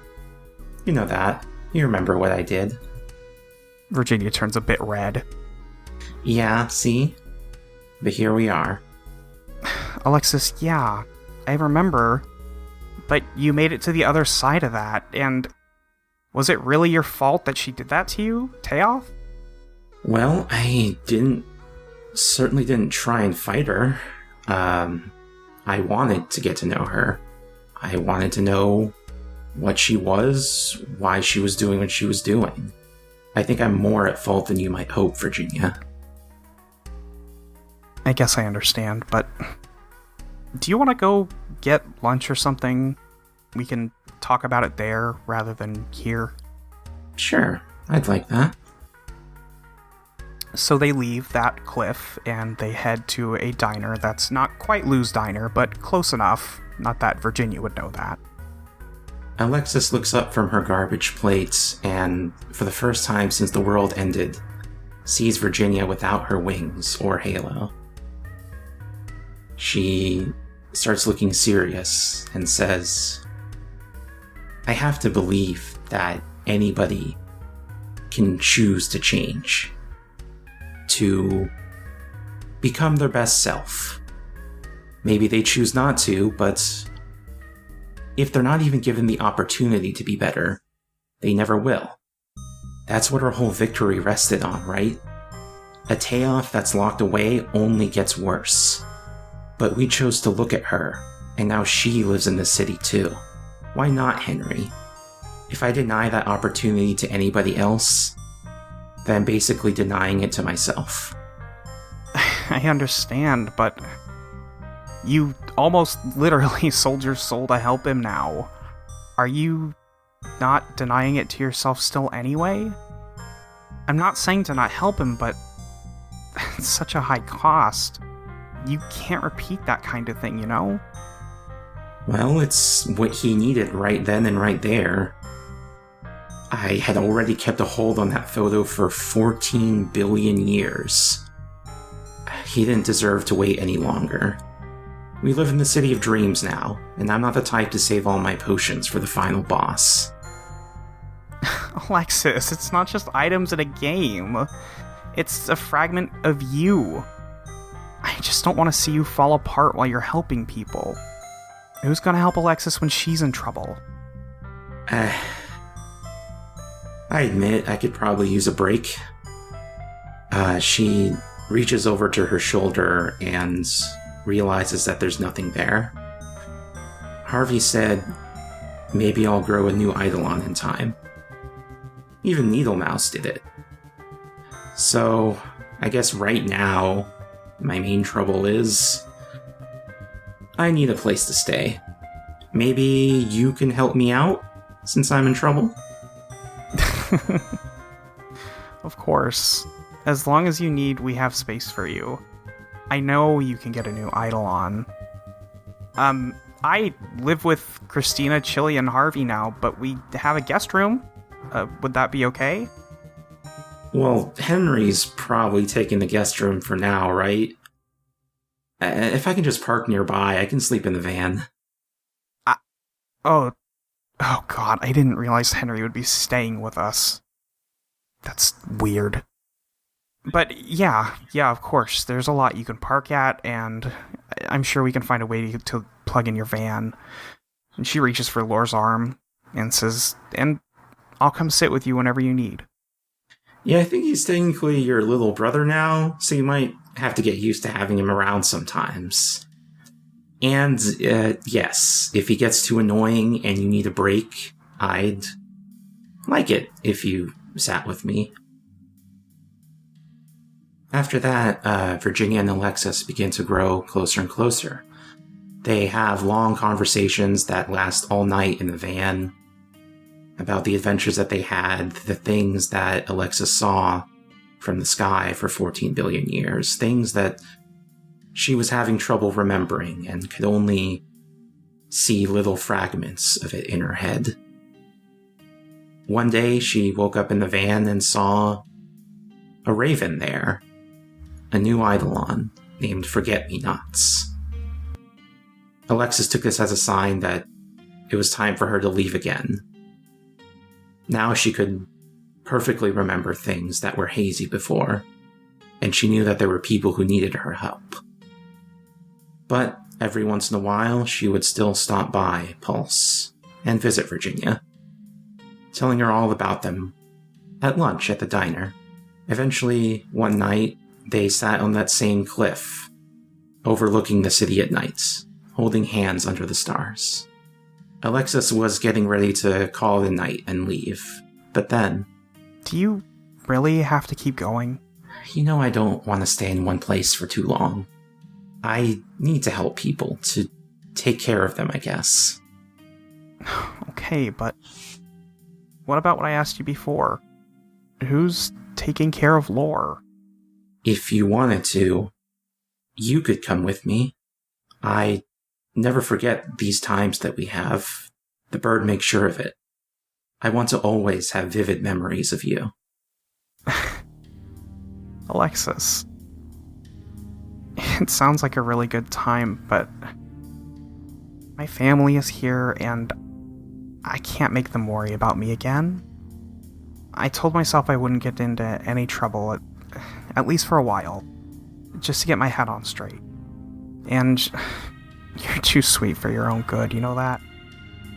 I don't even know how you ended up in the clouds, but I'm glad you're back down here now. Well, when you're ready for a little trouble, I'll always have a seat for you. That's a bold thing to say. Can't even imagine the trouble that hanging around the youngest angel will get you into. Virginia, I've always been the bad girl who's looking for trouble. Which is why I think you should stick around for a while, she says, squeezing her hand. Alexis moves her fingers in between Virginia's and moves her face closer. Are you saying we could get into some trouble right here? Virginia also leans in, smiling. It's Las Vegas, Alexis. Or I guess, Pulse's version of Las Vegas, of course we could get into some trouble. Alexis moves her lips closer. All right, you've almost convinced me. Just one more thing, though. Maybe I can taste a sample of that trouble. She looks into Alexis's eyes, and her own are still changing colors, and says, "Oh, now you're coy about it," before wrapping her arms around Alexis's neck and pulling her into a kiss. And then she breaks away and says, "Look, just keep in mind that it's not going to be nearly as much trouble as last time we did this. You know that, right?" That was a vivid memory. You are my fantasy. After the dust settled, Ursula, or whatever combination of similar names you want to call her at this point, she decided to take Lady Luck's advice and spend some time on her own. She just sort of picked a direction and started moving in it. And before too long, she found herself pretty far afield of her friends, the people that she used to think of as friends, used to think of as partners, people that she felt like, at least for right now, she really couldn't or didn't want to see anymore. She needed to spend some time on her own first. Before too long, she got back into drumming for the first time since before the first time she got erased from existence, or killed, or absorbed. Ursula's been through a lot. But, she's a pretty good drummer.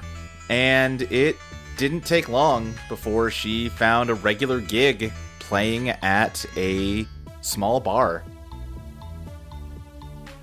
Hey, drummer girl! Oh, hey, bartender girl? Lily, right? You know you can just call me Ursula? Or Ursa? Drummer girl is so much more fun and evocative. Anyways, you and your band have been playing for almost a year and you've said less than 20 words to me. That's not true. I say hi, and how are you, and have a nice night. Riveting. But don't think I haven't noticed how you look at me from the stage. Pretty intense. Even if you are wearing those cute little bear ears while you play. What's up with that, by the way? It's an aesthetic choice and a long story. Well, how about you tell me tonight, after my shift, over tacos? Are you asking me out? Someone has to. I've been waiting for you to gather your courage, but a girl can only hold out so much. Yeah, that sounds nice, Lily. I'm sorry, I mean, bartender girl. Shut up, drummer girl. I'll see you later.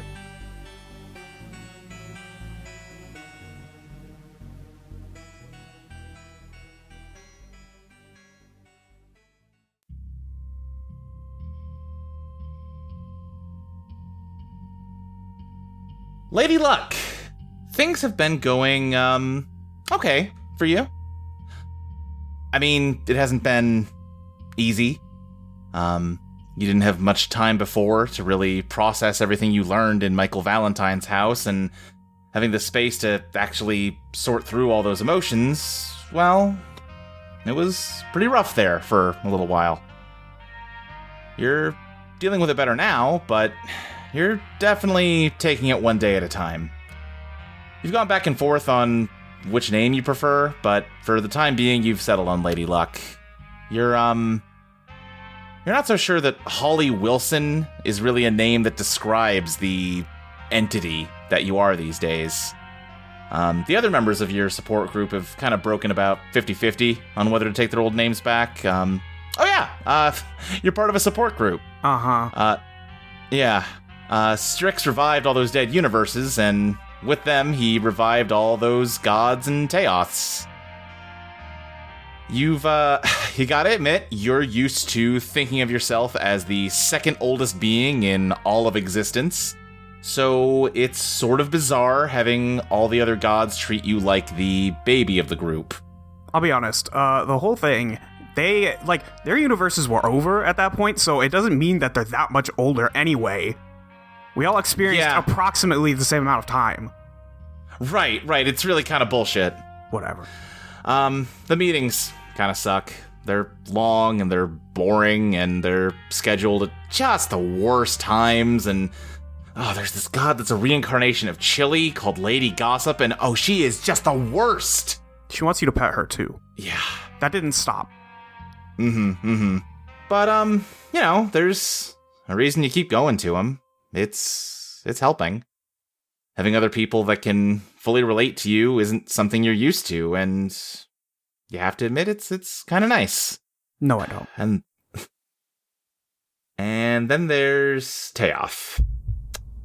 She didn't just stop being a nihilistic death goddess obsessed with ending the world just because everyone beat the shit out of her. I mean, don't get me wrong, she's not an active threat these days, but she's mostly just withdrawn. You're the only one she'll talk to, and for a while, even you couldn't get more than a handful of words out of her. The support group encouraged you to just keep working with her, that she'd come around eventually. Most of their Teoths were too far gone, but they seem to see something different in yours. Maybe because she's only been like this for a dozen billion years or so. Lord Noise and Lady Lightning, that's a former Quentin and Christina, they've been especially encouraging.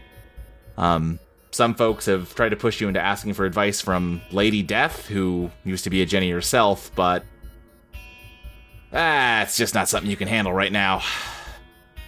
Or maybe ever. Probably never. Yeah. Still, she actually has been getting better, or she was, at least. For a while there, she was slowly starting to open up to you more. She'd talk with you longer. Granted, by talks, I mostly mean the same nihilistic supervillain soliloquizing she usually does, but, progress is progress. She seemed to anticipate your company when you'd visit. But lately, it seems like she's backsliding. She's clamming up again. She stopped talking to you when you visited, and now more often than not, she refuses to see you at all. It's disheartening. Some of the other gods think it might be time for you to accept that this just isn't going to work, that despite their hopes, she's a lost cause. They mean well. They want you to try to start moving on for the sake of your own happiness. But how could you possibly be happy without her? I won't. Lady Luck, today, Teof has agreed to let you visit her. She lives in... well, you'd be forgiven for seeing it as a prison, but technically she's free to leave. Seriously, she can get up and go anytime she wants, with the understanding that if she causes trouble, there's people all throughout the City of Dreams who can and will stop her. She was asked to stay here as a show of good faith until she believed that she could live in the city without threatening its existence. So far, at least, she's agreed to those terms. Her room is well furnished with a gorgeous view, one that she usually hides behind blackout curtains. There's a buzzer she can ring to request any sort of food or entertainment she might want. So far, she hasn't requested anything. She's never allowed any visitors other than you. She mostly just sits on the sofa in here and stares at a blank spot on the wall, and that's exactly what she's doing now as you stand in the doorway. I think she, stands there for a little bit longer than she usually would because it's been a minute. But eventually walks in and starts slowly moving towards her and says, I'm glad you wanted to see me. You're the one who requested to see me. Okay, yes, that is true, but you also have to say yes, so... What did you want? What do you think I want? Just tell me. I guess, at the very least, I would like to know why we haven't been talking as much lately. If you're done, that's fine, but... You should at least say it. I told you before. I can't go back to who I was before. And I told you that you didn't have to. But I can feel it in you. The hope you have that I will. Yeah, I think that's pretty normal for the circumstances that we find ourselves in, which are definitively very much not normal. But I work in probability, and I think there's still a chance, yes, but even if it doesn't go that way, you are still Jenny in there, I think. You can swear you notice a barely perceptible shift in her posture when you say the name Jenny. And she says, How long do you intend to keep this up? How long do we have? Surely there's better ways you could be spending your time. I have given you no indications that this is ever going to succeed. That's true. I won't argue with you about that, but I don't know. Like you said, I have hope, I guess.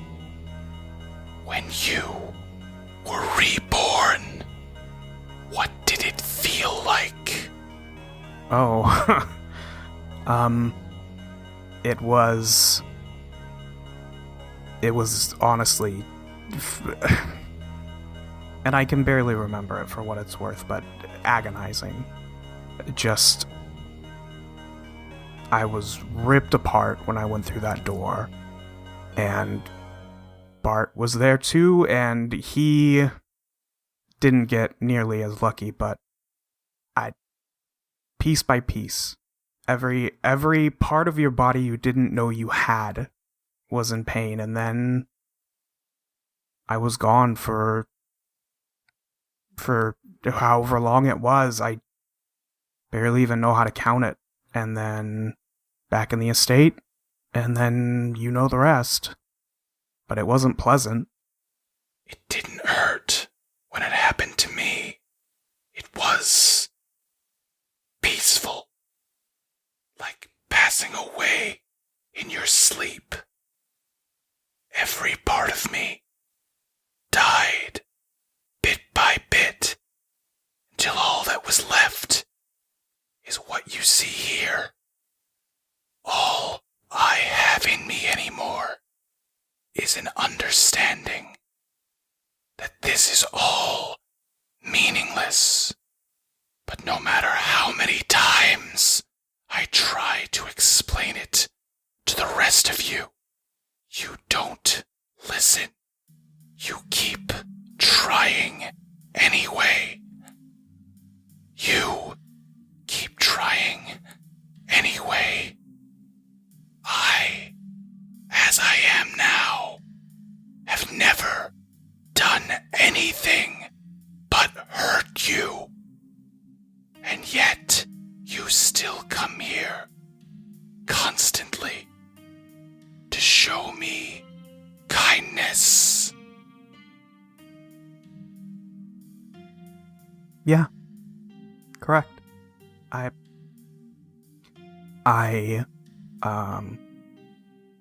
Not on the same scale, obviously, but I did torture 9 idiots, and they still want to be my friend anyway, so it's the least I can do for you. I stopped letting you in here because something was happening to me. I am nothingness and death, and having you here every day, it is like parts of me that I don't have anymore are on fire,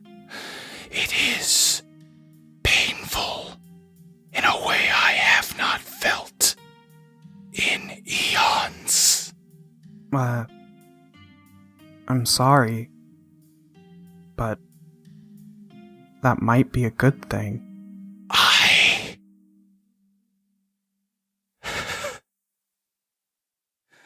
I'm afraid. I'm afraid that if you succeed, it will burn up the only part of me that's left. What, the Tayoff? That? Yes. I don't think that's all that's there. I think you just haven't felt it in a very long time. Like when your foot goes numb. And then sometimes when it comes back, it hurts. What kind of life could I even possibly live anymore if I decided I wanted to? There's nothing for something like me in this place. This place. Not just this building, but this world was built to rebuke me. I do not belong here. Well, you still got me, don't you? I think she is not showing it in her body language, but her eyes are welling up. Listen, Jenny. There's a lot out there. And honestly, I think the part that hurt you the most was getting to this point. Not when you went through the door, but I am not willing to give up on you, despite heavy discouragement. Why not? Because I've always wanted you. Do you remember back in the college? Do you remember when I gave Harvard the smallest knife I had to go carve out that wall? Yes, I do. I would give a lot to go back there. But it's not possible. And we are very different now, but I still think we can have fun like that. I think she just sort of slowly leans in toward you. She I think she puts an arm around her and just kind of holds her for a second. Not even a second, a couple minutes. And then she says, listen, we can start small. Do you have a washing machine in here? Not in this room, but I'm sure there must be a laundry facility. Okay, great, because I do have a roll of pennies.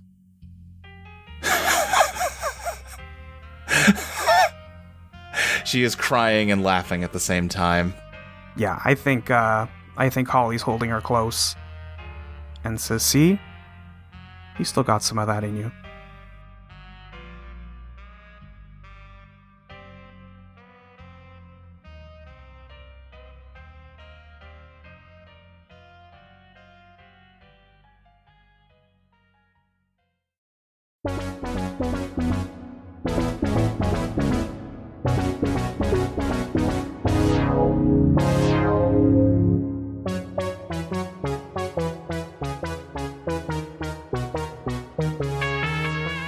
We see a diner. Not exactly Lou's diner, but close enough. And sitting in that diner, in a booth that could easily fit 4 people, 5 if you scrunch up a chair, is Alexis Laurent. Crystal, what does Alexis look like right now? Alexis is wearing, like, robes with, brass armor over them. She has an eye patch and she has a huge raven on her shoulder. She kind of looks like Odin. Great, good. And Alexis is here. Sorry, Lore is here. Because she's been asked to come here by Sloane Parker. And she's not the only one. Which is why, walking through the door, we get Strix and Quentin Brooks arriving at the same time. Ty, what's Quentin up to? How's he doing? I'm gonna say this has been one of the days where Quentin is wearing a Mailer Deemer poster service outfit from one episode. He takes one day a week. He does a shift over with the Mailer Demons and just like goes and visits and gives packages. So he just came off of that. And how's Strix doing? Strix is doing pretty good. He's working on the slime ranch with Anna Borba and the other Alexis and Needle Mouse and Circuit and just a few other shades that show up from time to time. Just it seems to be where all the shades tend to gravitate to is the slime ranch, which makes some level of sense, really. And I think as he and Quentin are walking through the door, you kind of catch them in mid conversation. And Strix is talking to Quentin like, I mean, look, listen, we definitely need to get some non-minions based entertainment for the slimes because we're trying to, teach them language that isn't like made up minions talk. But I just and like, listen, Quentin, I appreciate you contributing to the cause.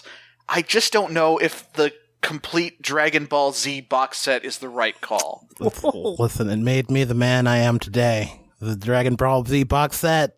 They'll learn about love and betrayal, fatherhood, distrust of the moon. Why do we want them to distrust the moon? It's hanging up there. It's up to something. I don't know. Sure. I'll take your word for it. Hey, Lore. Hello. It's nice to see you again. I think Strix just sort of runs up and gives her a hug. Hey, Laura, what is with the Raven and whatnot? What's this bullshit all about? Oh, well, I got a new Eidolon since last we met up. Okay. Someone needed the old one more than I did. Wait, you can do that? This is Forget-Me-Nots. What's it do? Well, it can... If you ever remember something and it's kind of hazy or imperfect, Forget-Me-Nots can touch that memory and turn into a perfect, vivid memory. Oh, okay. Okay, yeah, that's neat. I still don't know why you're dressed like Odin, though. Well, Odin sort of sacrificed himself to himself, and then he learned the runes, and he could see everything. He could see fate, the god of knowledge, and when I was in the sky, I could kind of see everything, and there were a lot of people that needed help. Okay. I dig the rebrand. It suits you. Yeah, I mean, I didn't really decide on it until I lost the eye, and I was like, well, I could lean into this. Oh, fine. Oh, that sounds like a story to save for when the rest of the folks get here. And I think, speak of the devil, you hear the little chime on the entryway ding, and in walks Ursula. Fabby, how's Ursula been? Ursula's been good. She has short cut hair, kind of like a little... She did a buzz cut not too long ago. Well, she did a buzz cut like a year ago, and she hasn't touched it. That's her hair right now.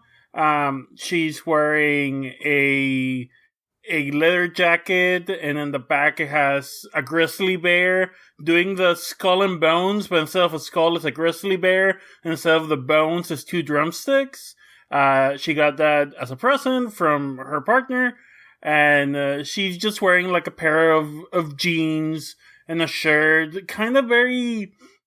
She seems kind of very calm and just relaxed in a way that she didn't used to. She just comes in, kind of nods to the table and sits down.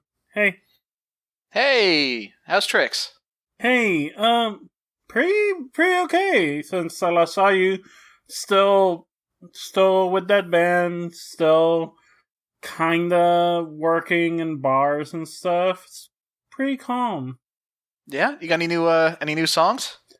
I stopped writing a while ago. I let the other people do that. I just hit the sticks, Hey, valid. Somebody's got to keep the beat. Yeah, it's fun. It's relaxing. I stopped wearing the bear ears during concerts. after a while, but, you know, she points to the jacket. It's hard to leave the branding behind. It's a good jacket. I think. Thank you. Lily, my partner, made it for me. Aww. Yeah. Nice. How's everyone else? I like the outfit, Lore. Not gonna ask you any questions about it, but I do like it. Thank you. I think it's pretty badass. Yeah. I think in that moment of silence, like, you know, as everyone's just kind of settled in, you hear not the quiet ding of the bell, but like the door slams open and just, sorry, I'm late, sorry. Sloane Parker walks in. She is wearing a crop top, kind of like a light hoodie, some leggings. Her hair, she's ditched the long braided ponytail. She's just kind of got like a short, you know, half cut, buzzed on the side.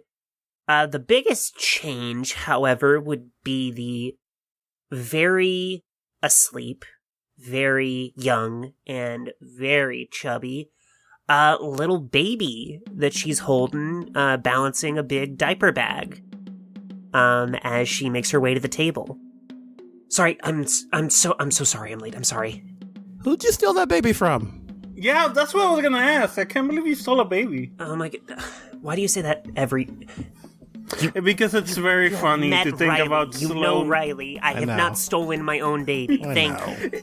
It's very funny to think about Sloane Parker, baby carrier. Quentin's smiling ear from ear. He's like, every time, it's still funny. It's still funny. It's still good. It's a good joke. While Ursula and Quentin are doing their bullshit routine, Strix is just making funny faces at Riley. Oh god, please, take them, please. Yeah. Oh, fuck. Thank you all. I'm so sorry I'm late. I feel super shitty being the one who asked for this, and then I'm the late one. You're fine. You're like, what? No, 10 it was minutes good. late? Yeah. Lore, what? What is this? You look cool as shit, but what? Yeah, I mean, I look cool as shit. That's what. You know what? Fair. You know what? Hold on. It's a new world. You're right. You could just do My that. bad. You just be like, I want to fucking do some weird, wacky shit. And like... Yeah, trust me. Fuck. Okay, so I suggested that you waited until Sloane got here before you told us, but do you mind telling us what happened to your eye? Okay, so... You remember Alexander, right? Yeah, God, yes, I remember Alexander. Wait, which one was Alexander again? The Griffin. Talked about his magical blade a whole lot. God, I forgot Griffins were a thing. Yeah, well... I kind of caught him in the bad spot where his magical blade had gone rogue and started attacking other people and him as well. You gotta watch out with magical blades. They're like chancellors. They can go either way. Or viziers. Yeah, so I was able to neutralize that phantom, but not until after it took out my eye, and then he gave me his armor as thanks. Also, question to the assembled table. Maybe this is a weird one. Have you run into any weird doppelgangers of yourself? What is the protocol for doppelgangers of ourselves as individuals? And also doppelgangers of y'all, because I've met alt y'alls. It's weird. It's always weird. No, but I just stay in... I moved to San Antonio, and honestly, unless it's for these type of meetings, I don't leave. I have no want or need. And not a lot of people come and visit. It's a pretty normal one of them. No really magic and stuff, at least not on the regular. So, yeah, no, I haven't seen any.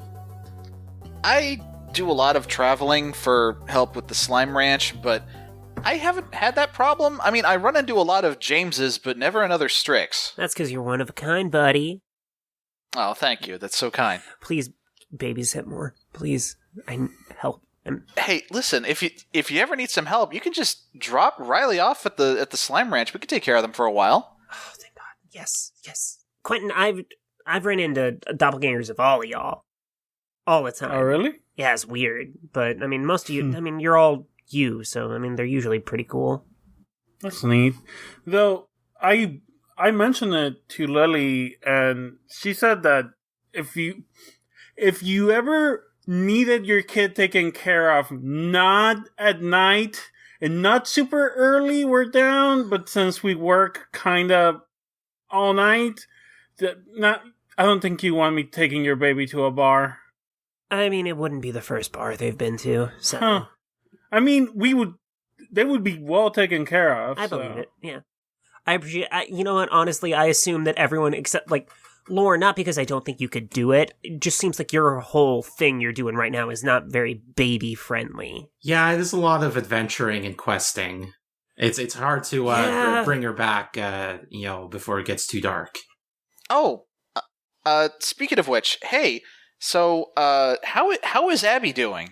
Oh, she sends her love. She's working with the fucking animal shelter, right now. She wanted to help out Valerie. Oh, nice, nice. I've been pretty busy, but, like, you know what? I need to come and visit soon. Yes, you do. It's been too long.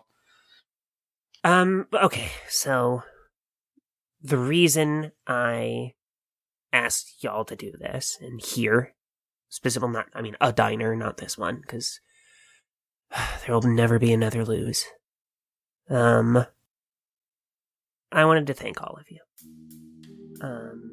I know we had, there are a lot of parts of our time together that I don't really regard fondly, and I'm sure all of you feel that same way about parts of it, but, it got me here. And there's nowhere else I'd rather be. And that's because of all of you. This wouldn't have happened if y'all weren't who you are. And I've never actually sat down and said thank you to all of you. So, I wanted to. Oh, that's so sweet! Thank you! Oh, yeah. I grew up a lot because of all of you. Yeah. I mean, you did it twice, kind of. Yeah. I was there for round 2. It was... Double coming of age speedrun edition. I think Ursula laughs and drinks of her coffee. And yeah, we all did a lot of growing up, honestly. Yeah. But I mean, hey, listen, we made it to the other side of it. We did some shit that, sorry, not in front of the baby. We did some stuff. Oh no, that, I'm their mom. You think it's funny now, but you're gonna be at a place one day, and they're just gonna be like, okay, first word, and it's fuck, and you're like, we're in a grocery store, fuck. That's gonna be That's gonna be hilarious, though. Yeah, no, I would love that. Are you shitting me? Yeah, actually, hold on. Let me give me a second here. And Strix pulls his goggles down, and he looks like he's scanning for something for a second, and he lifts them back up and says, "Yeah, it's gonna be hilarious." Oh, fuck! God damn it! I mean, listen, I try not to abuse my powers too much in front of people. Mostly, I use it to do that, don't worry about the vase thing from the Matrix. It's always funny. It never stops being funny. But yeah, we all went through some shit together, and we came out the other side pretty good, I think. Professor, would you say that we passed your class? Flying colors. Oh, wow. I hate when you do the professor voice. God.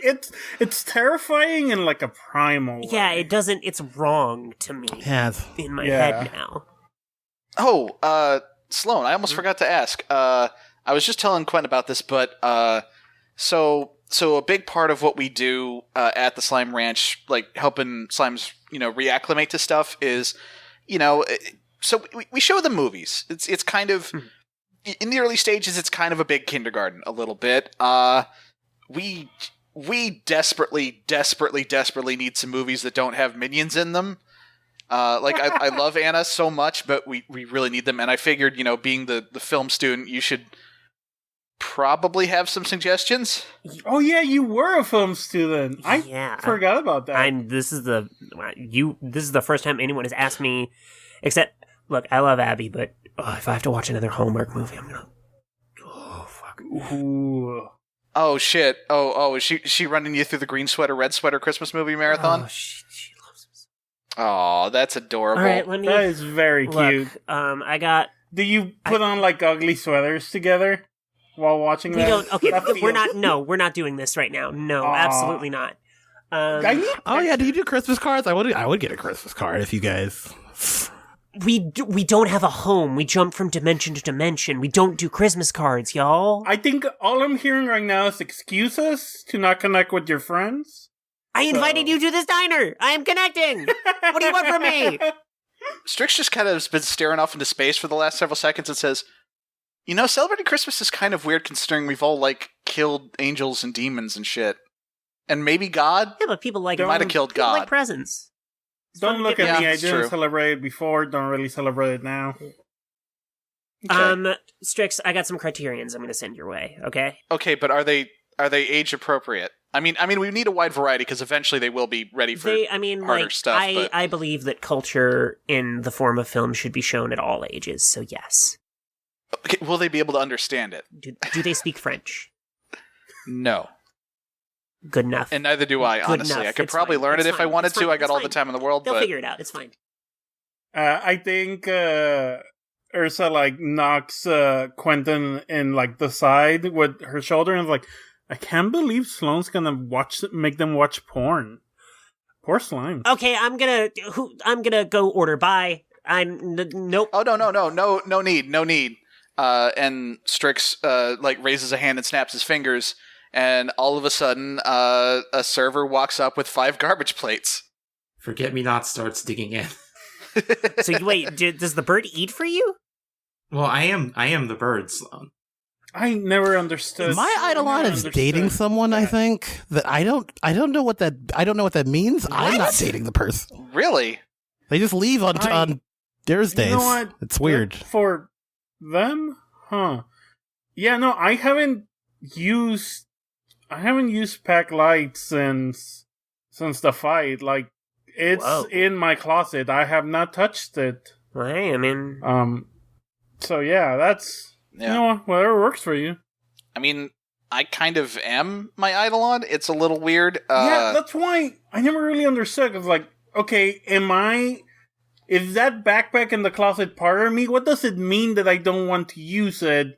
Does it mean that I just like made peace with a part that I am, or that I'm denying a part? I don't know. Hey, Ursula. Yeah. You're not denying anything. You are who you are. Now eat the fucking Thank garbage you, plate. Sloan.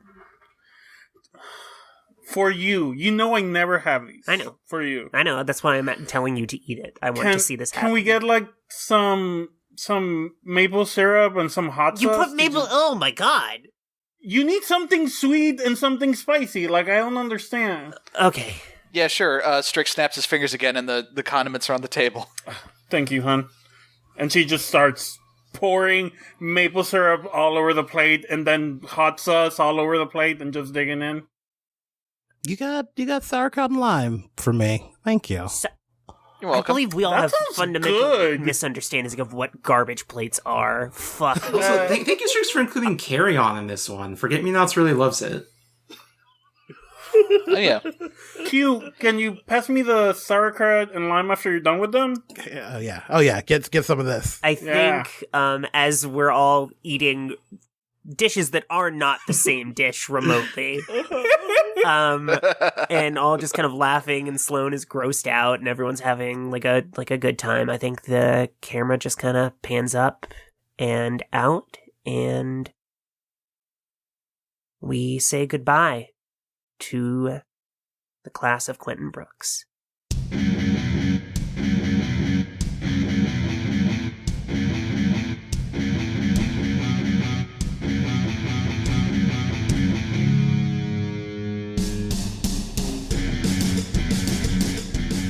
The skyline of a bustling metropolis comes into view. This is Pulse, or at least that's what it's currently called.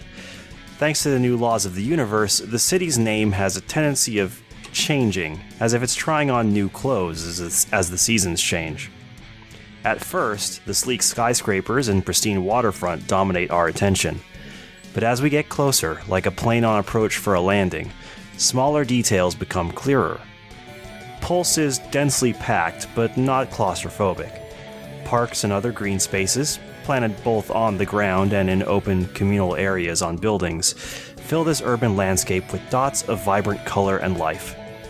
High-speed maglev trains streak through the city like bolts of white lightning, their tracks suspended dozens of feet above the ground. Below them, countless pedestrians walk, bike, or take the many buses and trams. We arrive here soon after night has fallen, and the city has lit up with neon signs and LEDs of every imaginable color. In one of the many high-rises that looks out over the river, there is a particular apartment, and in this particular apartment we find a family of 4. Virginia Valentine, Harvey D. Godlove, Christina Masters, and Chili the Fox. If we're doing movie night, which I believe we talked about before, Harvey, what movie are we watching? Because I know you picked it. Oh, man. Let me think for a second. How about Rocky? like Rocky 1? Yeah, like Rocky 1. It's the best one. Everybody loves Rocky 1. Yeah. I, Maxie, could not sit through Rocky 1 when I was a kid. But maybe I'd like it now. I don't know. Okay. Great. These 4 are sitting in the living room, huddled on a couch. The lights turned down low, the TV on. On the screen is a movie none of them are really familiar with. The first Rocky movie. It was Harvey's movie choice that night. Listen, it's a classic. People like it a lot. Stallone is genuinely a good actor when he's directed well. And he knows how to direct himself well. He was a director of this one, right? I don't really... But you picked it. I thought you would know. I mean, it says his name on the front, but it only says it once, so it's kind of ambiguous. They put all the actors on the front of the movies. Well, that's what I'm saying. Obviously, he's an actor in it. I don't know if he's also the director. I can look it up. Okay. I mean, we're already watching it, so I don't know if it matters. I mean, I guess it's fine, but it's no real steal. That is the most Christina thing you've ever said, maybe. Look, what can I say? I like robots. It's got a lot of robots. Wait, so all the metal's fake? Well, I mean, it's CGI, so technically, yeah, it's not real steel. That's CGI in the 80s? Oh no, not in this movie. I'm pretty sure the metal in this movie is real. But you said it wasn't. Okay, I'm gonna... Chili, Real Steel is a different movie. Oh. There are a lot of movies. There sure are. They make several every year, I'm told. Oh, I just realized how many movies there are now that like all the universes are in just one big blob. Yeah, you can pretty much get anything. Do you think they could have the version of The Matrix where they got Will Smith or whatever? I mean, you can just check MMDV. Wow, let me try that again because sure. I did not think that acronym would fuck me up so much. No, it would be way better if Chili doesn't know how to say IMDb. No, it's the MMDB. It's the Multiversal Movie Database. Oh, okay. So it tells you where to go to find different versions of movies, and like movies that only exist in certain, parts of the world. It's fucked up that Highlander and the One killed all alternate Highlanders and the Ones.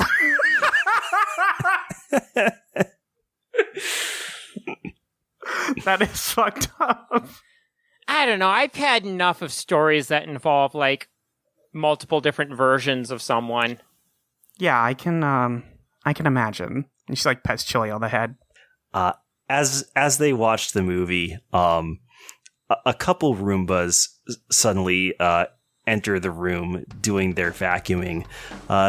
These two Roombas, named Sid and Nero, were bought to replace Sephiroth following his noble sacrifice. Christina quickly brings up a remote and turns them off, saying, sorry about that, I thought I already disabled them.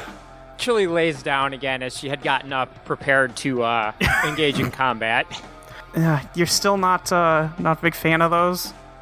They need to know that I'm in charge. Not of you guys, just of them. They don't think like that. How do you know? Have you ever talked to them? Have you? No. They haven't earned that right yet. Oh. I don't know, Chili. I think it would be more respectful if you talk to them instead of jumping to violence all the time. Listen. They're not like you people. They work on the laws of the animal world. And in the animal world, you have to establish when it's your territory. Please don't make me code an AI bot that'll talk to Chili. I really don't want to do that. That seems like a lot of work. Oh, okay. No, if it would be hard. The way you said it, it sounded easy. It sounded like a good idea at first. Oh, it'd be so difficult. It's easy for us, but because Chili has an Eidolon, and we can hear her because of that. I have 3 Eidolons. You sure do, but the robots, they don't have Eidolons. Ooh, we should give the robots Eidolons. Oh no! Oh, well, what happened if they drank some blood? No, we can't. We can't keep giving random things Eidolons. No. Virginia looks at Christine and goes, "What have you given Eidolons?" I have given nothing Eidolons. She turns to Harvey. Okay. Okay, I want to emphasize. I did it to 1 Venus flytrap, okay? Okay. Because what if we get another the fly? It'll protect us. Yeah, and then it started demanding blood sacrifices. Oh man, we should have fucking watched Little Shop of Horrors. No, I don't want to be reminded of that. It was it was not a good time. It was traumatic, Harvey. Speaking of blood sacrifices and drinking blood and so on, I'm getting a little thirsty. You guys want anything from the fridge? I think Christina, not realizing where he was going with that, starts pulling down her t-shirt's collar. Do me and Chili need to leave? And then quickly pulls it back up again when he finishes the sentence and blushes. Because we can leave. No, I was gonna get a bottle. Yeah, right, of course. So yeah, I think Harvey heads over to a mini fridge in the corner of the room and just starts rooting around in there. I don't say it a lot because I'm still not good talking about my feelings yet, but I do really like that we can all just be together like this. Yeah. Chili is nestled between Virginia and Christina and just says, "Yeah, me too." She kind of wiggles back and forth so that she's butting up against both of you.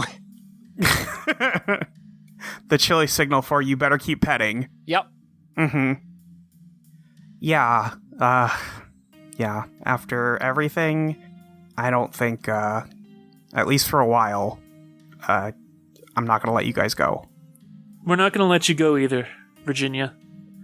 I mean, if you really wanted to, have some space to yourself, we'd let you. Yeah, okay. Clarification. I think we've all been through a lot, and none of us is gonna let anybody get hurt. Venus flytraps aside. Yeah, I didn't think that you were keeping me prisoner, if that was your worry. It's good to be here. I think Harvey pours himself a glass of blood and just heads back over to the couch. Mixes himself up a Bloody Mary. I don't think you can make those with red wine. I don't know anything about cocktails. Bloody Mary typically has vodka, tomato juice, and spice mix, and increasingly often, at least in the late 2010s, involved a variety of accoutrements and garnishes, sometimes getting a bit absurd, like entire onion rings and little sliders. I don't know if What the fuck? Yeah, no, people got weird with Bloody Marys. So putting just blood in it would be a, return to form, really. That's a fair point. It at least wouldn't be unusual. As the movie ends, and Virginia and Chili have been kind of casting sidelong glances to Christina and Harvey, who have gotten a little closer as the movie wrapped up, and both kind of simultaneously, I think, get up and just be like, So, Virginia, You want to go? I said I was going to give you a tour of the city. Oh yeah. Yeah, we could do that now.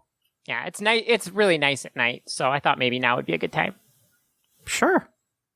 Yeah, you two enjoy yourselves. As Chili gets up and starts heading towards the smaller door built into the larger door of the apartment. And then she just turns back and looks at Virginia and is like, "Oh, by the way, it's a Chili-sized tour." Oh, okay. Yeah, I can do that. And then she changes to her cat form. All right, they slip out, and Chili starts heading down the street.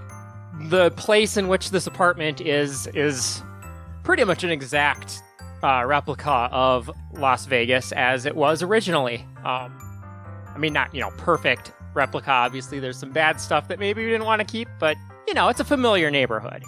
Yeah. And she just starts walking and is just kind of talking her way through it. It's like, see, from down here, you get a really good sense of where all, like, the food and interesting places are without all the distracting, like, signs and human stuff, Yeah, but I feel like I'm more lost than I was before. Oh, it's okay if you get lost here. That's kind of part of living on the streets. Getting lost is how Christina found me, so sometimes that's a good thing. Yeah, I guess that's true. Besides, this is all my neighborhood, so I know where to find everything. You won't get lost as long as you stick with me. Okay, well, I'll make sure to keep close by. As they traverse through the neighborhood, Chili takes Virginia on a fairly involved tour, including squeezing through holes in fences, jumping over barriers, rooting around in trash.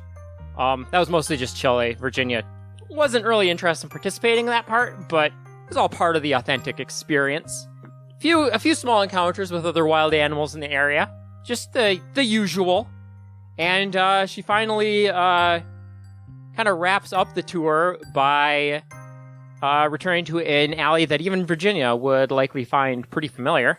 And then, if you remember, this is where I used to live. And she walks up to a ratty-looking cardboard box that still has a really run-down teddy bear laying in it. Do you want to take this home? I mean, can I? I don't want to, intrude. Oh, don't worry about that at all, Chili. Oh, boy, I was not expecting that. Shut the fuck up! What? I'm not allowed to greet an old friend who I haven't seen in a while? I wasn't expecting to see you around these parts. I wasn't either. How'd you survive the end of the world? Oh, 9 lives and all that. Oh, right, of course. Virginia knows a thing or two about that, don't you, Virginia? Yeah, I've only used 2 or 3. Chili, I don't really know who this is. She looks a bit fancy for the alley, I'm gonna be honest. Oh, this is my best friend, Virginia. Oh, okay. Well, I understand you've been it's been a while.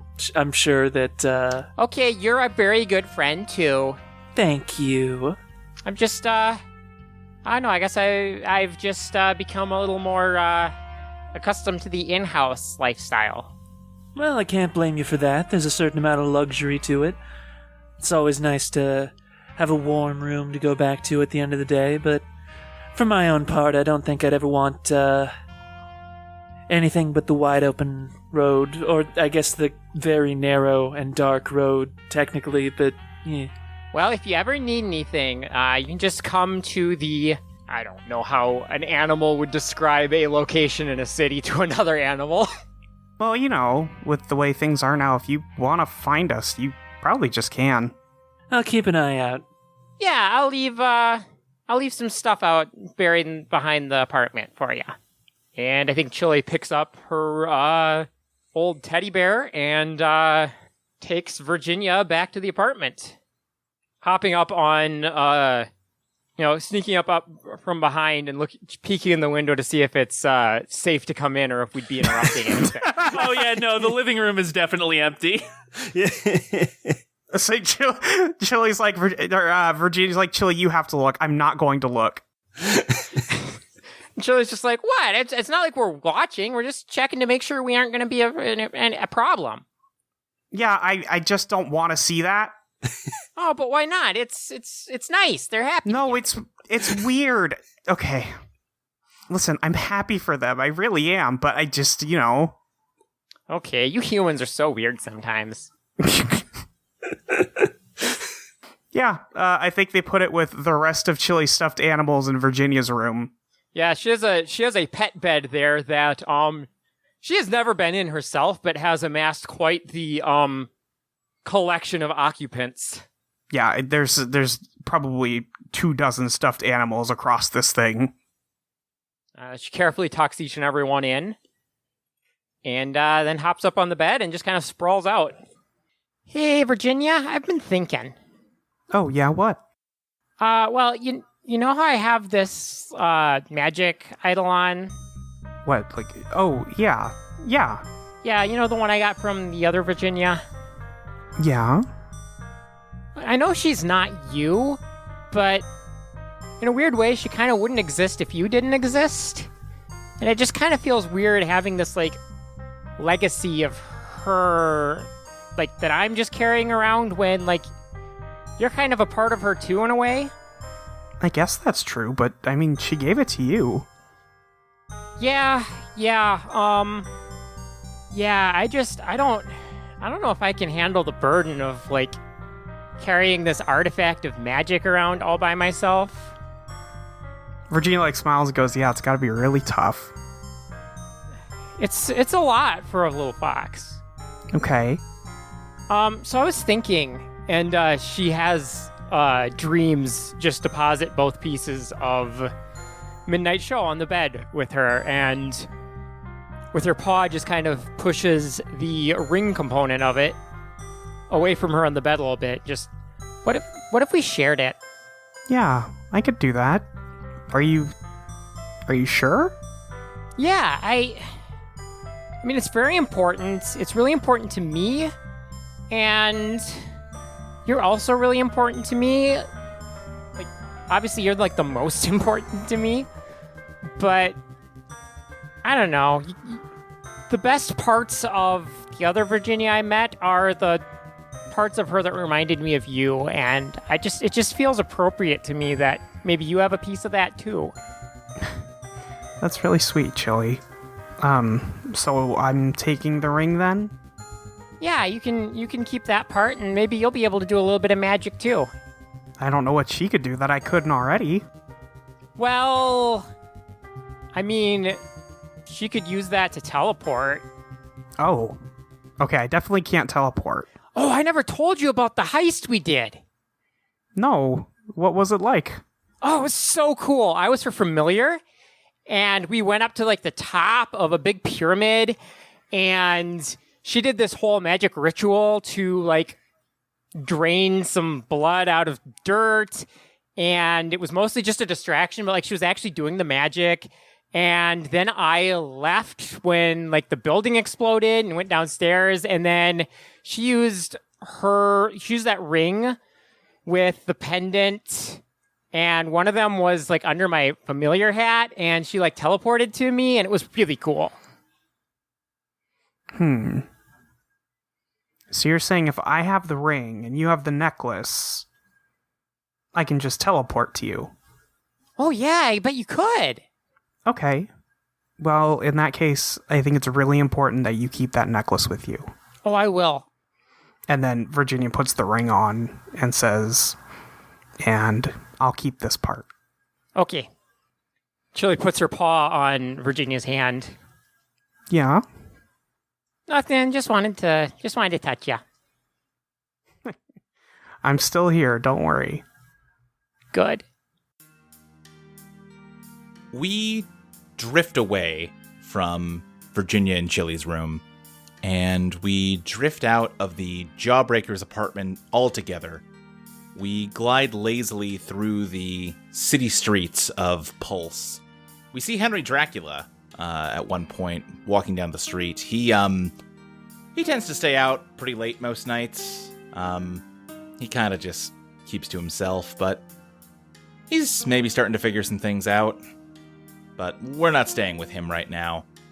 Our view drifts further and further away from the city, and soon it fades as just one more piece of the City of Dreams.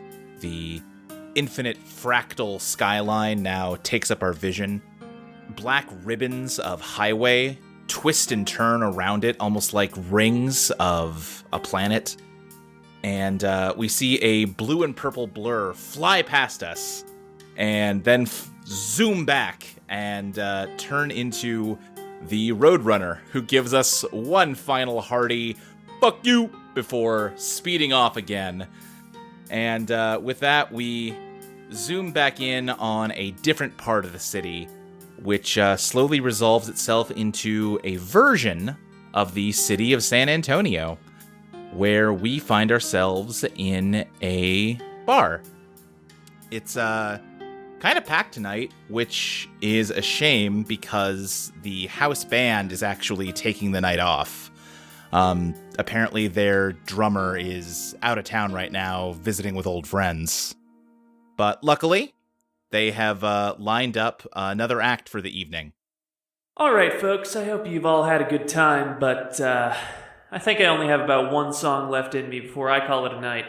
Musicians gotta eat and get trashed too, you know? I don't want to get too sappy here, but from the bottom of my heart, thank you for being such a fantastic audience. I hope that I'll get to see you all again real soon. You know what? To hell with not getting sappy. My last song of the night shall speak for itself.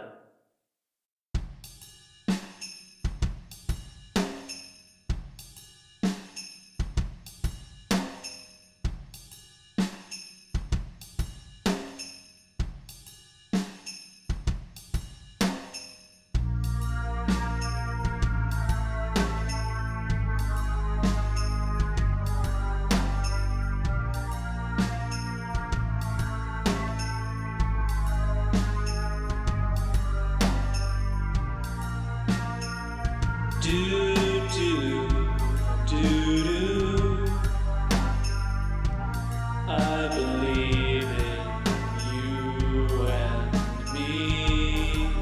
I'm coming to find you if it takes me all night. Wrong until we make it right, and I won't forget you. At least I'll try.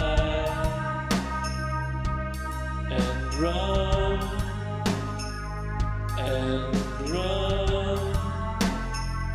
tonight.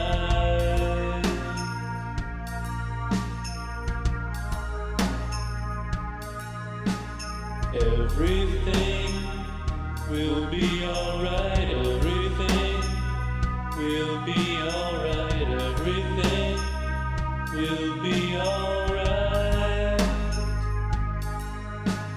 Everything will be alright. Everything will be alright. Everything will be alright. Alright. Alright. Alright.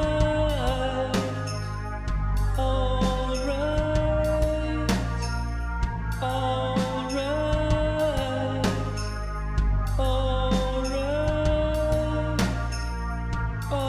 Alright.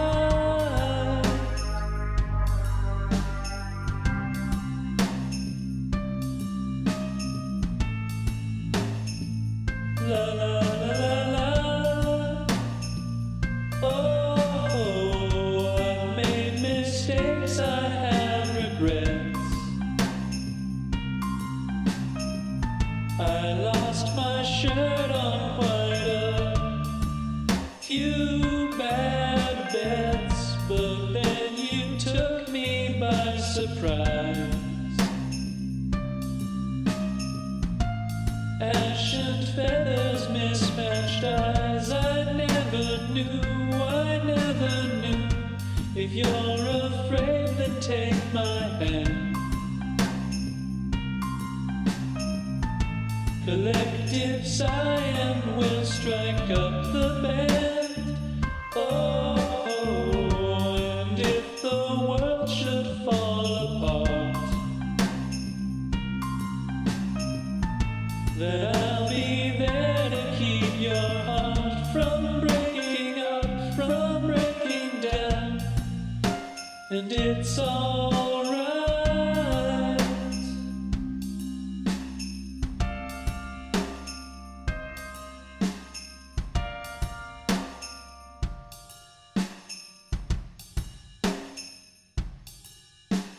Everything will be alright. Everything will be alright. Everything will be alright.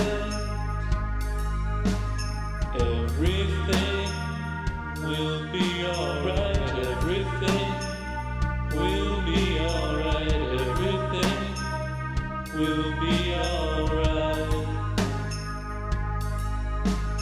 Everything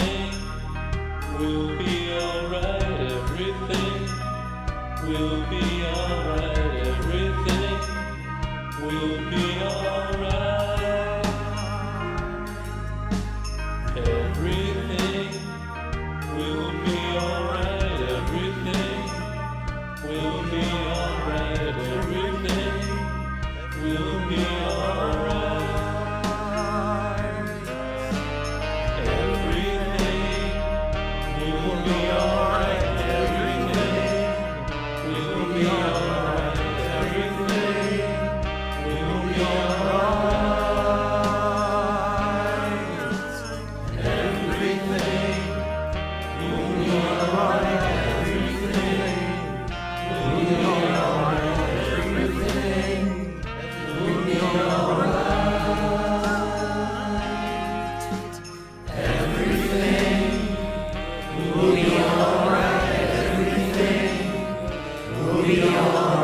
Everything will be alright.